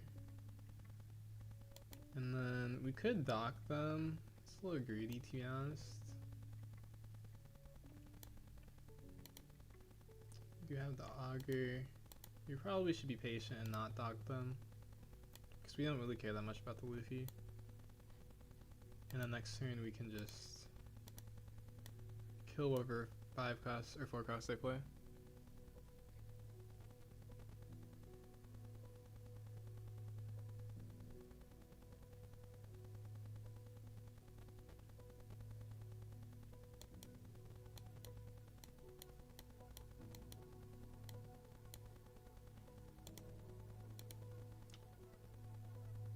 Captain Kid doesn't know how to play this card, right?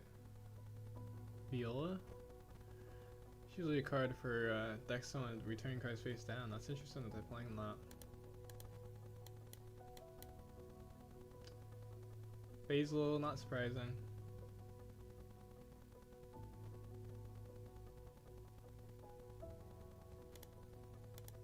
Should we swing first? No.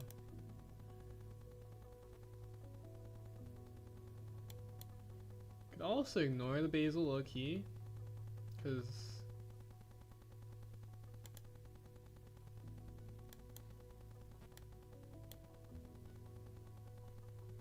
Burgess for sure. We're taking Age now. Burgess for sure. Actually, we could take Age for next turn.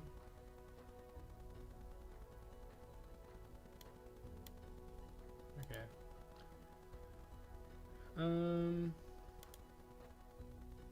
Oops, I didn't toss Augur. I should have tossed Augur, because then if we toss Augur, we don't have to play it, or we don't have to black hole them. But now we have to, so we can get Augur and trash. I didn't really want to do that, but because I'm not really that scared of their 6 cosplays. But it's too late. I guess we play one trigger. Yeah, I guess, yeah, he's still playing around trigger, so yeah. Because the only thing now is that they could kill our Augur with the 5 cost kill trigger, but yeah, they probably would heal themselves, I guess, on 6. I don't know if they're actually card. I guess they could play a kill card that could kill Augur. So maybe it is worth it not to.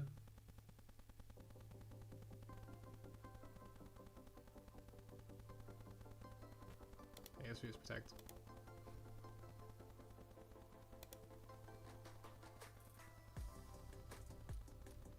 Okay.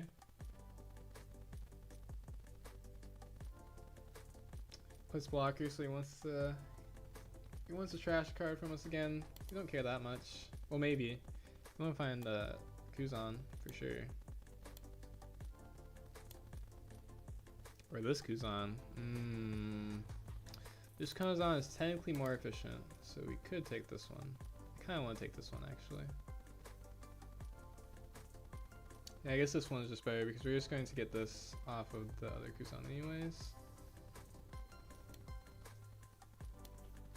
Okay, I'm just gonna swing 5 and 6. And we can age plus.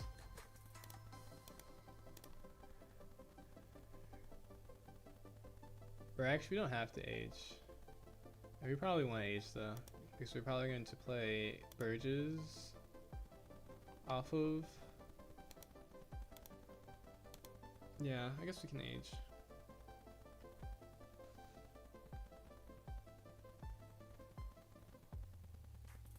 Interesting. They gave it blocker and they still didn't block with it. I thought they were certainly gonna block with it.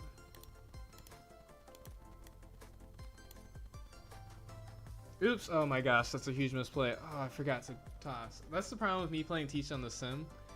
I forget to toss so much when I play this deck on the sim.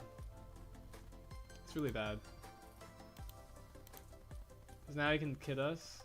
That's so bad. If he has kid.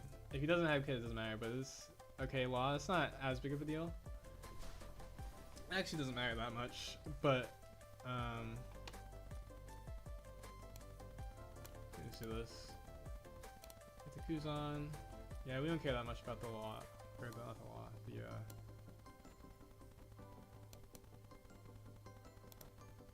we can also potentially kill the law.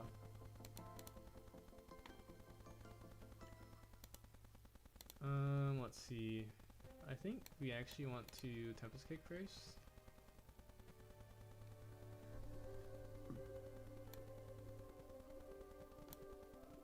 Another one, I kind of like it.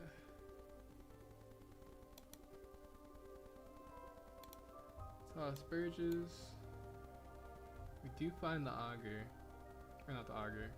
Doc. So that means we're going to swing 5, 5. Play Doc and Kuzan. It's pretty good.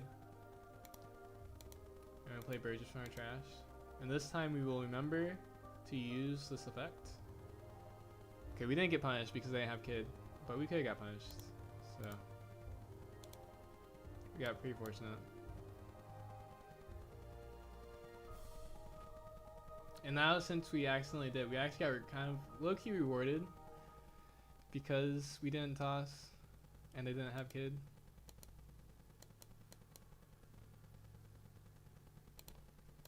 They didn't trigger that. That's interesting.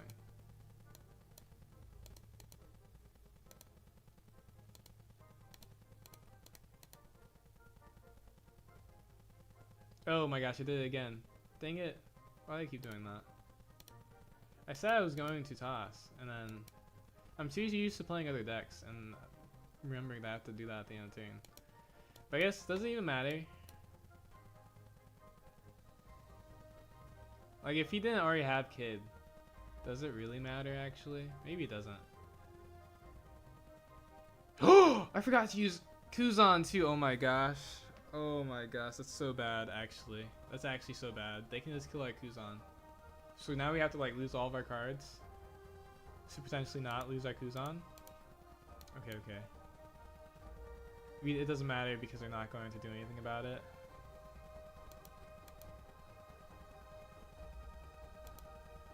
You know, this is fine. It's fine. Okay, the kid is here. This is actually unironically fine. We keep our blocker. They didn't kill our Kuzan. Everything is fine.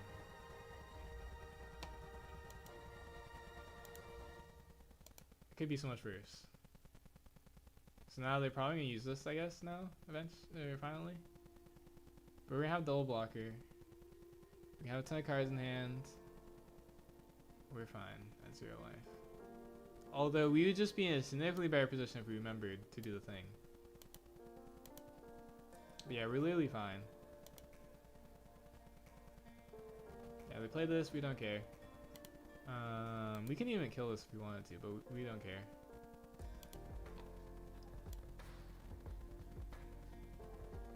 I guess actually I should probably swing this first.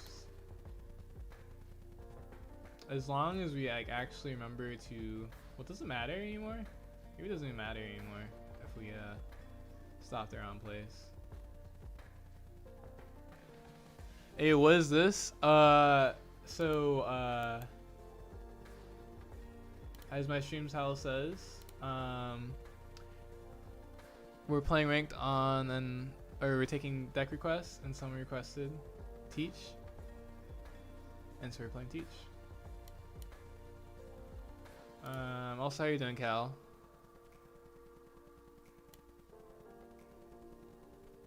Let's see. What do I need to do again? Oh, right. I guess technically Tempest Kick could come up. I guess we're taking that one. It kind of doesn't matter, actually, at this point. Honestly, low-key... Or no, they have this 1-cost blocker, so we're going to use our dock for that anyway, so... You can't just toss Tempest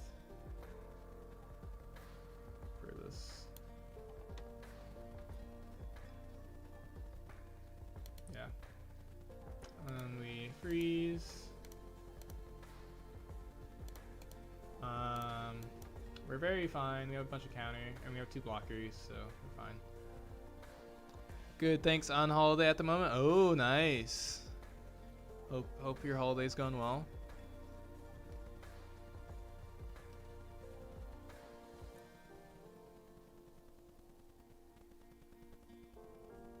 Do you have any decks that you request me to play?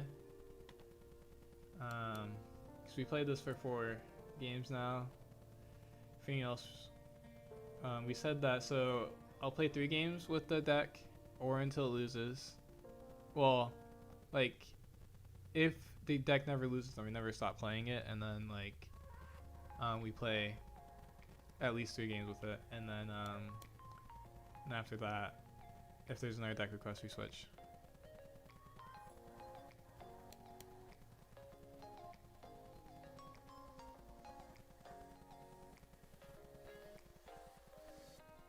Oh, also this is like a very greedy kind of build. It's really draw heavy build because we like drawing cards, and so we're playing like Kuzan Turbo, and kind of like 4 Tempest Kick, like removal heavy too. Very draw removal heavy build because that's what I like to do. So.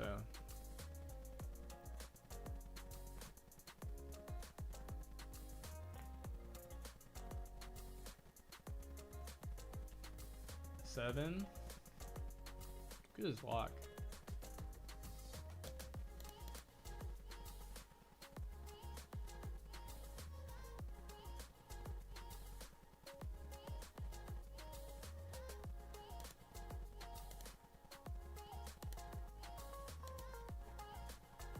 Tasha West to Luffy.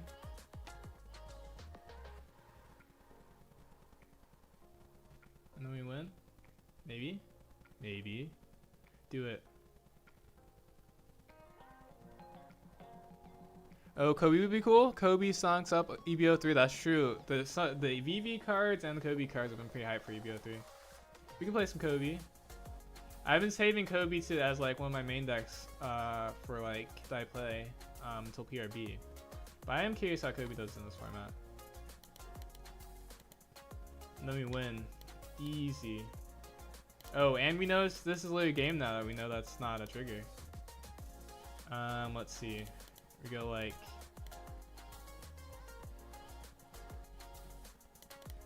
there's no way Ace-5s. I don't think I need anything too hard.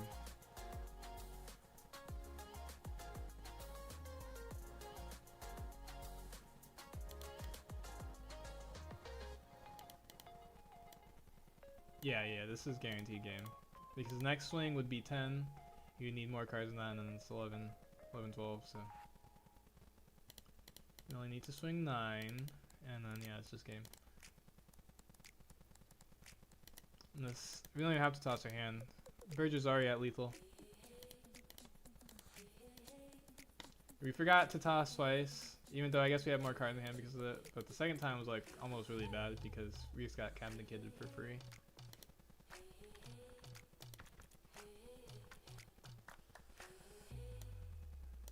You know, I unironically kind of like this build because mostly because I like this Kuzan so much, and for Tempest Kick. I really like Tempest Kick too. But yeah, I just love these cards because they're so efficient and so broken. So I think I do like this build a little bit. Even Doc and Augur are just so efficient and broken. So yeah, but we might actually play that again sometime. We'll see. We'll see.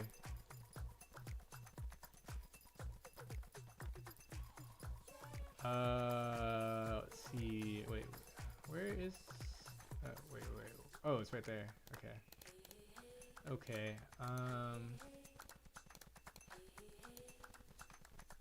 What should we call this? Kobe OP12 coat. Oh wait. OP12 before PRB coat. Because after PRB, I don't think it's coat anymore. Okay. Let's see. What counters do we think we should play in this deck? Because we have Black Vortex. Black Vortex, low key. I want to live. Ooh, I want to live Kobe. Low key. Kobe could pull it off. Actually, no. It would be hard if they were actually doing removal though. But Kobe could pull it off. I believe in Kobe. I think it would probably just have to be probably just have to be this, because it's just better. I mean, Black Vortex is, I feel like it's just only a Zoro counter. Or actually there's also this one, which is only a 3k counter versus Zoro, but it's probably really good versus Rayleigh, and it is a 2k counter. Maybe we do play one of this and then one of this. There's no other navy counters, right? Doesn't look like it. Oh wait, I can just type in navy. Oh, there's actually one in black, right?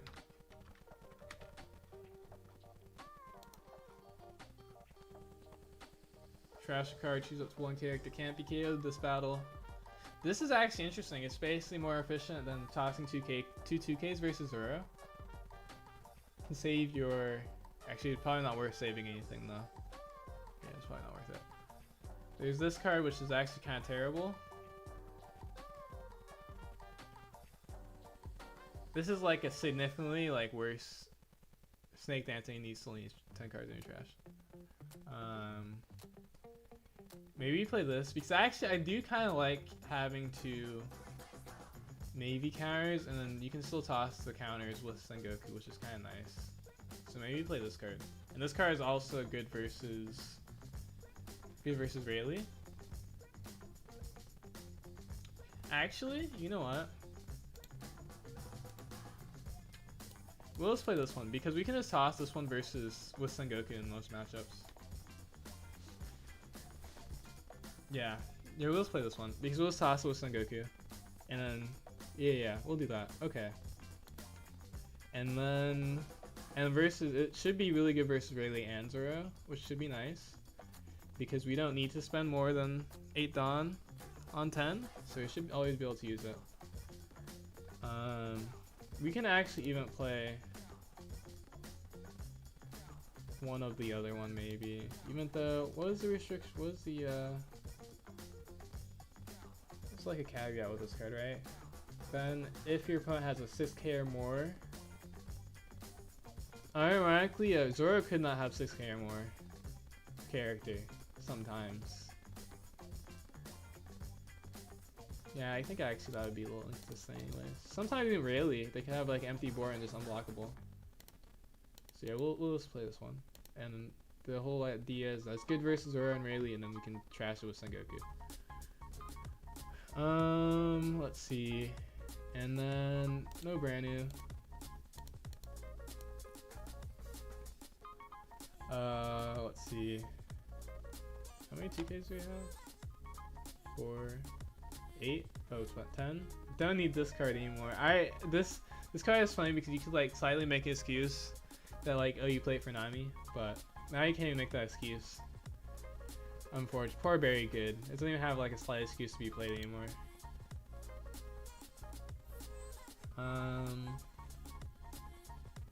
Let's see. Also, I feel like, well, Hina is interesting because it's a 4/6 spy, so it's easier to defend versus Zoro. But we could also play this card, and then it just wouldn't. We would just draw a card because this card would feel like trash, but it would just die very easily to Zoro. I guess, is there any other Navy cards that on 4 that would make sense into Zoro? No? Don't think so. Wait, what's this? When opponent attacks, you may activate if the if it was characters in Lear, this card would be crazy. Yeah, if it was only characters in Lear, this card would be crazy in this format. Okay. This card would be great too. But we can't play that yet. I think we ironically might want to go first versus Zoro anyways. Maybe. Maybe.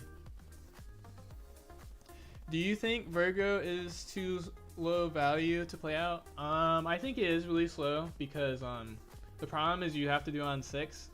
And I think you want to Helm Up every time on 6 actually, because Helm Up wouldn't be that hard to save on 7, like with 7, like it being a 7k power. And then like it's just, I mean, you can even like Helm Up into Kobe and then like make an 8k if you're really scared, which you probably would depending on how much life you have. Or you can like play out Peacock with Helm Up to like hopefully add more 2k and to help save it.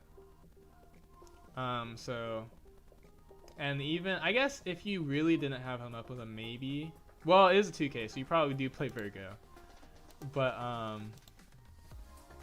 at least instead of Very Good, because Very Good has no excuse now. So I guess yeah, because it's 2k, you do play it. I don't know how much you would actually use it. Because the black 2k, which is important because it's Sengoku. Because I think in this format we're gonna want Sengoku a lot.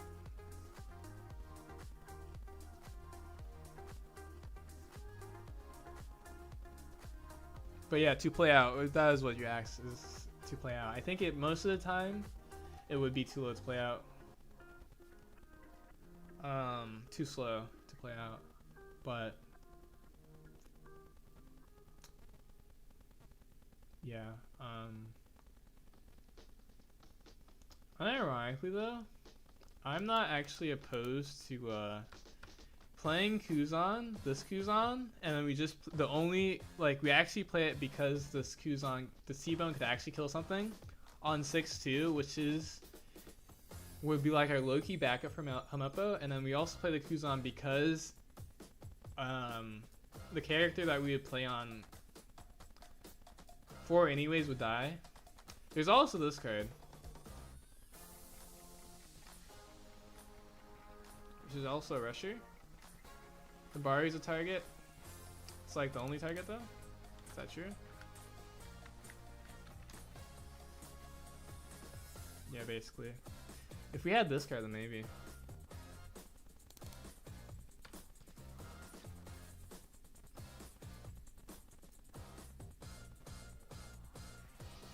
Play Marco. Marco plus. That would be adding way too many non-navy cards, but we could play Marco plus the Zoro.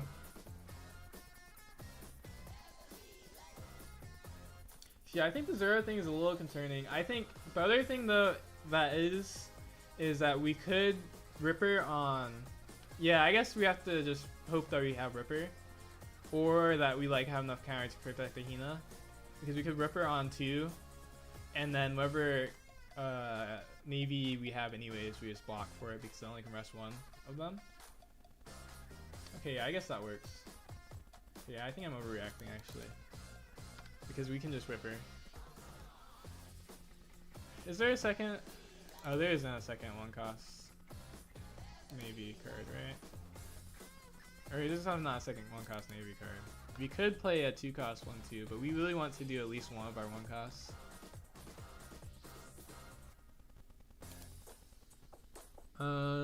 So let's see. Sengoku's kind of decent, I guess. I think also Sengoku might be like nice, really nice now to play the Kuzan. We're actually gonna try multiple Kuzan in this format just because I think it would be good for the draw versus these amount of decks. All of this. Yeah, no, I think it'd be good for a draw. Because the problem is, or not the problem, but the thing is with, in this format, you don't need to build your trash versus a decent amount of decks, because not that, there's a lot of decks that don't even care about KOing. So you don't need to build trash that heavily, besides the fact for consistency. But if your hand is good and you can like, you know, like Sengoku and to get your cards in your trash anyways, then like you don't need to like, you know, build trash for like removal. Oh, thank you for the resub, Cal. Resubscribed for 3 months at tier 1. They've been subscribed for 2 months. Wait, so you subscribed for 2 months in advance? If you, or you resubscribed for 3 months in advance? Wow.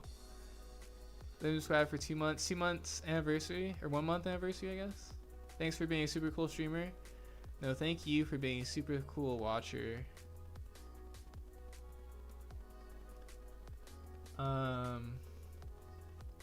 Oh, also Rebecca is a good card on 4 too. Oh, but we don't have a. That's the reason why I don't like playing Rebecca, because we don't have a good target. So we need a good. Because we used to play. The other problem is Rebecca can get killed, but Rebecca can is a Hound Blaze, or not Hound Blaze, Mulligan target. So we shouldn't play it actually. That's a bad idea because a Mulligan makes it bad versus Rayleigh, and then also it's bad versus any deck that's playing removal. So okay. Let's see. So we want to try to add this card, and then because we're never gonna play Vigor anyways, right? So we might as well play. Wait, where is it? T-Bone? Not T-Bone. Yeah, T-Bone actually, yeah. And then I actually also, you can even play T-Bone and not play this Groose. I actually don't like this Groose that much, but well, I guess actually it's, well, even versus Bonnie, they just rest something else. Yeah, I really don't like this Groose that much. But I do want to have like all black 2Ks for Sengoku. Where's T-Bone? Where are you, T-Bone? Oh, they're the first one. Oh, because EB. Right. Okay, and then low key play Tashigi. Actually, let's see. What are the other Navy 2Ks? It's like the one thing I like about the Navy 2Ks is like in this deck, this card is really good. But T-Bone and all the other Navy 2Ks, like in Kobe, doesn't make sense. And you really want to play a Navy 2K, and specifically a black one, but because like because it's only like Groose, and then there's this one, which this one technically can come up more. But I don't like playing that one either.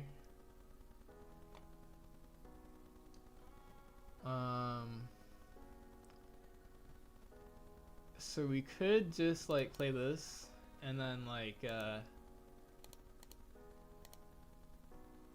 every once in a while we can Tashigi on 3 and then T-Bone on 5. And if you think about it, it's really not that bad, right? Because we don't have that many other good plays anyways, especially if we go like second. Or if we go first, because if we go first, normally we'd need to like Hibari or get an Aramaki and then Hibari to remove like a 4 cost or lower on the first card that they would play, and that's like this is actually more efficient than that because they can't remove Tashigi and then we Tashigi and T-Bone and then we save our other stuff.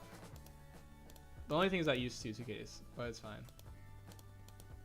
Then we also have Kuzan, so if we don't see like a Helmeppo on 6 and then we already play a Kuzan, then maybe we kill something, you know, never know.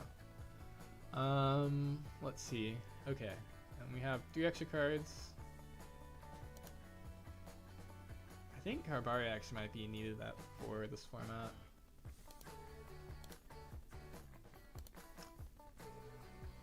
Because good versus Rayleigh. The other thing is, the other annoying thing, Kobe is going to be a little bit annoying before PRB because Rayleigh wants to go second and we really want to go second. And so we both want to go second, which usually means that if one of the decks is favored, then like just goes even really heavily more in favor if they go second. But if they like win the second battle of winning direwall, but we are playing this card, so that should help.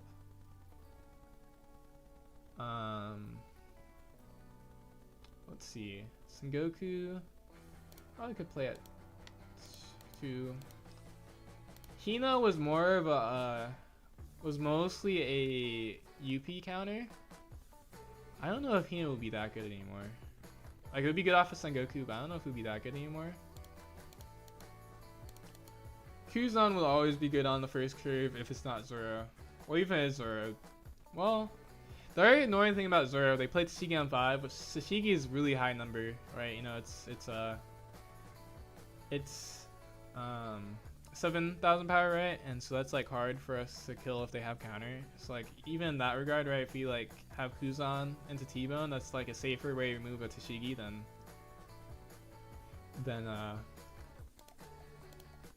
attacking into it. Okay. We might be cooking too much though, because we're running out of space. Play 3 of this. Play this one because Sengoku can toss it. And then we could just make this a 1 of Kuzan. Or we could go back to 3 Hibari. Okay, we'll try 3 Hibari actually. We'll see this. Okay, let's see what chats. Yeah, 3-month resub. I have faith in you. Wow, wow. Thanks. I mean, we did get a new mic. I need to calibrate more, but we got a new mic, so we're committed. We also do stream these days, you know, so we're trying to get the weekly streams in. So I appreciate your commitment of 3 months already.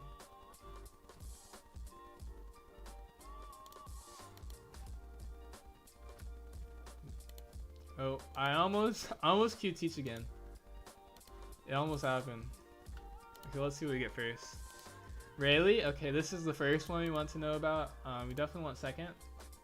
This hand is terrible. Actually, it wasn't terrible. It was pretty bad though. Let's see. We can toss a Sengoku or a Kuzan and a Sengoku because we might need to double Sengoku. This hand is actually kind of insane depending on what we draw off Sengoku. The good news, we're not playing barely any red cards besides Peacock, so if we draw 1 or 3 Hibari, so if we draw red cards, we're like fine. So Sengoku's like extremely consistent in this deck now.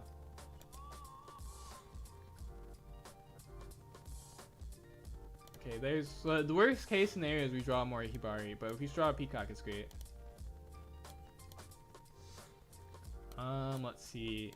Yeah, we can toss T-Bone and Kobe then? Yeah. Okay, yeah, that's just the Shockwave good. Double Hamapo is kind of nice too. We might need to toss this Peacock for a 5k attack, to be honest, because we're going to Kuzan next turn. Yeah, the only unfortunate thing, we drew into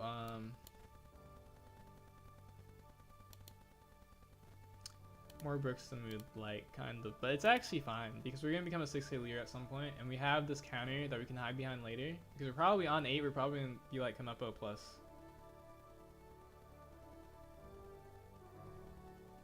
I'm a little scared that they would actually swing 6 with the Shaku, so we will just toss the Peacock. We also don't need the Peacock anymore. Oh, that's actually fine.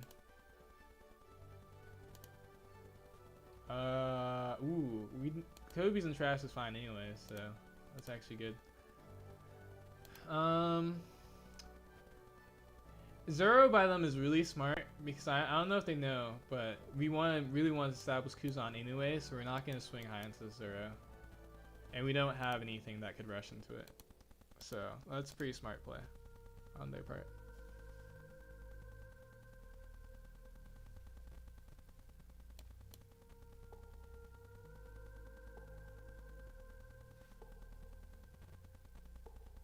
But I think we should be, we have a ton of Kobe's in our trash, which is really nice because that means we can like aggressively use them. And then yeah, we can aggressively use them, which is really nice. We're also gonna have the, what the? Okay, never mind. I thought it was a really good play by them if they're gonna protect it. If they didn't protect it, that's just interesting. I won't say it's a bad play, but that's just interesting. Because I really don't know what their hand is, but that's an interesting play that because I only had to swing 5 for them to give it up. That's crazy. Hype for Kobe. Oh yeah, Shoop, you also like Kobe. Well, you can thank Cal for requesting Kobe. I'm actually kind of, well, I'm just curious how Zero matchup goes. I think this matchup was supposed to be favored, just straight up. I think it's supposed to be favored. We can toss this first, and then we probably take second swing. And then, yeah, we swing into both of these. This is actually interesting because we also get the free, like, this Luffy is going to be a 4K, which is really important because we're going to swing into both of them. And then we toss, we got another 2K, we toss Hibari with Hamapo. Let's see, does order matter here? I guess Kuzan always goes into Shaku. Sorry, it doesn't matter that much. Because we want to swing, yeah, we can't swing the Kuzan first on the Shaku anyways. Let's see, oh, another 2K, that's great. Doesn't matter, we're gonna give it to one of these, so just give the other one active. That goes, and then we swing 9 onto this first, so they don't get a draw. And then we can make ourselves a 6K leader.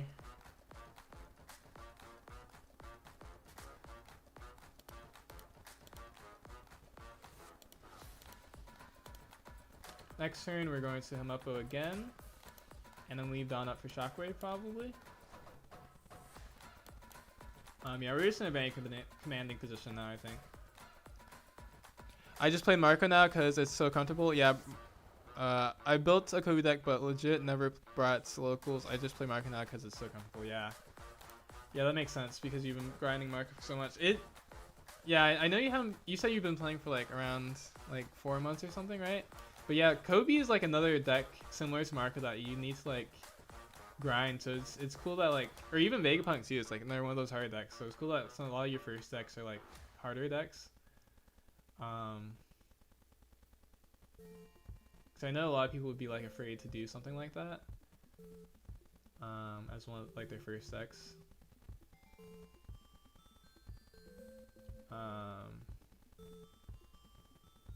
Yeah, they swung into face instead of Kuzan. That's crazy. You get to kill their board for free again. like actually crazy. I guess we just do it again. Yeah, we just do it again. We could also choose to play over our Kobe, but we kind of don't need to because we have another Kobe in trash, so we kind of don't care.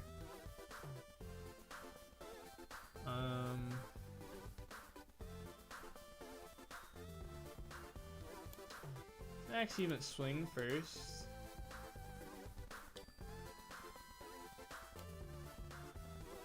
Yeah, we can swing first and give. Or no, that's not true.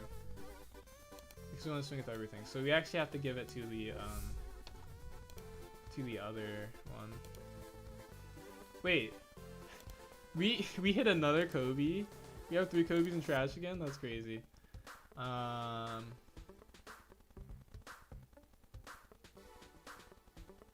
Oh, I guess we give it to this one first, actually, because then we don't give them the draw.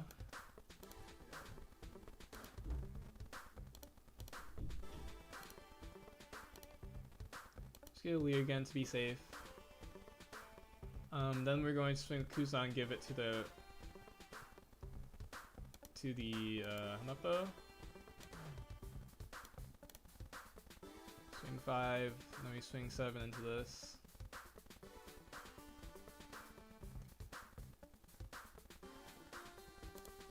We still have Peacocks and Hanapos in the deck. We still have Son Goku in the deck. Yeah. Okay, this is kind of nice. We might Kuzan next turn.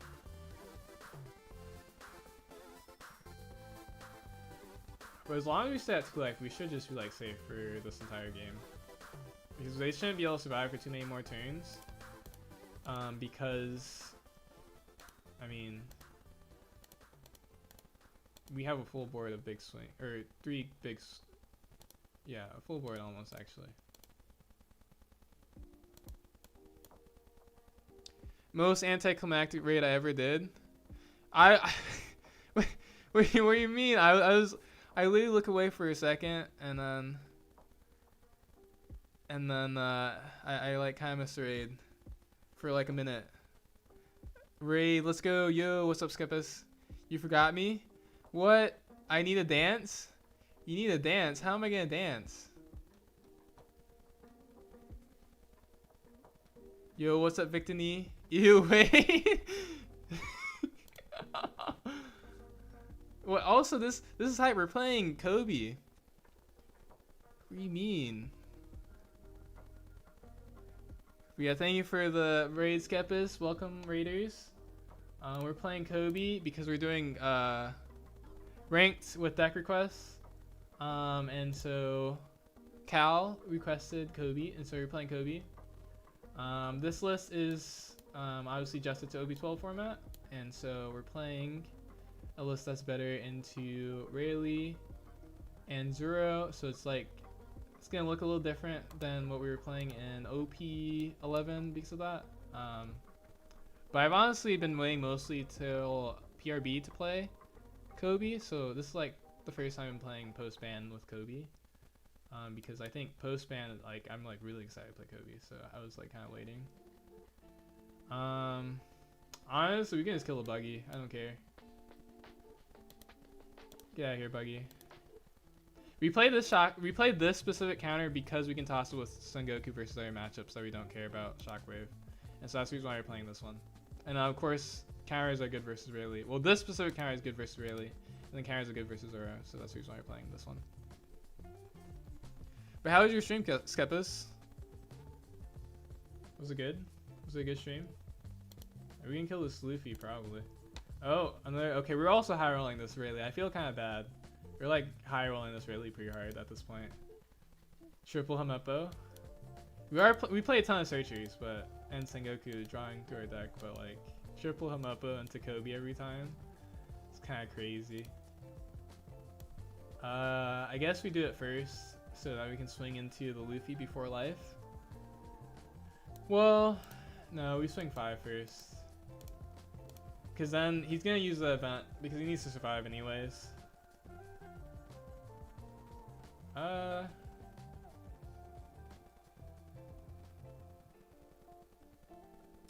want a fives. I kind of want a five swing to play around. I guess five swing now is better because he certainly is using the event, right? There's no way that he's not using the event. Oh, he's not using the event. Okay. Okay. I respect his commitment.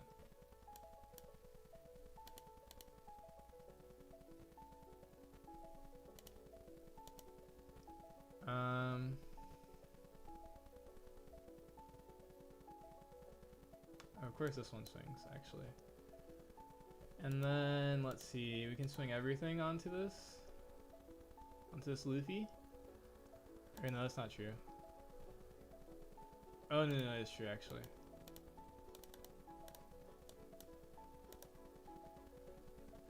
We will still boost leader because we're cowards, so we'll boost leader to be safe.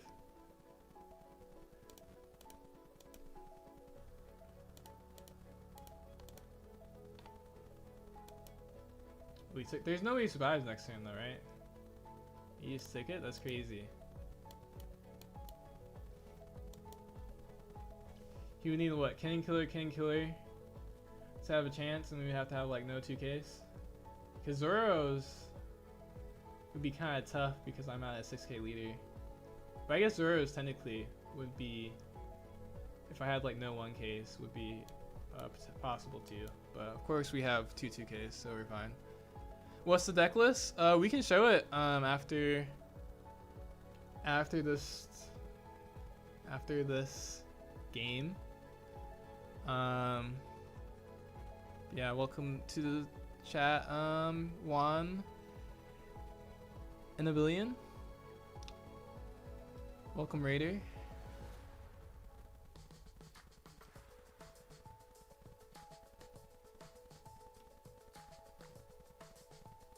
I'm surprised the Rayleigh is still here. Is their whole hand like counter or something?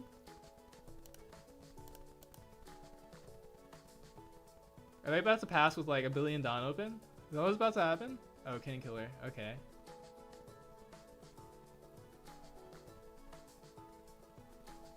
Okay. Oh, they won? No, they have to leave Dawn up, right? Okay, we swing 5 first. Because they have to use the event at this point. They like, literally have to.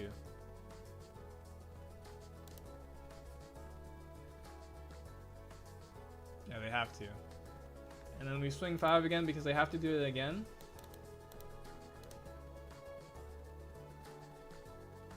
Yep. Do they actually live through this though? I guess we can swing 5 again, too.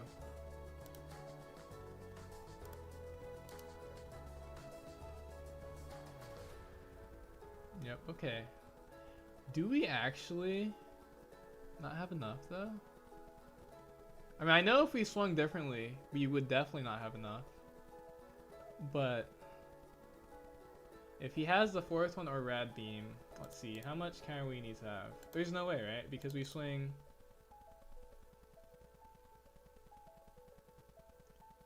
8, 9. Or we could just swing 5 again, and then next one would be... Oh, we could just swing 5 again. Next one would be 12. I guess he swings 5, tosses a 1K, and then this Rad Beam, and we swing 12. We could have enough, right?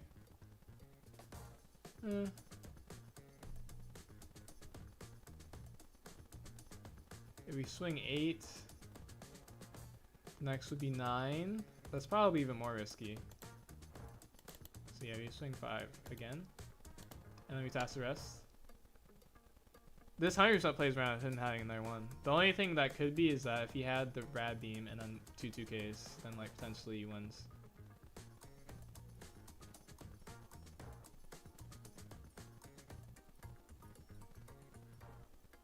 Oh, he did have the 1K. Okay, and this is Rad Beam. Does he actually have it? That's crazy. If this is it. Oh, he's. Oh my gosh, man, he was egging us on there. That was actually, they actually had it. That would be crazy. Yeah, that would be crazy. It's a good thing we did, because if we swung otherwise, if we like swung the 7 before we swung the 5s, probably got cooked.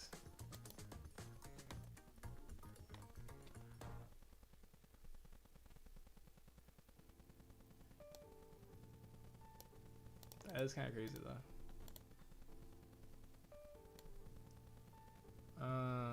Okay. Oh wait, I was gonna show deck list. Okay, so here's deck list. We haven't played that many games on this deck yet, but the main idea, right, is that this card is good versus Rayleigh and Zoro. Sengoku, we're playing a lot of Black Navy because we want to use Sengoku a lot this format in theory. To cycle and draw are good cards, and then that's also the reason why we're playing no brand new, and we're playing this event in Peacock because if we want to go second, and then we want to play 2 of these searchers. We're playing the Kuzan because in theory it's good versus Zoro, because if we know the card's gonna die anyways, we rather draw a card. Hino was initially a UP counter. We're still playing it because UP exists, and also it's just good in general. Also Sengoku, Kuzan's also good off Sengoku, and then yeah, we have normal Hamapo, Kobe cards like the best stuff, and Ripper is also good versus Zoro. The Hibari is also good, and yeah, I mean most of the other stuff is self-explanatory. Oh wait, you guys couldn't see the whole list. My bad.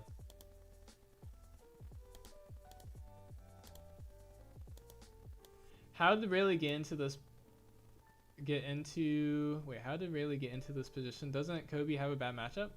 To be honest, I feel like Kobe shouldn't have that bad of a matchup into Rayleigh, but I haven't played that much, so I really have not played Kobe that much in this format, so I really don't know. But I feel like it shouldn't have that bad of a matchup into Rayleigh because you just, well, if you go first, I imagine the matchup is bad. I feel like it's just whoever goes second is just favored. But because Kobe really wants to go second, Rayleigh really wants to go second, and then because if you go second, you naturally just go, you do your natural curve and you just remove their board, and then if you have enough counter, you're a pretty consistent deck, and then you become a 6k leader. It's definitely like, it shouldn't be bad if you go second, but and they can't use Mulgun on like your Ripper, so like you still have a real blocker too. And if they kill your bodies, you don't care that much. So yeah, but if you go second, or if you go first, it's like you're off curve and it's Rayleigh's on curve, and so yeah. But yeah, this is the deck list without me covering it with that thing. Yeah. The other thing is we also are playing more counter, so a little bit more safe into Rayleigh than like maybe we were playing before in OP11. So, but yeah, the thing is too, Kobe and Rayleigh are very player dependent decks that are a lot of lines and like difficult to play. So the matchup can vary a lot depending on like how much knowledge they know about each deck, and like how much knowledge they know in the matchup, how good they are at playing the deck. So that can also vary a lot because they're two. Especially since like no one's playing Kobe in OP12 before PRB. We're not playing Virgo because I think it would be too slow. So I don't actually want to play Virgo. And like obviously Virgo would only come up versus Zoro. And even then, the problem is you'd have to play, if you go first, you're never going to play it because you have to play on 7. And that would be giga slow because you're just playing a character that can't be killed, but you're already a 4 life leader, right? And so they established a 5/7 that you also weren't going to kill, and they swing life. Okay, so you're not, like, you're just going too slow at that point. And then if you go second, then you can play it on curve, and then you play for 5 and you attach a Dawn, but that's still really slow. But I will say I think there's a chance that maybe if you had like your hand was atrocious, then you could do that. But I'm playing the T-Bone because if you do Kuzan on 4, and then you have the Ripper to protect your Kuzan, You drew a card, right? Also, but also your Kuzan lives. You play your T-Bone. You kill the Tashigi, and then you have the Kuzan and the T-Bone. One of them would die, right? Anyways, right? But you kill their Tashigi. And you go on with your higher end stuff probably, right? But the key is that that's also a low chance play, but the point is that we wouldn't want to play Virgo that much anyways, and so that's the reason why. Or low, that wouldn't happen that much, but we also would like almost never want to play Virgo on 6 because we always want to Hamapo on 6 anyways. And so the only way we'd ever play Virgo is if we don't have Hamapo. Let's see. We have event. We mulligan this. It's really not that good of a hand. Okay. This hand's obviously worse. We can't even play a Ripper. Well, we can technically, but we also technically should play as Aramaki because hopefully we top deck Hibari maybe. This hand is just atrocious though. We end up opening search. Maybe I should have kept the first hand because we had one searcher, but the other searchers are better. We're playing 6 of them, so I was like, maybe we'll find the Sengoku or Hibari or whatchamacallit. Okay. Hibari, okay, they didn't play anything, so Hibari doesn't do anything. Yeah, this is pretty bad. We don't have trash because we don't open anything besides Aramaki that builds trash.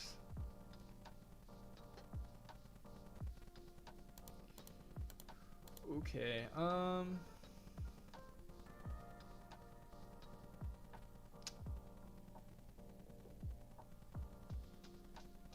this is so bad. Okay, we'll see this.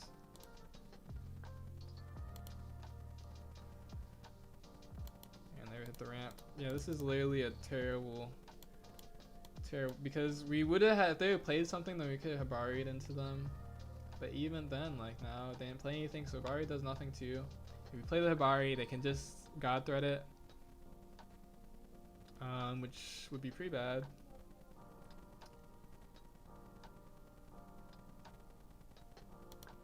Okay, protect it. We probably have to take both of these. Okay, that's huge. We can take the 2K and then we can send Goku next turn, I guess.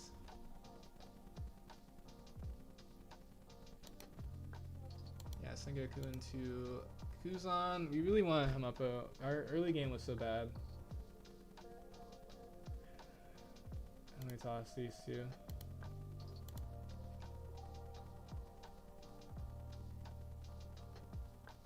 We could have Bari though, actually. Because I rested. He is also tapped out. Maybe we do Hibari actually. Can Bari and play Ripper. Yeah, Hibari actually makes more sense.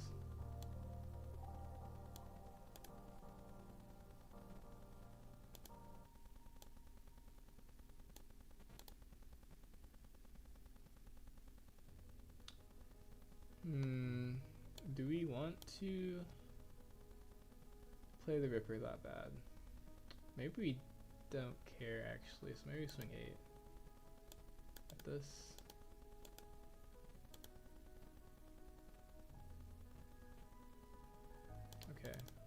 Okay, that's not bad now, actually. Maybe we're saved. Because they're going to play a Sanji play. They're not going to move our Hibari, because if they do that, they only swing 6 into our Hibari anyways. So that's the reason why we didn't play a Ripper.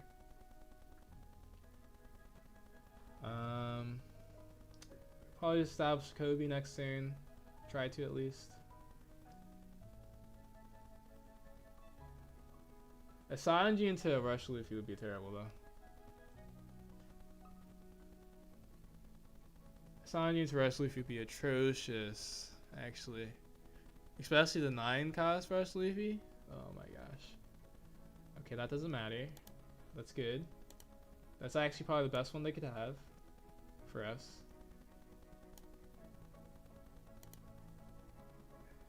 And the only thing that really matters is that I kept Kuzan trash for Sengoku. we have to guard this. I think we actually toss in Goku this time because we kind of need to play our Kobe. Okay,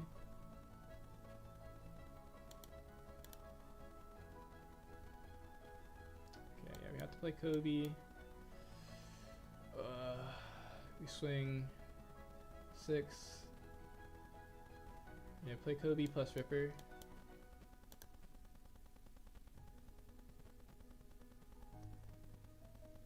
Swing 7 and 6. He is tapped out again. Possibly even kill his one of these. Maybe. We don't like Mihawk as much, so we are gonna be at low cards, so they could remove the Habari. Well, I guess they could remove the Habari by attacking into it anyway, so maybe it doesn't matter. Okay, hopefully you put him 0 life. Don't have counter. Dang it. Okay.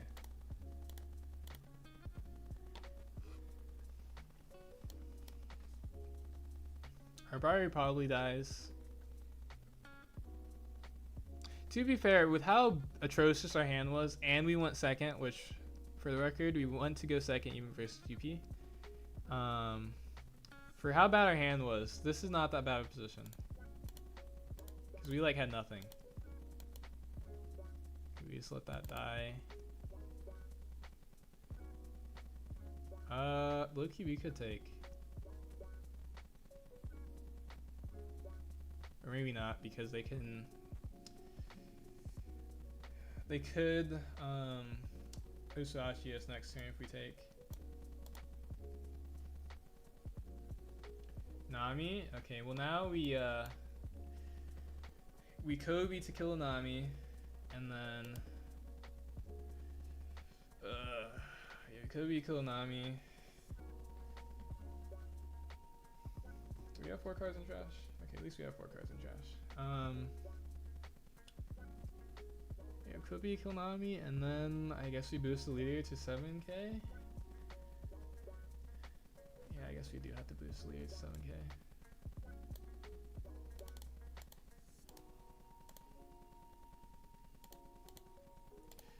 This turn we would like really want to Helmeppo instead of this Kobe, so we could play it more efficiently. Because usually what you want to do if you establish Kobe on 8, you want to establish 1 Kobe, and then after that you want to Helmeppo again. You usually don't ever want to establish a second Kobe, because that's like just greedy at that point, really, realistically. I guess we swing 9-9 and hope. Wait, do we see him add a giant actually? It kind of doesn't matter actually, because we don't have any other plays. So giant, nice.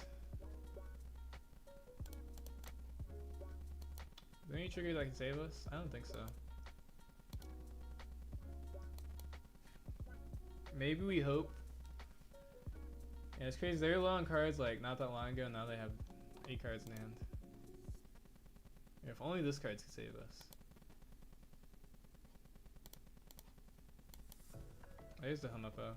We also see Helmeppo this whole game, which to be fair, we didn't see a searcher for most game also, which makes it harder to see Helmeppos, of course. But yeah. Also, I think this is probably still a... Well, actually, the matchup only got worse probably because they're playing more Rush Luffy.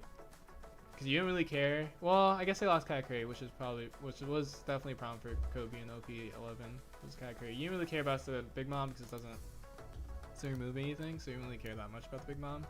Just heals them, which is like alright, but it doesn't remove anything, so it wasn't as huge of a deal. But yeah, 9-cost Rush Luffy is really, really annoying for Kobe.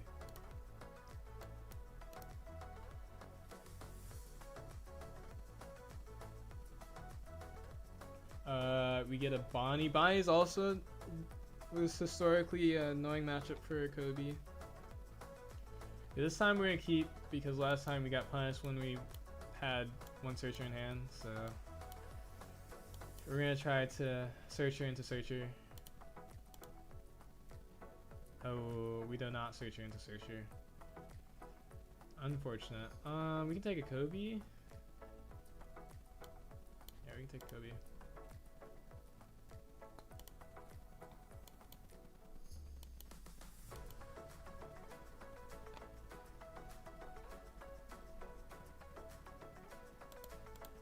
Okay, that's good. That's a good draw.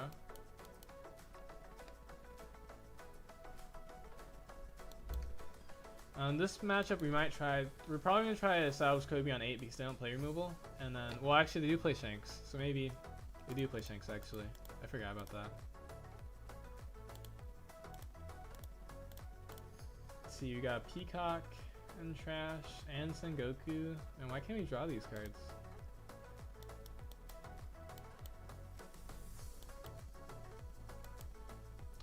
Some custom Goku's also not that bad in this matchup, but we're on the second curve, so we really want to establish Kobe overlap because this is not a 7 cost, so it can't be carried. That's crazy.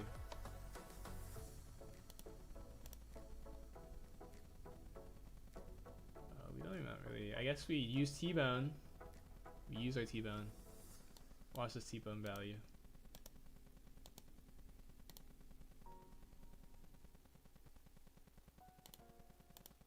They didn't see that coming. I bet you didn't see that coming.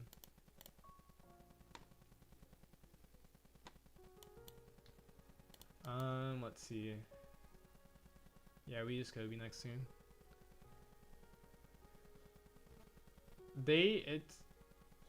It's pretty unfortunate for them that they didn't see Cavendish because we had no answer because our hand was not that great.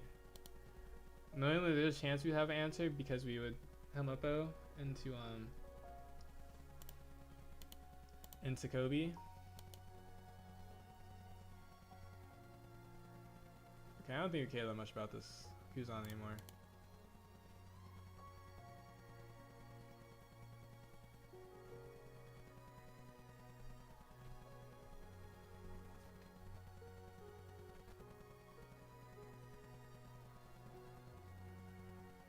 Curious what they have. Carrot to nothing. Nice. Okay, yeah. So I think what we're gonna try to do is we're gonna try to Kobe this first time.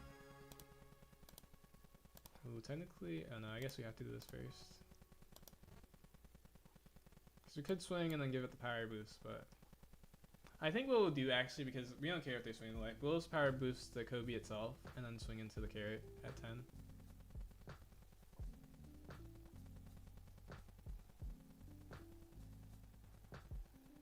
Wow, that's crazy. The disrespect. Resting our Ripper instead of...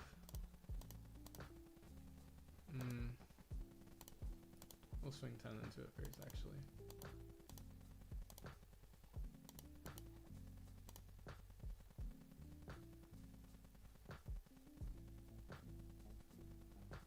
Wow, okay. We got their whole hand at least.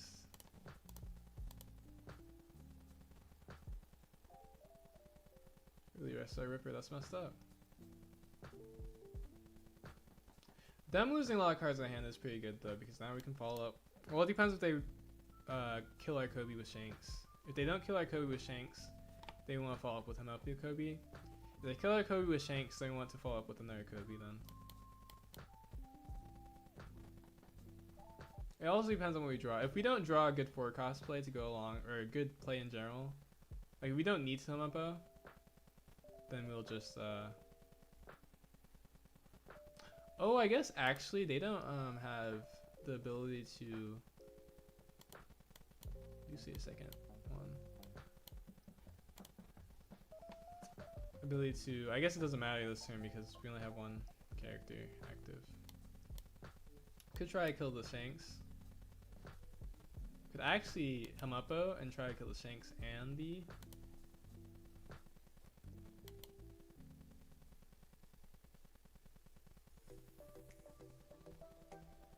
think actually we do that.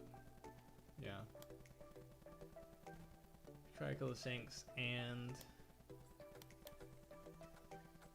the carrot. So we can go like 8 into this, and then we can go 13 into Shanks. I don't hate that. Oh wait, actually I think we need to do it the other way. So we need to boost the power on onto the Humupo because the Humupo is staying on the board.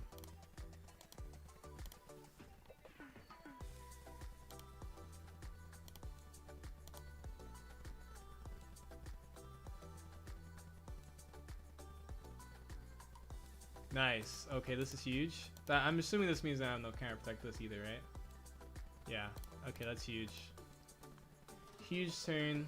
So that probably means if they did Dofi us, we almost certainly can kill Dofi if they didn't have enough counter to protect that Shanks. Ooh, maybe I should have boosted the T-Bone. But we don't know, actually, yeah, we had to boost the Humupo because we don't know if we're gonna kill the Shanks. So, I think we have to boost the Humupo out there.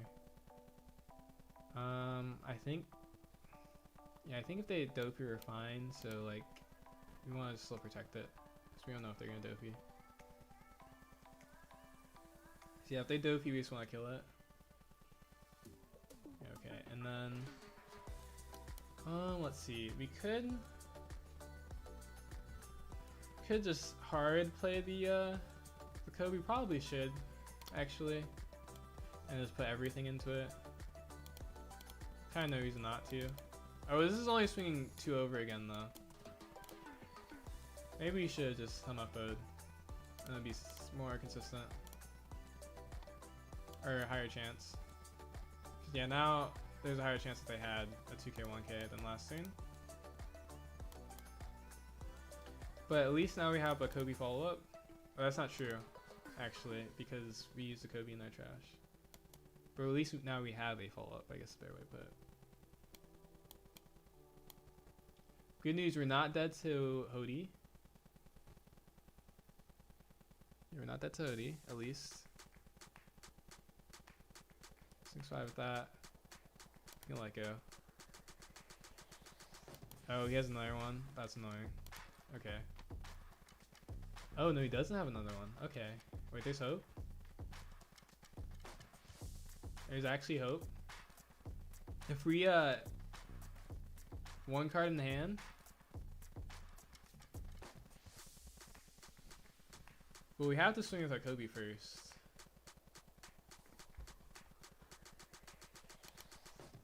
Okay, we want to hit a...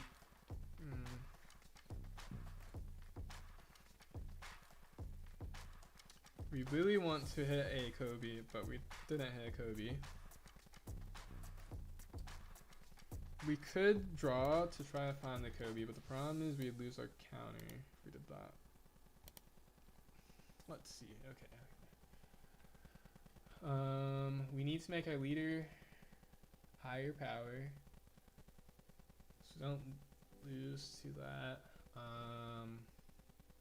We can for sure kill this Dofi. Well, that's not true. We go Humupo.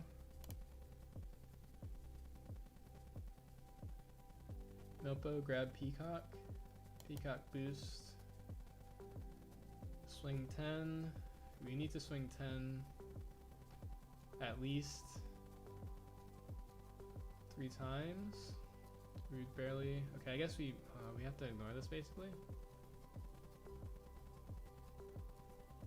I don't think we ever use this also. Yeah, this is kind of tough actually. So we like really need to Kobe off of this.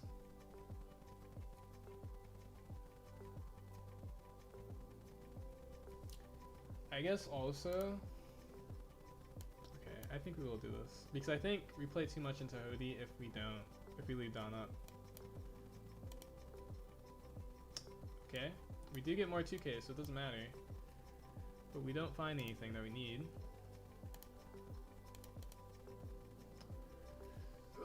Okay.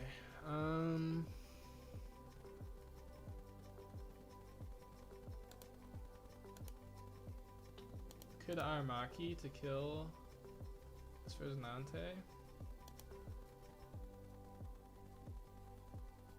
We can safely play this Hamapo first because they're not gonna freeze this Hamapo, they freeze this one.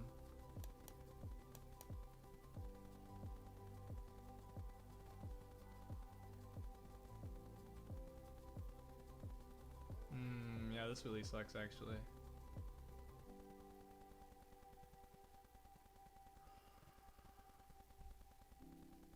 Okay.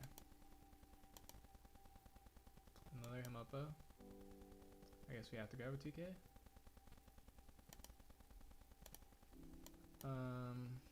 And then we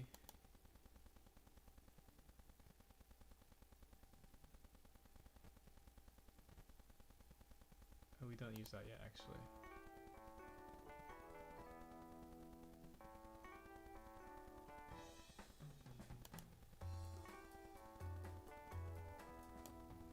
Okay, I know what we do. We do this. We boost our leader. We're probably losing though next turn. Yeah, because they do that. We swing 6.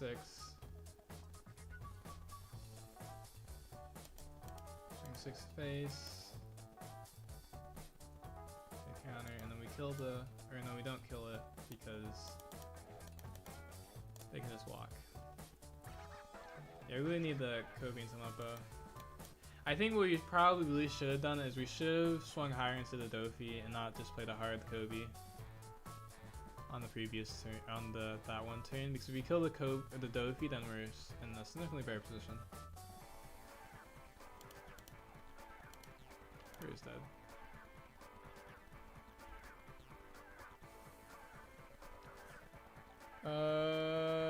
Hey Reek, which deck you advise for a tournament, Zoro or Bonnie? Which deck do you feel more confident on?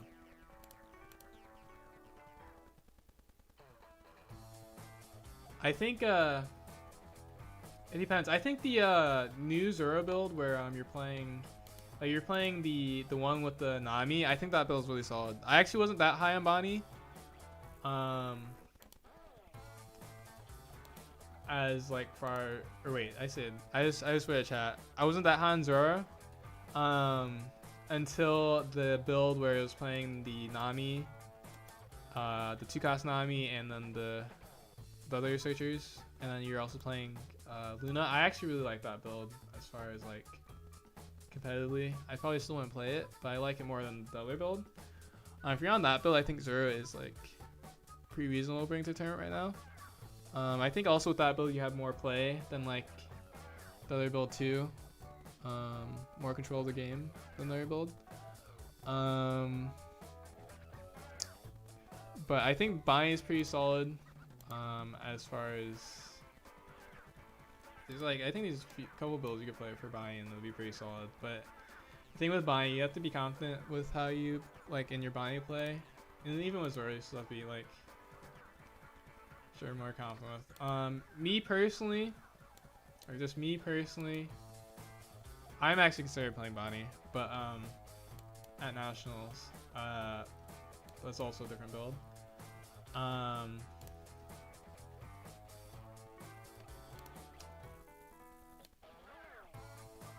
But yeah, but I do think the newer build that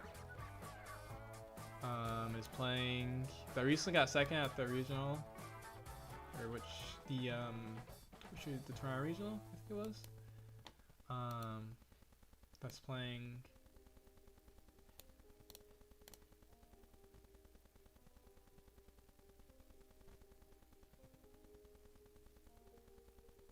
Sorry, I'm thinking.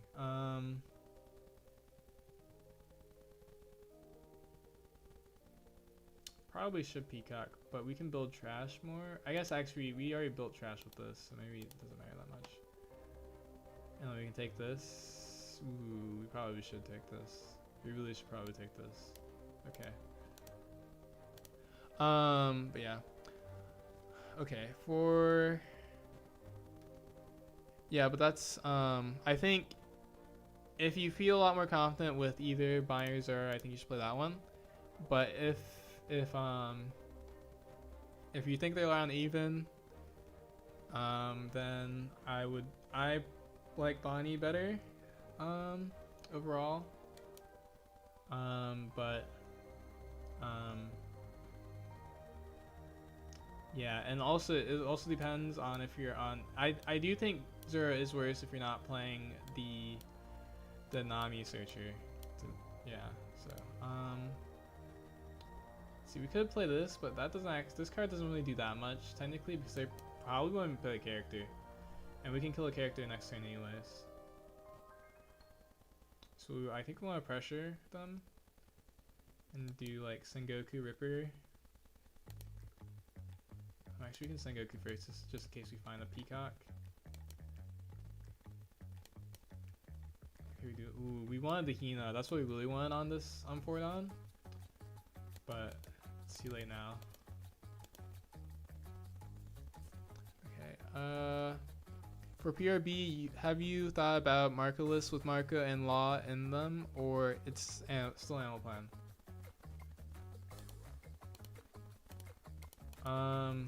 I mean, the thing is, I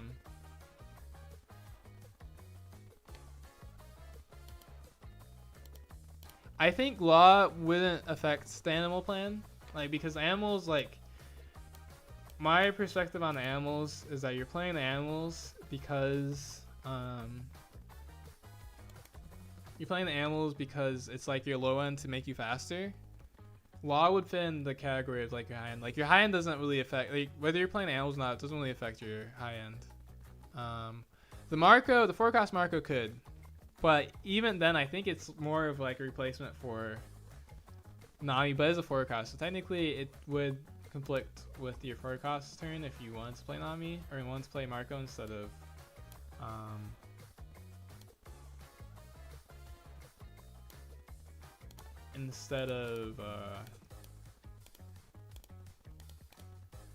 like one of your animals or your Bonkovs.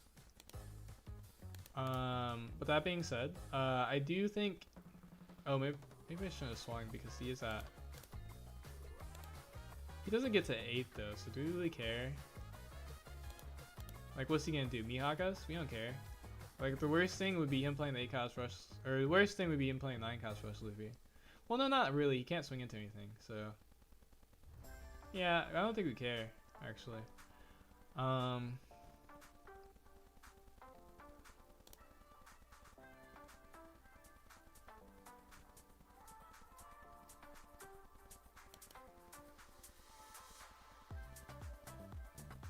Part of me doesn't want to toss this card. Not part of me. I don't want to toss that card. Wait, what? He YOLO'd Sanji, right? I'm not crazy. He YOLO'd Sanji into Nami? Are you kidding me? The amount of times I've gotten YOLO Sanji into something good, it's like the amount of times they don't hit an event. Like, how do they not always hit an event? How do they not always hit an event? Because that was a complete YOLO, right? I feel like they never hit an event. Like 90% of the time, I feel like when I'm playing against them, they don't hit an event.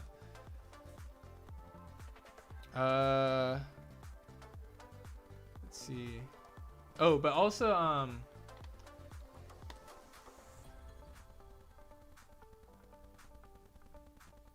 let's see, what are we tossing actually? Okay, we have to think first. Okay, I want to swing on the Nami first.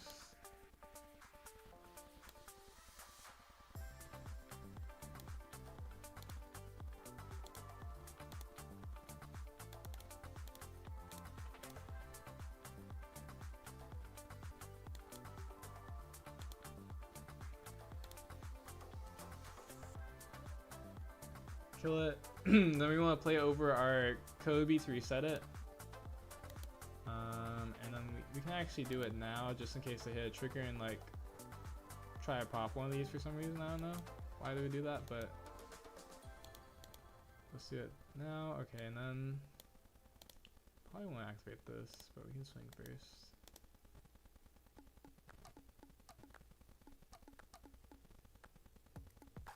Oh wait, we had Shockwave in hand. I should have just tossed the Shockwave instead of the 2K. What am I doing? That's the whole reason why we're playing this card, is we can toss with Sengoku if we don't need it.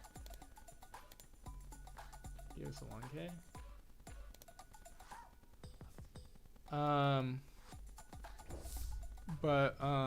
I haven't really thought about too much post PRB. I don't think before I haven't tested that much with the law, to be honest, because I think the law helps a lot with UP. I think law helps a lot with UP, so I think that will dictate a lot of like what my opinion is of like the market list in general. Oh, this one can't swing. That's right. Maybe I should have swung 8 actually with this. Sengoku, probably Peacock actually, to find another Hamapo for next turn. Yeah, probably Peacock. Because we probably, if we search twice, we probably can find another one. I really should toss this Shockwave instead of the 2K. But yeah, I think the law can help a lot with UP, so that will dictate which build we play realistically. So I would have to test. Thank you for follow Mojo Magics. Do you think the new EVO3 Sport will make Kobe tier 1? Honestly, EVO3 is so far away, I have no idea, to be honest.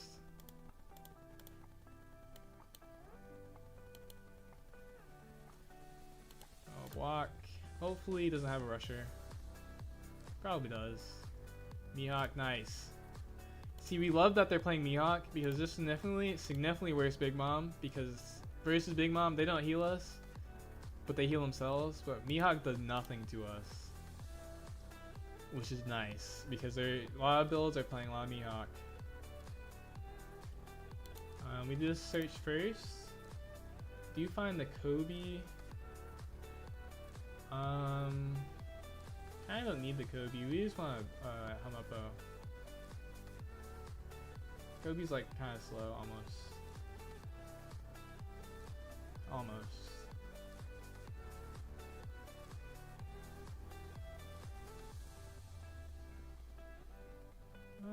Let's see. Probably don't go Sengoku either.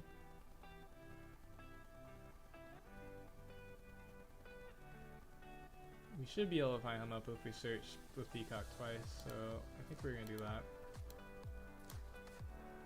Okay, we're not gonna find another Hamapo unless we make it around again,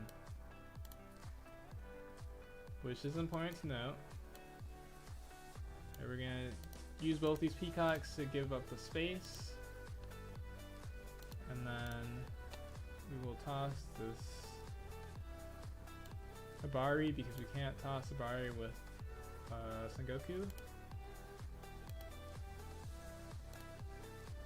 And then we'll swing this into the Sanji first because we care more about the board. And the other reason why we do that is because this can only swing into the Sanji, or it can also swing the Miyako, the same thing. But it can only swing into that, so like we swing that first because these can have the option of swinging into this or life. But we mostly care about killing them. We want this game to last forever. Because if it lasts forever, we just lose. We don't want that.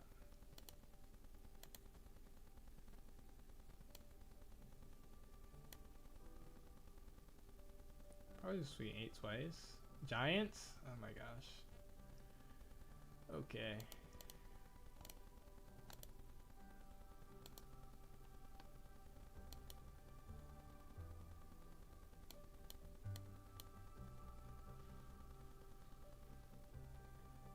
Trigger. What are they gonna trigger? Okay, and then we can play the Peacock over this to reset it, even though it doesn't really matter to reset it that much because we probably won't get to another Hamapo, to be honest. Sengoku is good, and then we will play Ripper over our Sengoku.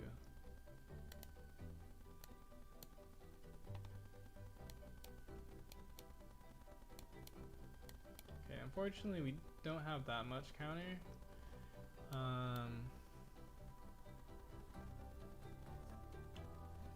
We'll see where they swing. So we probably lose a Hamapo.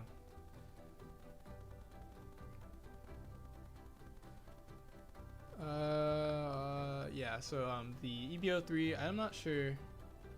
EBO3 is so far away. OPO13 also feels pretty unsolved.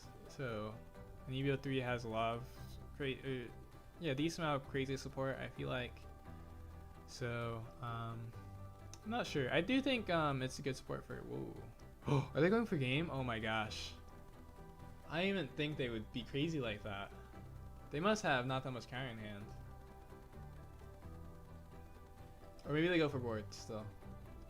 Which is almost more scary because it's like they have more counter in hand that they don't care that they just lost 2k. Swinging 10 is crazy.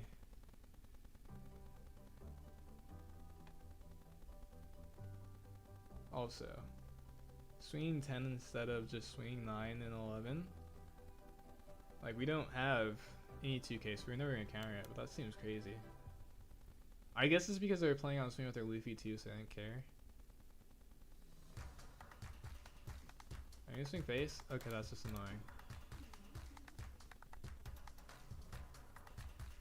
annoying. Okay, we need to play Ripper. Get rid of these bricks. We do have this counter, so that can help us survive.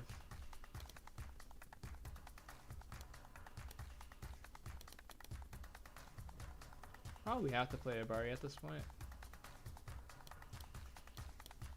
We do have double shockwave, which we will probably use actually.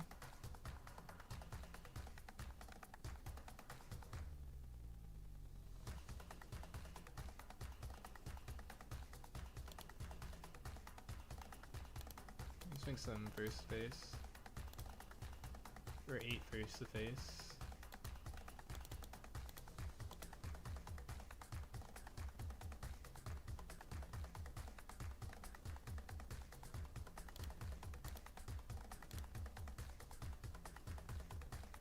Alright, now we swing this. Get Kobe, attack active, kill the Usahachi just because. Giants again, what the? And then we somehow try to survive with double shock. Double shockwave, 2k counters. Oh, I guess we could play a second Ripper though. Shockwave better than Ripper?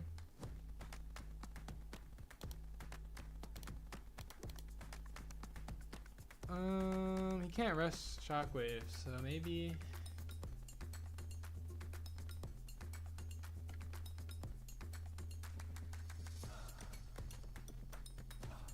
He also can't kill Rippers, so.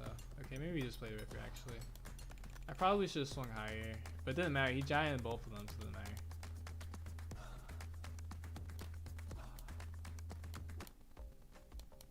Because he'd have to like double Usahachi for the punish, to be honest.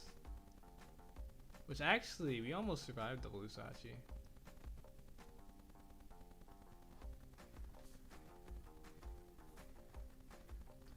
$9k swing first. Interesting.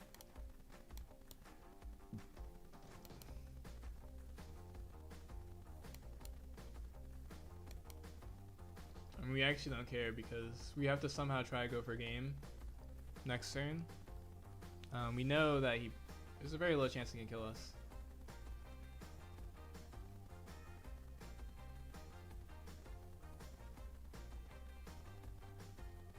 Eight. We're gonna bait out this Usahachi. Do it. Usahachi me. And go for game. Yep. This is like probably the only way we win this game. Is if he taps out. Dang it. He's still passive. Okay. Yeah, 3 Dawn up. Unlikely. I don't think we have a choice.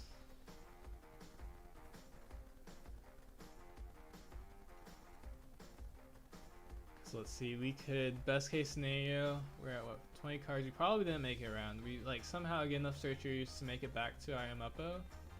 And then we also find the Ripper. And then there's like technically a chance we could survive. But even then, we need to leave enough down up for Shockwave.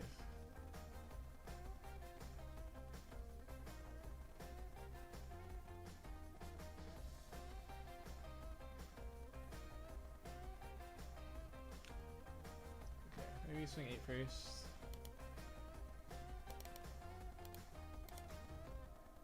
Probably just go T's though.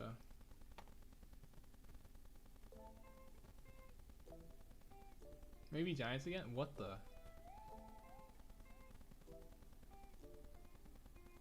Okay, playing the Peacock is free though, because we just boost the... Yeah, we could try and make it around with this. I'm not sure how deep we are though.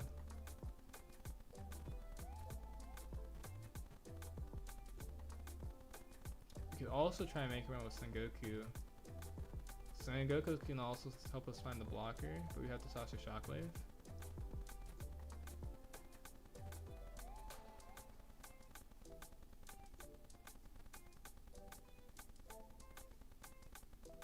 Since he is giant, he's gonna be at 8 cards again, not full. I think this is probably safer though, because we kind of want to keep these cards if we're going to try to survive.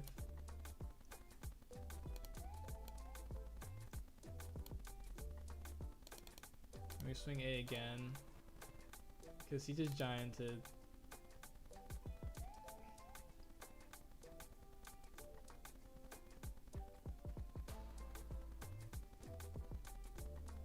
Is he gonna giant again? There's no way, right?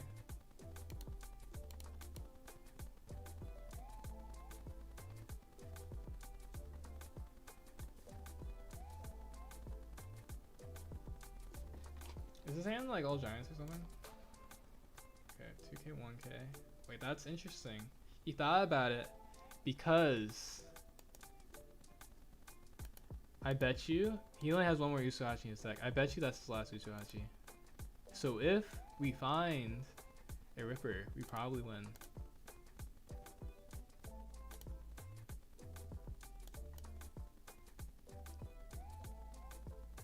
Do we toss Shockwave?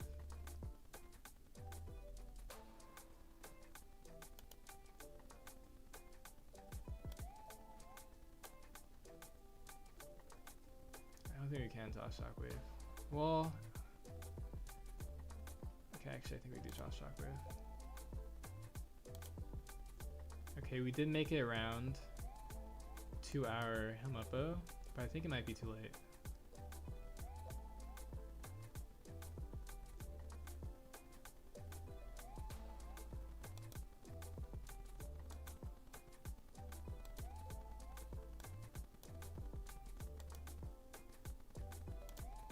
No, there it was.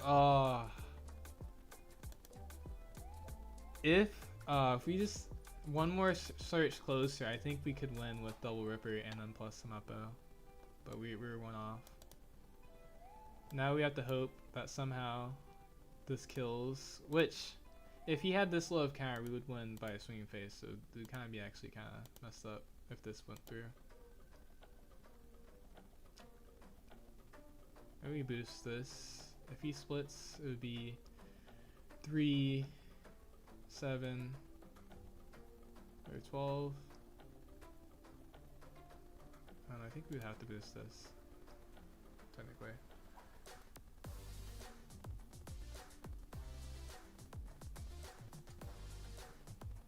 And he had that. Yeah, so we could have gone for game. We do lose. For sure. Oh, you know what, actually? Oh, we had the Usuhachi. Okay, we were losing anyways. Because we keep run Ripper, you play 3. You still have 3 swings, yeah. No. He was thinking about keeping double Usuhachi. That's what he was thinking about. But yeah, I think Kobe is interesting in this format because UP Luffy May Resurgent, which is like one of your not great matchups, and then now you're playing more rush, more aggressive, which it's not good for Kobe. And then Really, I feel like is a fine matchup, but it's definitely worse than like Betty was, because Betty was like probably a reason to play Kobe, and then Zoro is definitely like, okay, here's a Zoro. We get to see now. We're still gonna try to go second. I think ideally we want Ripper here. The only problem with Ripper, Sengoku. I think we need Sengoku actually. But also Kuzan.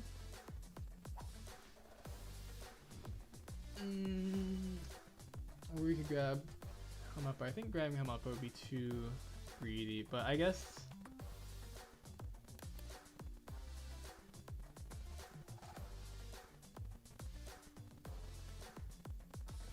because we do have two 2Ks for Hina to protect it.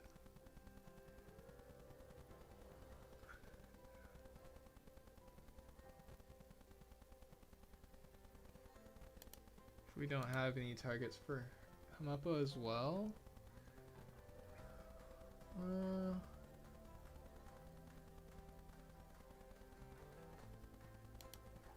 I think actually we do this, and then we play aggressive. Let me toss those. Okay, that was maybe too aggressive, actually. But we did find Peacock. We could also go like Peacock Sengoku. 2 costs. Yeah, we could just take a turn where we're not actually doing anything and just wait until we probably should just do that actually. And we can just go aggressive this turn. I think I like that better.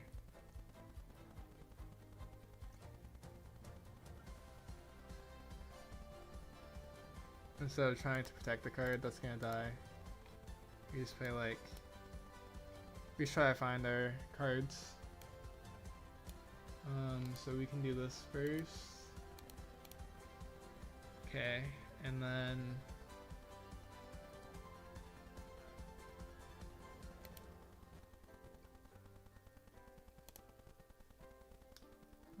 do we want a second Kobe? Probably not. Oh, we're gonna trash them anyways, actually. It's fine. And then we could play Ripper, but just die to Shiggy. It gets value if he doesn't kill it. Or no, not really, because these are gonna be rested. Well, maybe. We definitely want to play the Peacock, I guess. Oops. Okay, we can swing 6 and play Peacock. And Hamapo is pretty good. Okay, yeah, I think I like this. They're not swinging aggressive again. Interesting. And we kill the Cavendish. Oh, just kidding, we don't kill Cavendish.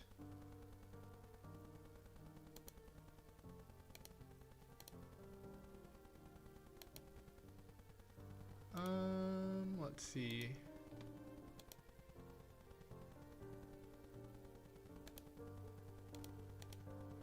Also Peacock. Well, then we don't swing into anything. I guess we do. We kill the yeah,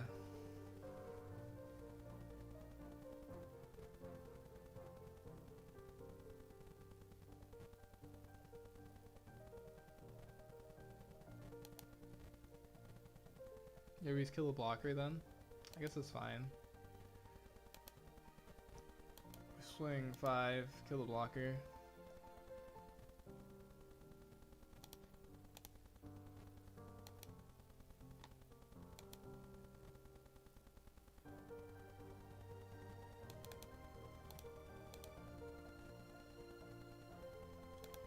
We just give the boost to Hamapo to play around him killing it, because we're probably taking 2 life to face regardless. Even though We don't really have that much counter in hand anymore, unfortunately.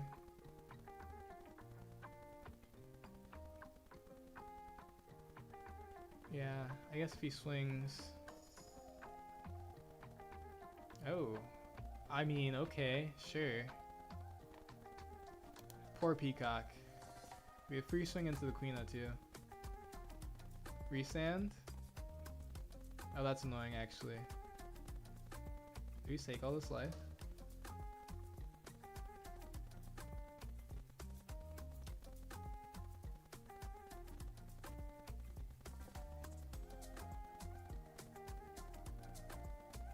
Man, if we take this, we like have to take the next 2 hits. Okay, it's fine.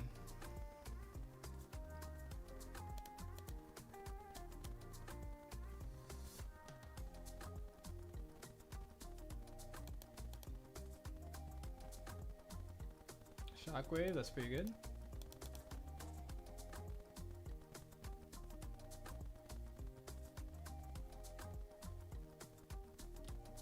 Let's see. Okay, so we can go Sengoku into Kuzan into Ripper, or we can go Hamapo into Kobe, swing into the Cavendish twice, play Ripper, or leave Dawn up for counter. Actually, I think it has to be Ripper, or the other play I just said. Yeah, so that cycles us to... It's actually significantly better.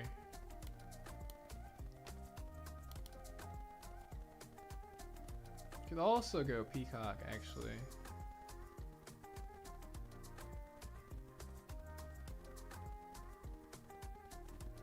I guess we really could, but this like almost guarantees the kill on the Cavendish, which I kind of like.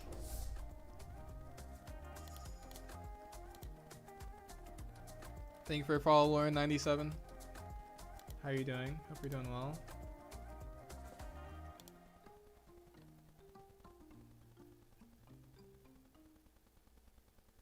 I was kind of hoping that this draw from Hamapo drew us a Sengoku so we can unbrick more, but we did not. So we can add this now and get 2 bricks instead of a blocker, which technically might be worth it.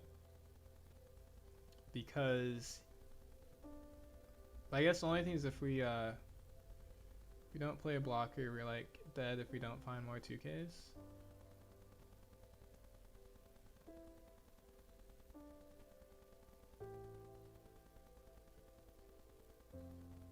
We don't need to find that many 2Ks though. I think we want to do this to play around him having a rest anyways. It's probably what he wants to do anyways, is rest something.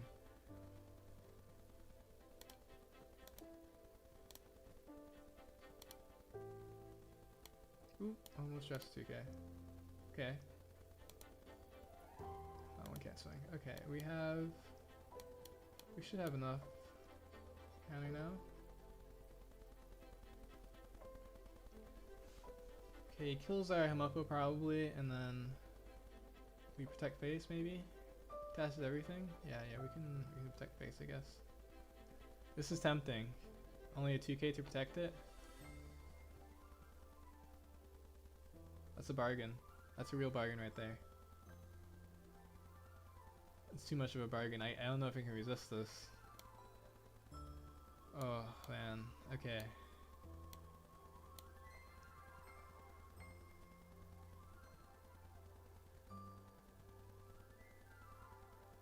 If he swings Agen, we can't even defend it. Oh, okay. It's too much of a bargain. I can't resist. Okay. We don't get punished.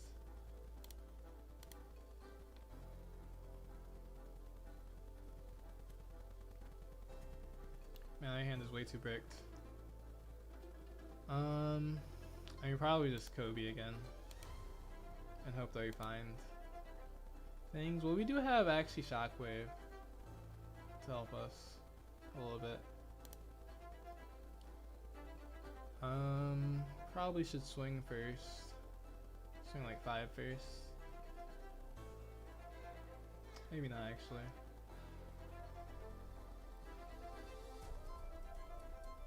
Swing 7. Twice first. He just blocks it immediately? That's crazy.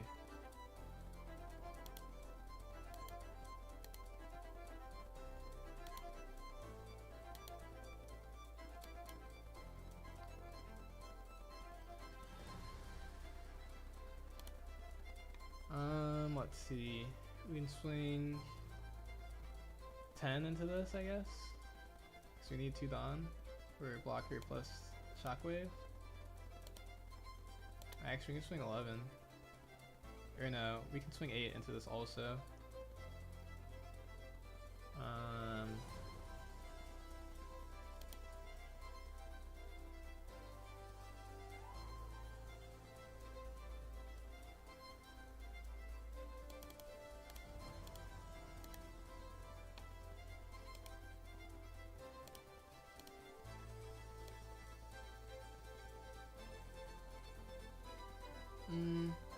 Maybe I should have swung 12 into it, actually.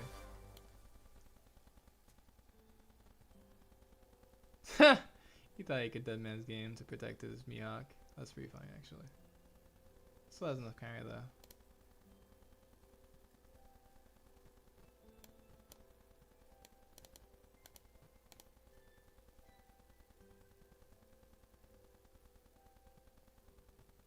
We could attach a Dawn to try to kill it with this Kobe, which we might have to now, because I think if this lives, we just die to the Mihawk. Probably should pay attention to what he added off of this Perona. I was not paying attention though. Oh, they drew the Hodgehog. Okay. Let's see. Yeah, I guess technically if we play the Ripper can check the Mihawk swing, and then we have enough counter for a double swing of 0. Right? 4, 6, 7. Oh, we need the life to be counter. He did give us a 2k on a 8 swing though. Let's see. Okay, we probably lose now.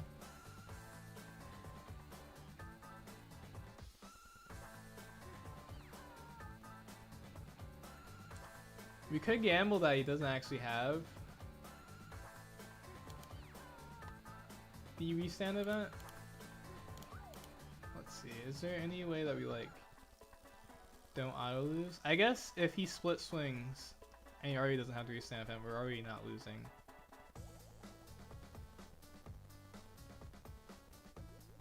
So we just don't do anything. We don't swing the leader either. We don't want to increase the chances that he gets it.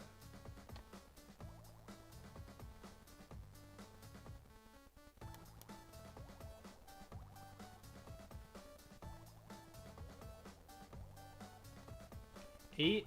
Is that like a bait or something?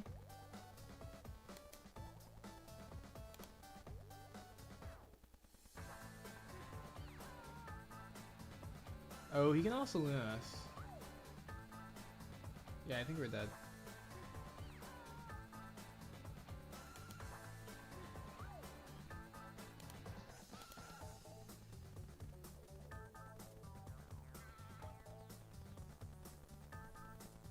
Oh wait, does he just not have it? Maybe not dead. Are we Luna'd? I think we're about to get Luna'd actually. Yeah. Okay. Ironically, we could survive, actually.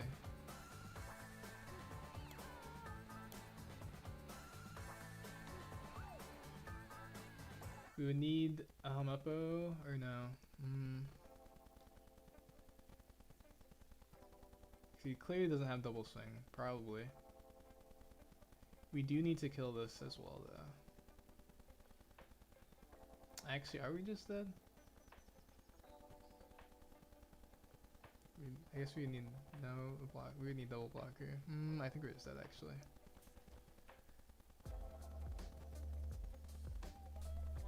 Or I guess technically we could go like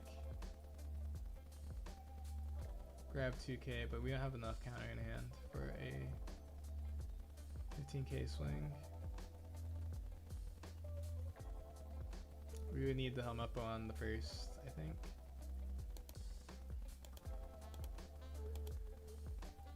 Kobe, a third one.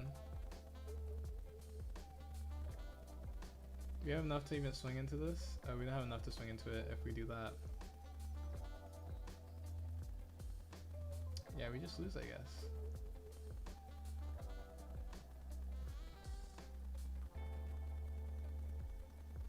Yeah.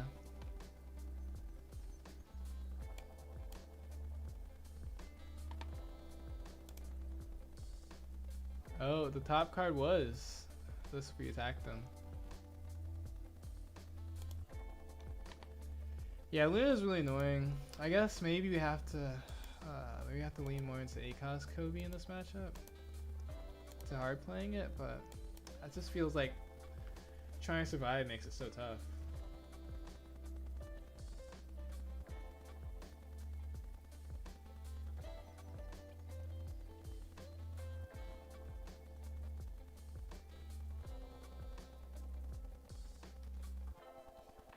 Okay,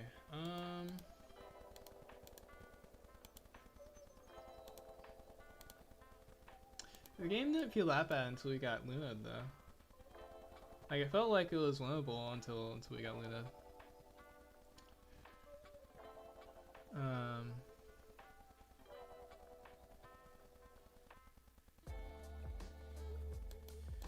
Yeah, maybe we have to try to lean more on the other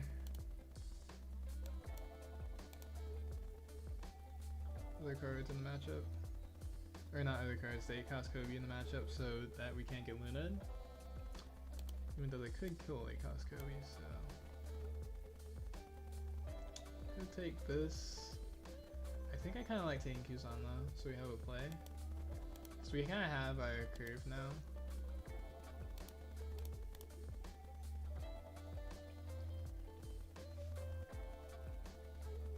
We're not going to build our trash that much, but we don't really need to build our trash too much in this matchup. Just gonna do this just in case they swing 7 with leader. Which they might at this point. They probably will actually.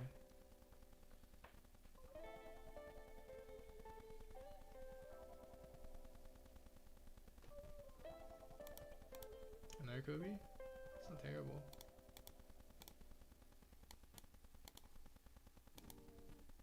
Okay, that's too many Kobe's at this point.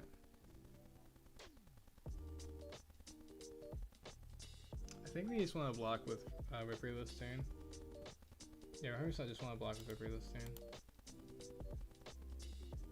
Okay, and then we come up on Kobe. Shenanigans begin.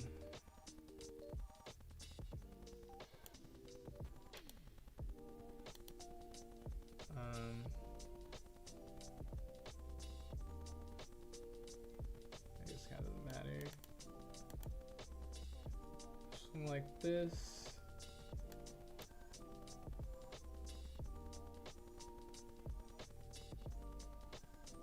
Kinda don't need to use the boost this turn. He only has one character, so I don't need to use the boost this turn. Maybe I should have grabbed use Sabari or no? No, actually this way just the Kobe swings into it.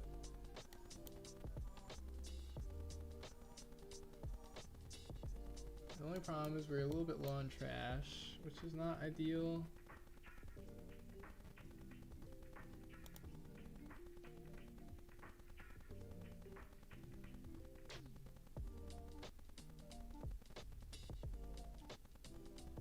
Boa? He's gonna use the boa? He's gonna swing. Okay, he swings it. He swings at that. Nice. I guess we toss the Bari. Oh no, I should have done the Son Goku first. Now we have to toss Kobe. It's it's not that huge of a difference, but it kind of is because these Hibaris are just stuck in hand. And the only way that we can trash them with Hamapo, I kind of messed up the order there. We actually probably want to Sengoku twice to reset our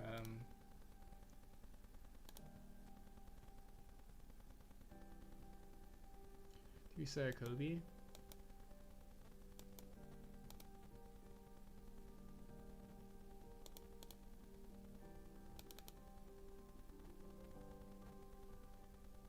Yeah, I'm assuming you would carry out of this one. And we will try a Sengoku twice, at least. Oh no. Oh, I should Sengoku first play around. Oh, that actually really messed up because now we don't reset our... I guess it doesn't matter. We have another code, so it doesn't matter if we reset it, but... That really sucks because... we shouldn't have lost that Hamapo for free. We just had to build our trash. Completely forgot about that.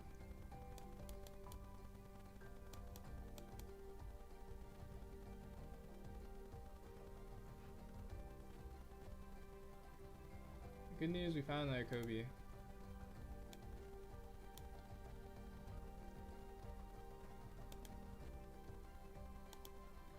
Yeah, now we're gonna lose 2 Kobe instead of losing 1, or 2 Hamapo instead of losing 1, because we just did that on accident.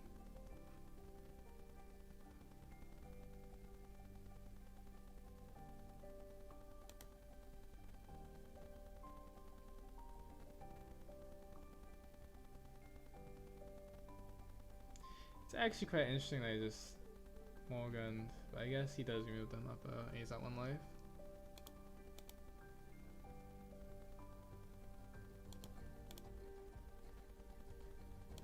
Swing 7, okay, and we should be good to be honest. Let's see.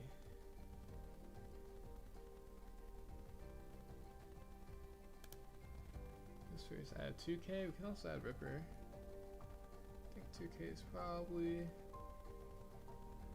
better.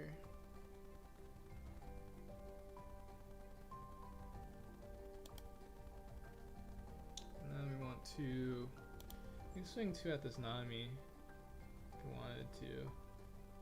I think we do want to.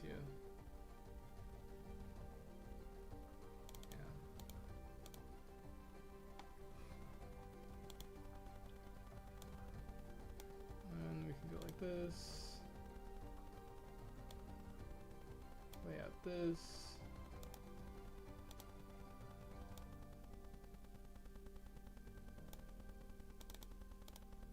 swing 10 to the Luffy,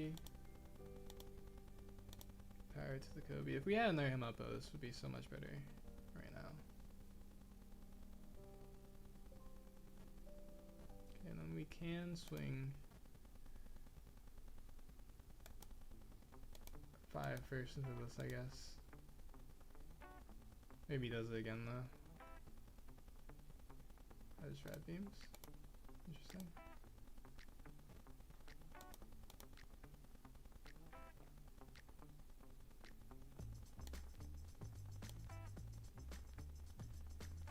Now we want to save our Peacock for follow-up.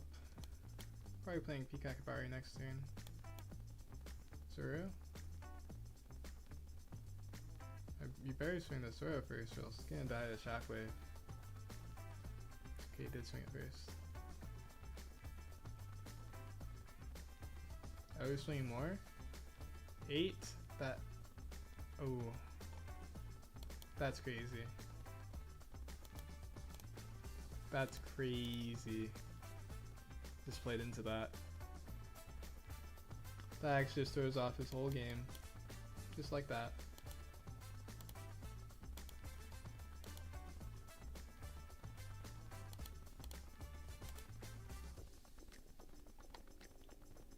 I guess we can kill this for free. Actually, we can swing 7 face first. Swing 9. Oh, no, we can swing 7 face first.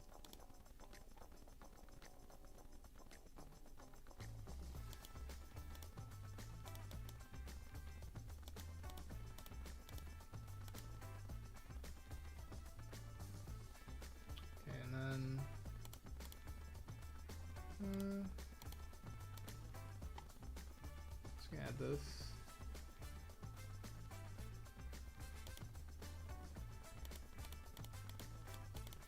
Let me swing this. Really need to search with the peacock.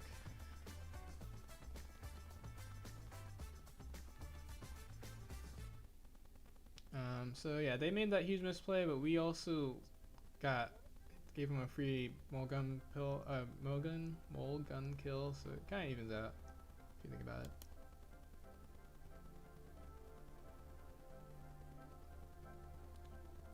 Sure. Was last one King Killer? Yep.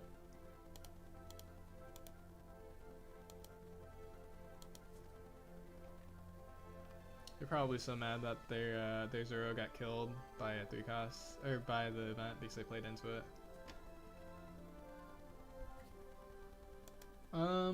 I think Kobe is actually pretty nice into Rayleigh. You swing into your board, Mulligan shouldn't do that much to you if you build your traps at least 3, and then you cycle a lot, so you usually do have counter. And then this card is like actually kind of good into Rayleigh, but I do think the Zoro matchup is kind of awkward. I feel like it shouldn't be that bad, but if they're on, I think how you want to play into Zoro really plays into Luna. From what from that game at least. UP Luffy is still tough. It might be harder, honestly. So yeah, Bonnie is a little awkward. I don't think it's the worst matchup, but it is definitely awkward as Kobe. And it was like already a bad matchup for Kobe before OP, like in OP11, but now it got super support, so you know. Or not really, it wasn't really bad. It was a questionable matchup in OP11, but now they got super support, so it's like definitely a bad matchup, probably.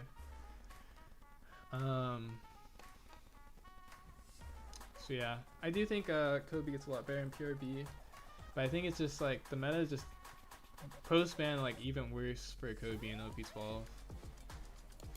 But I still think this list is pretty fun. If you ran to all Rayleighs and Zoros, you probably have a chance. If you ran to like Zoros, Bonnies, and UPs all day, no Rayleigh, you probably just have a tough time. Also, Kuzan is probably a rough matchup too, but we didn't play against it. Let's see. So is there any other deck requests? I think we might end stream here. We'll be streaming again tomorrow. Yeah, we're streaming again tomorrow.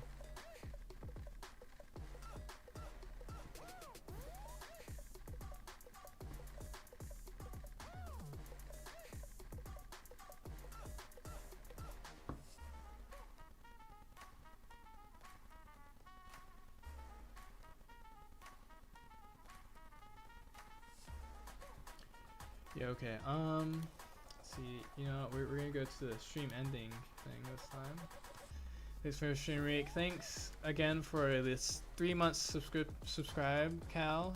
Thanks for being here again. Thanks to everyone else who made a deck request. We had fun playing different decks today.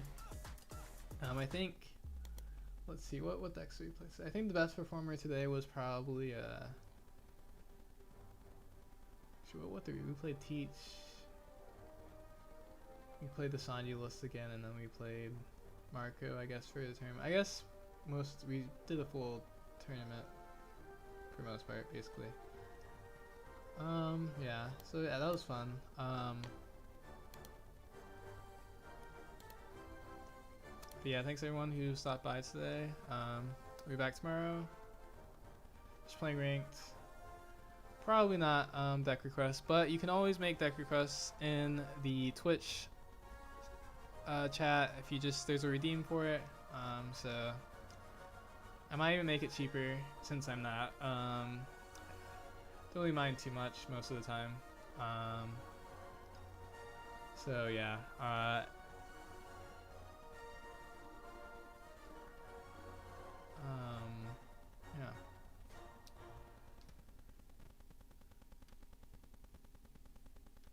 And so see you guys next time. We won't be rating anyone. Just gonna end stream.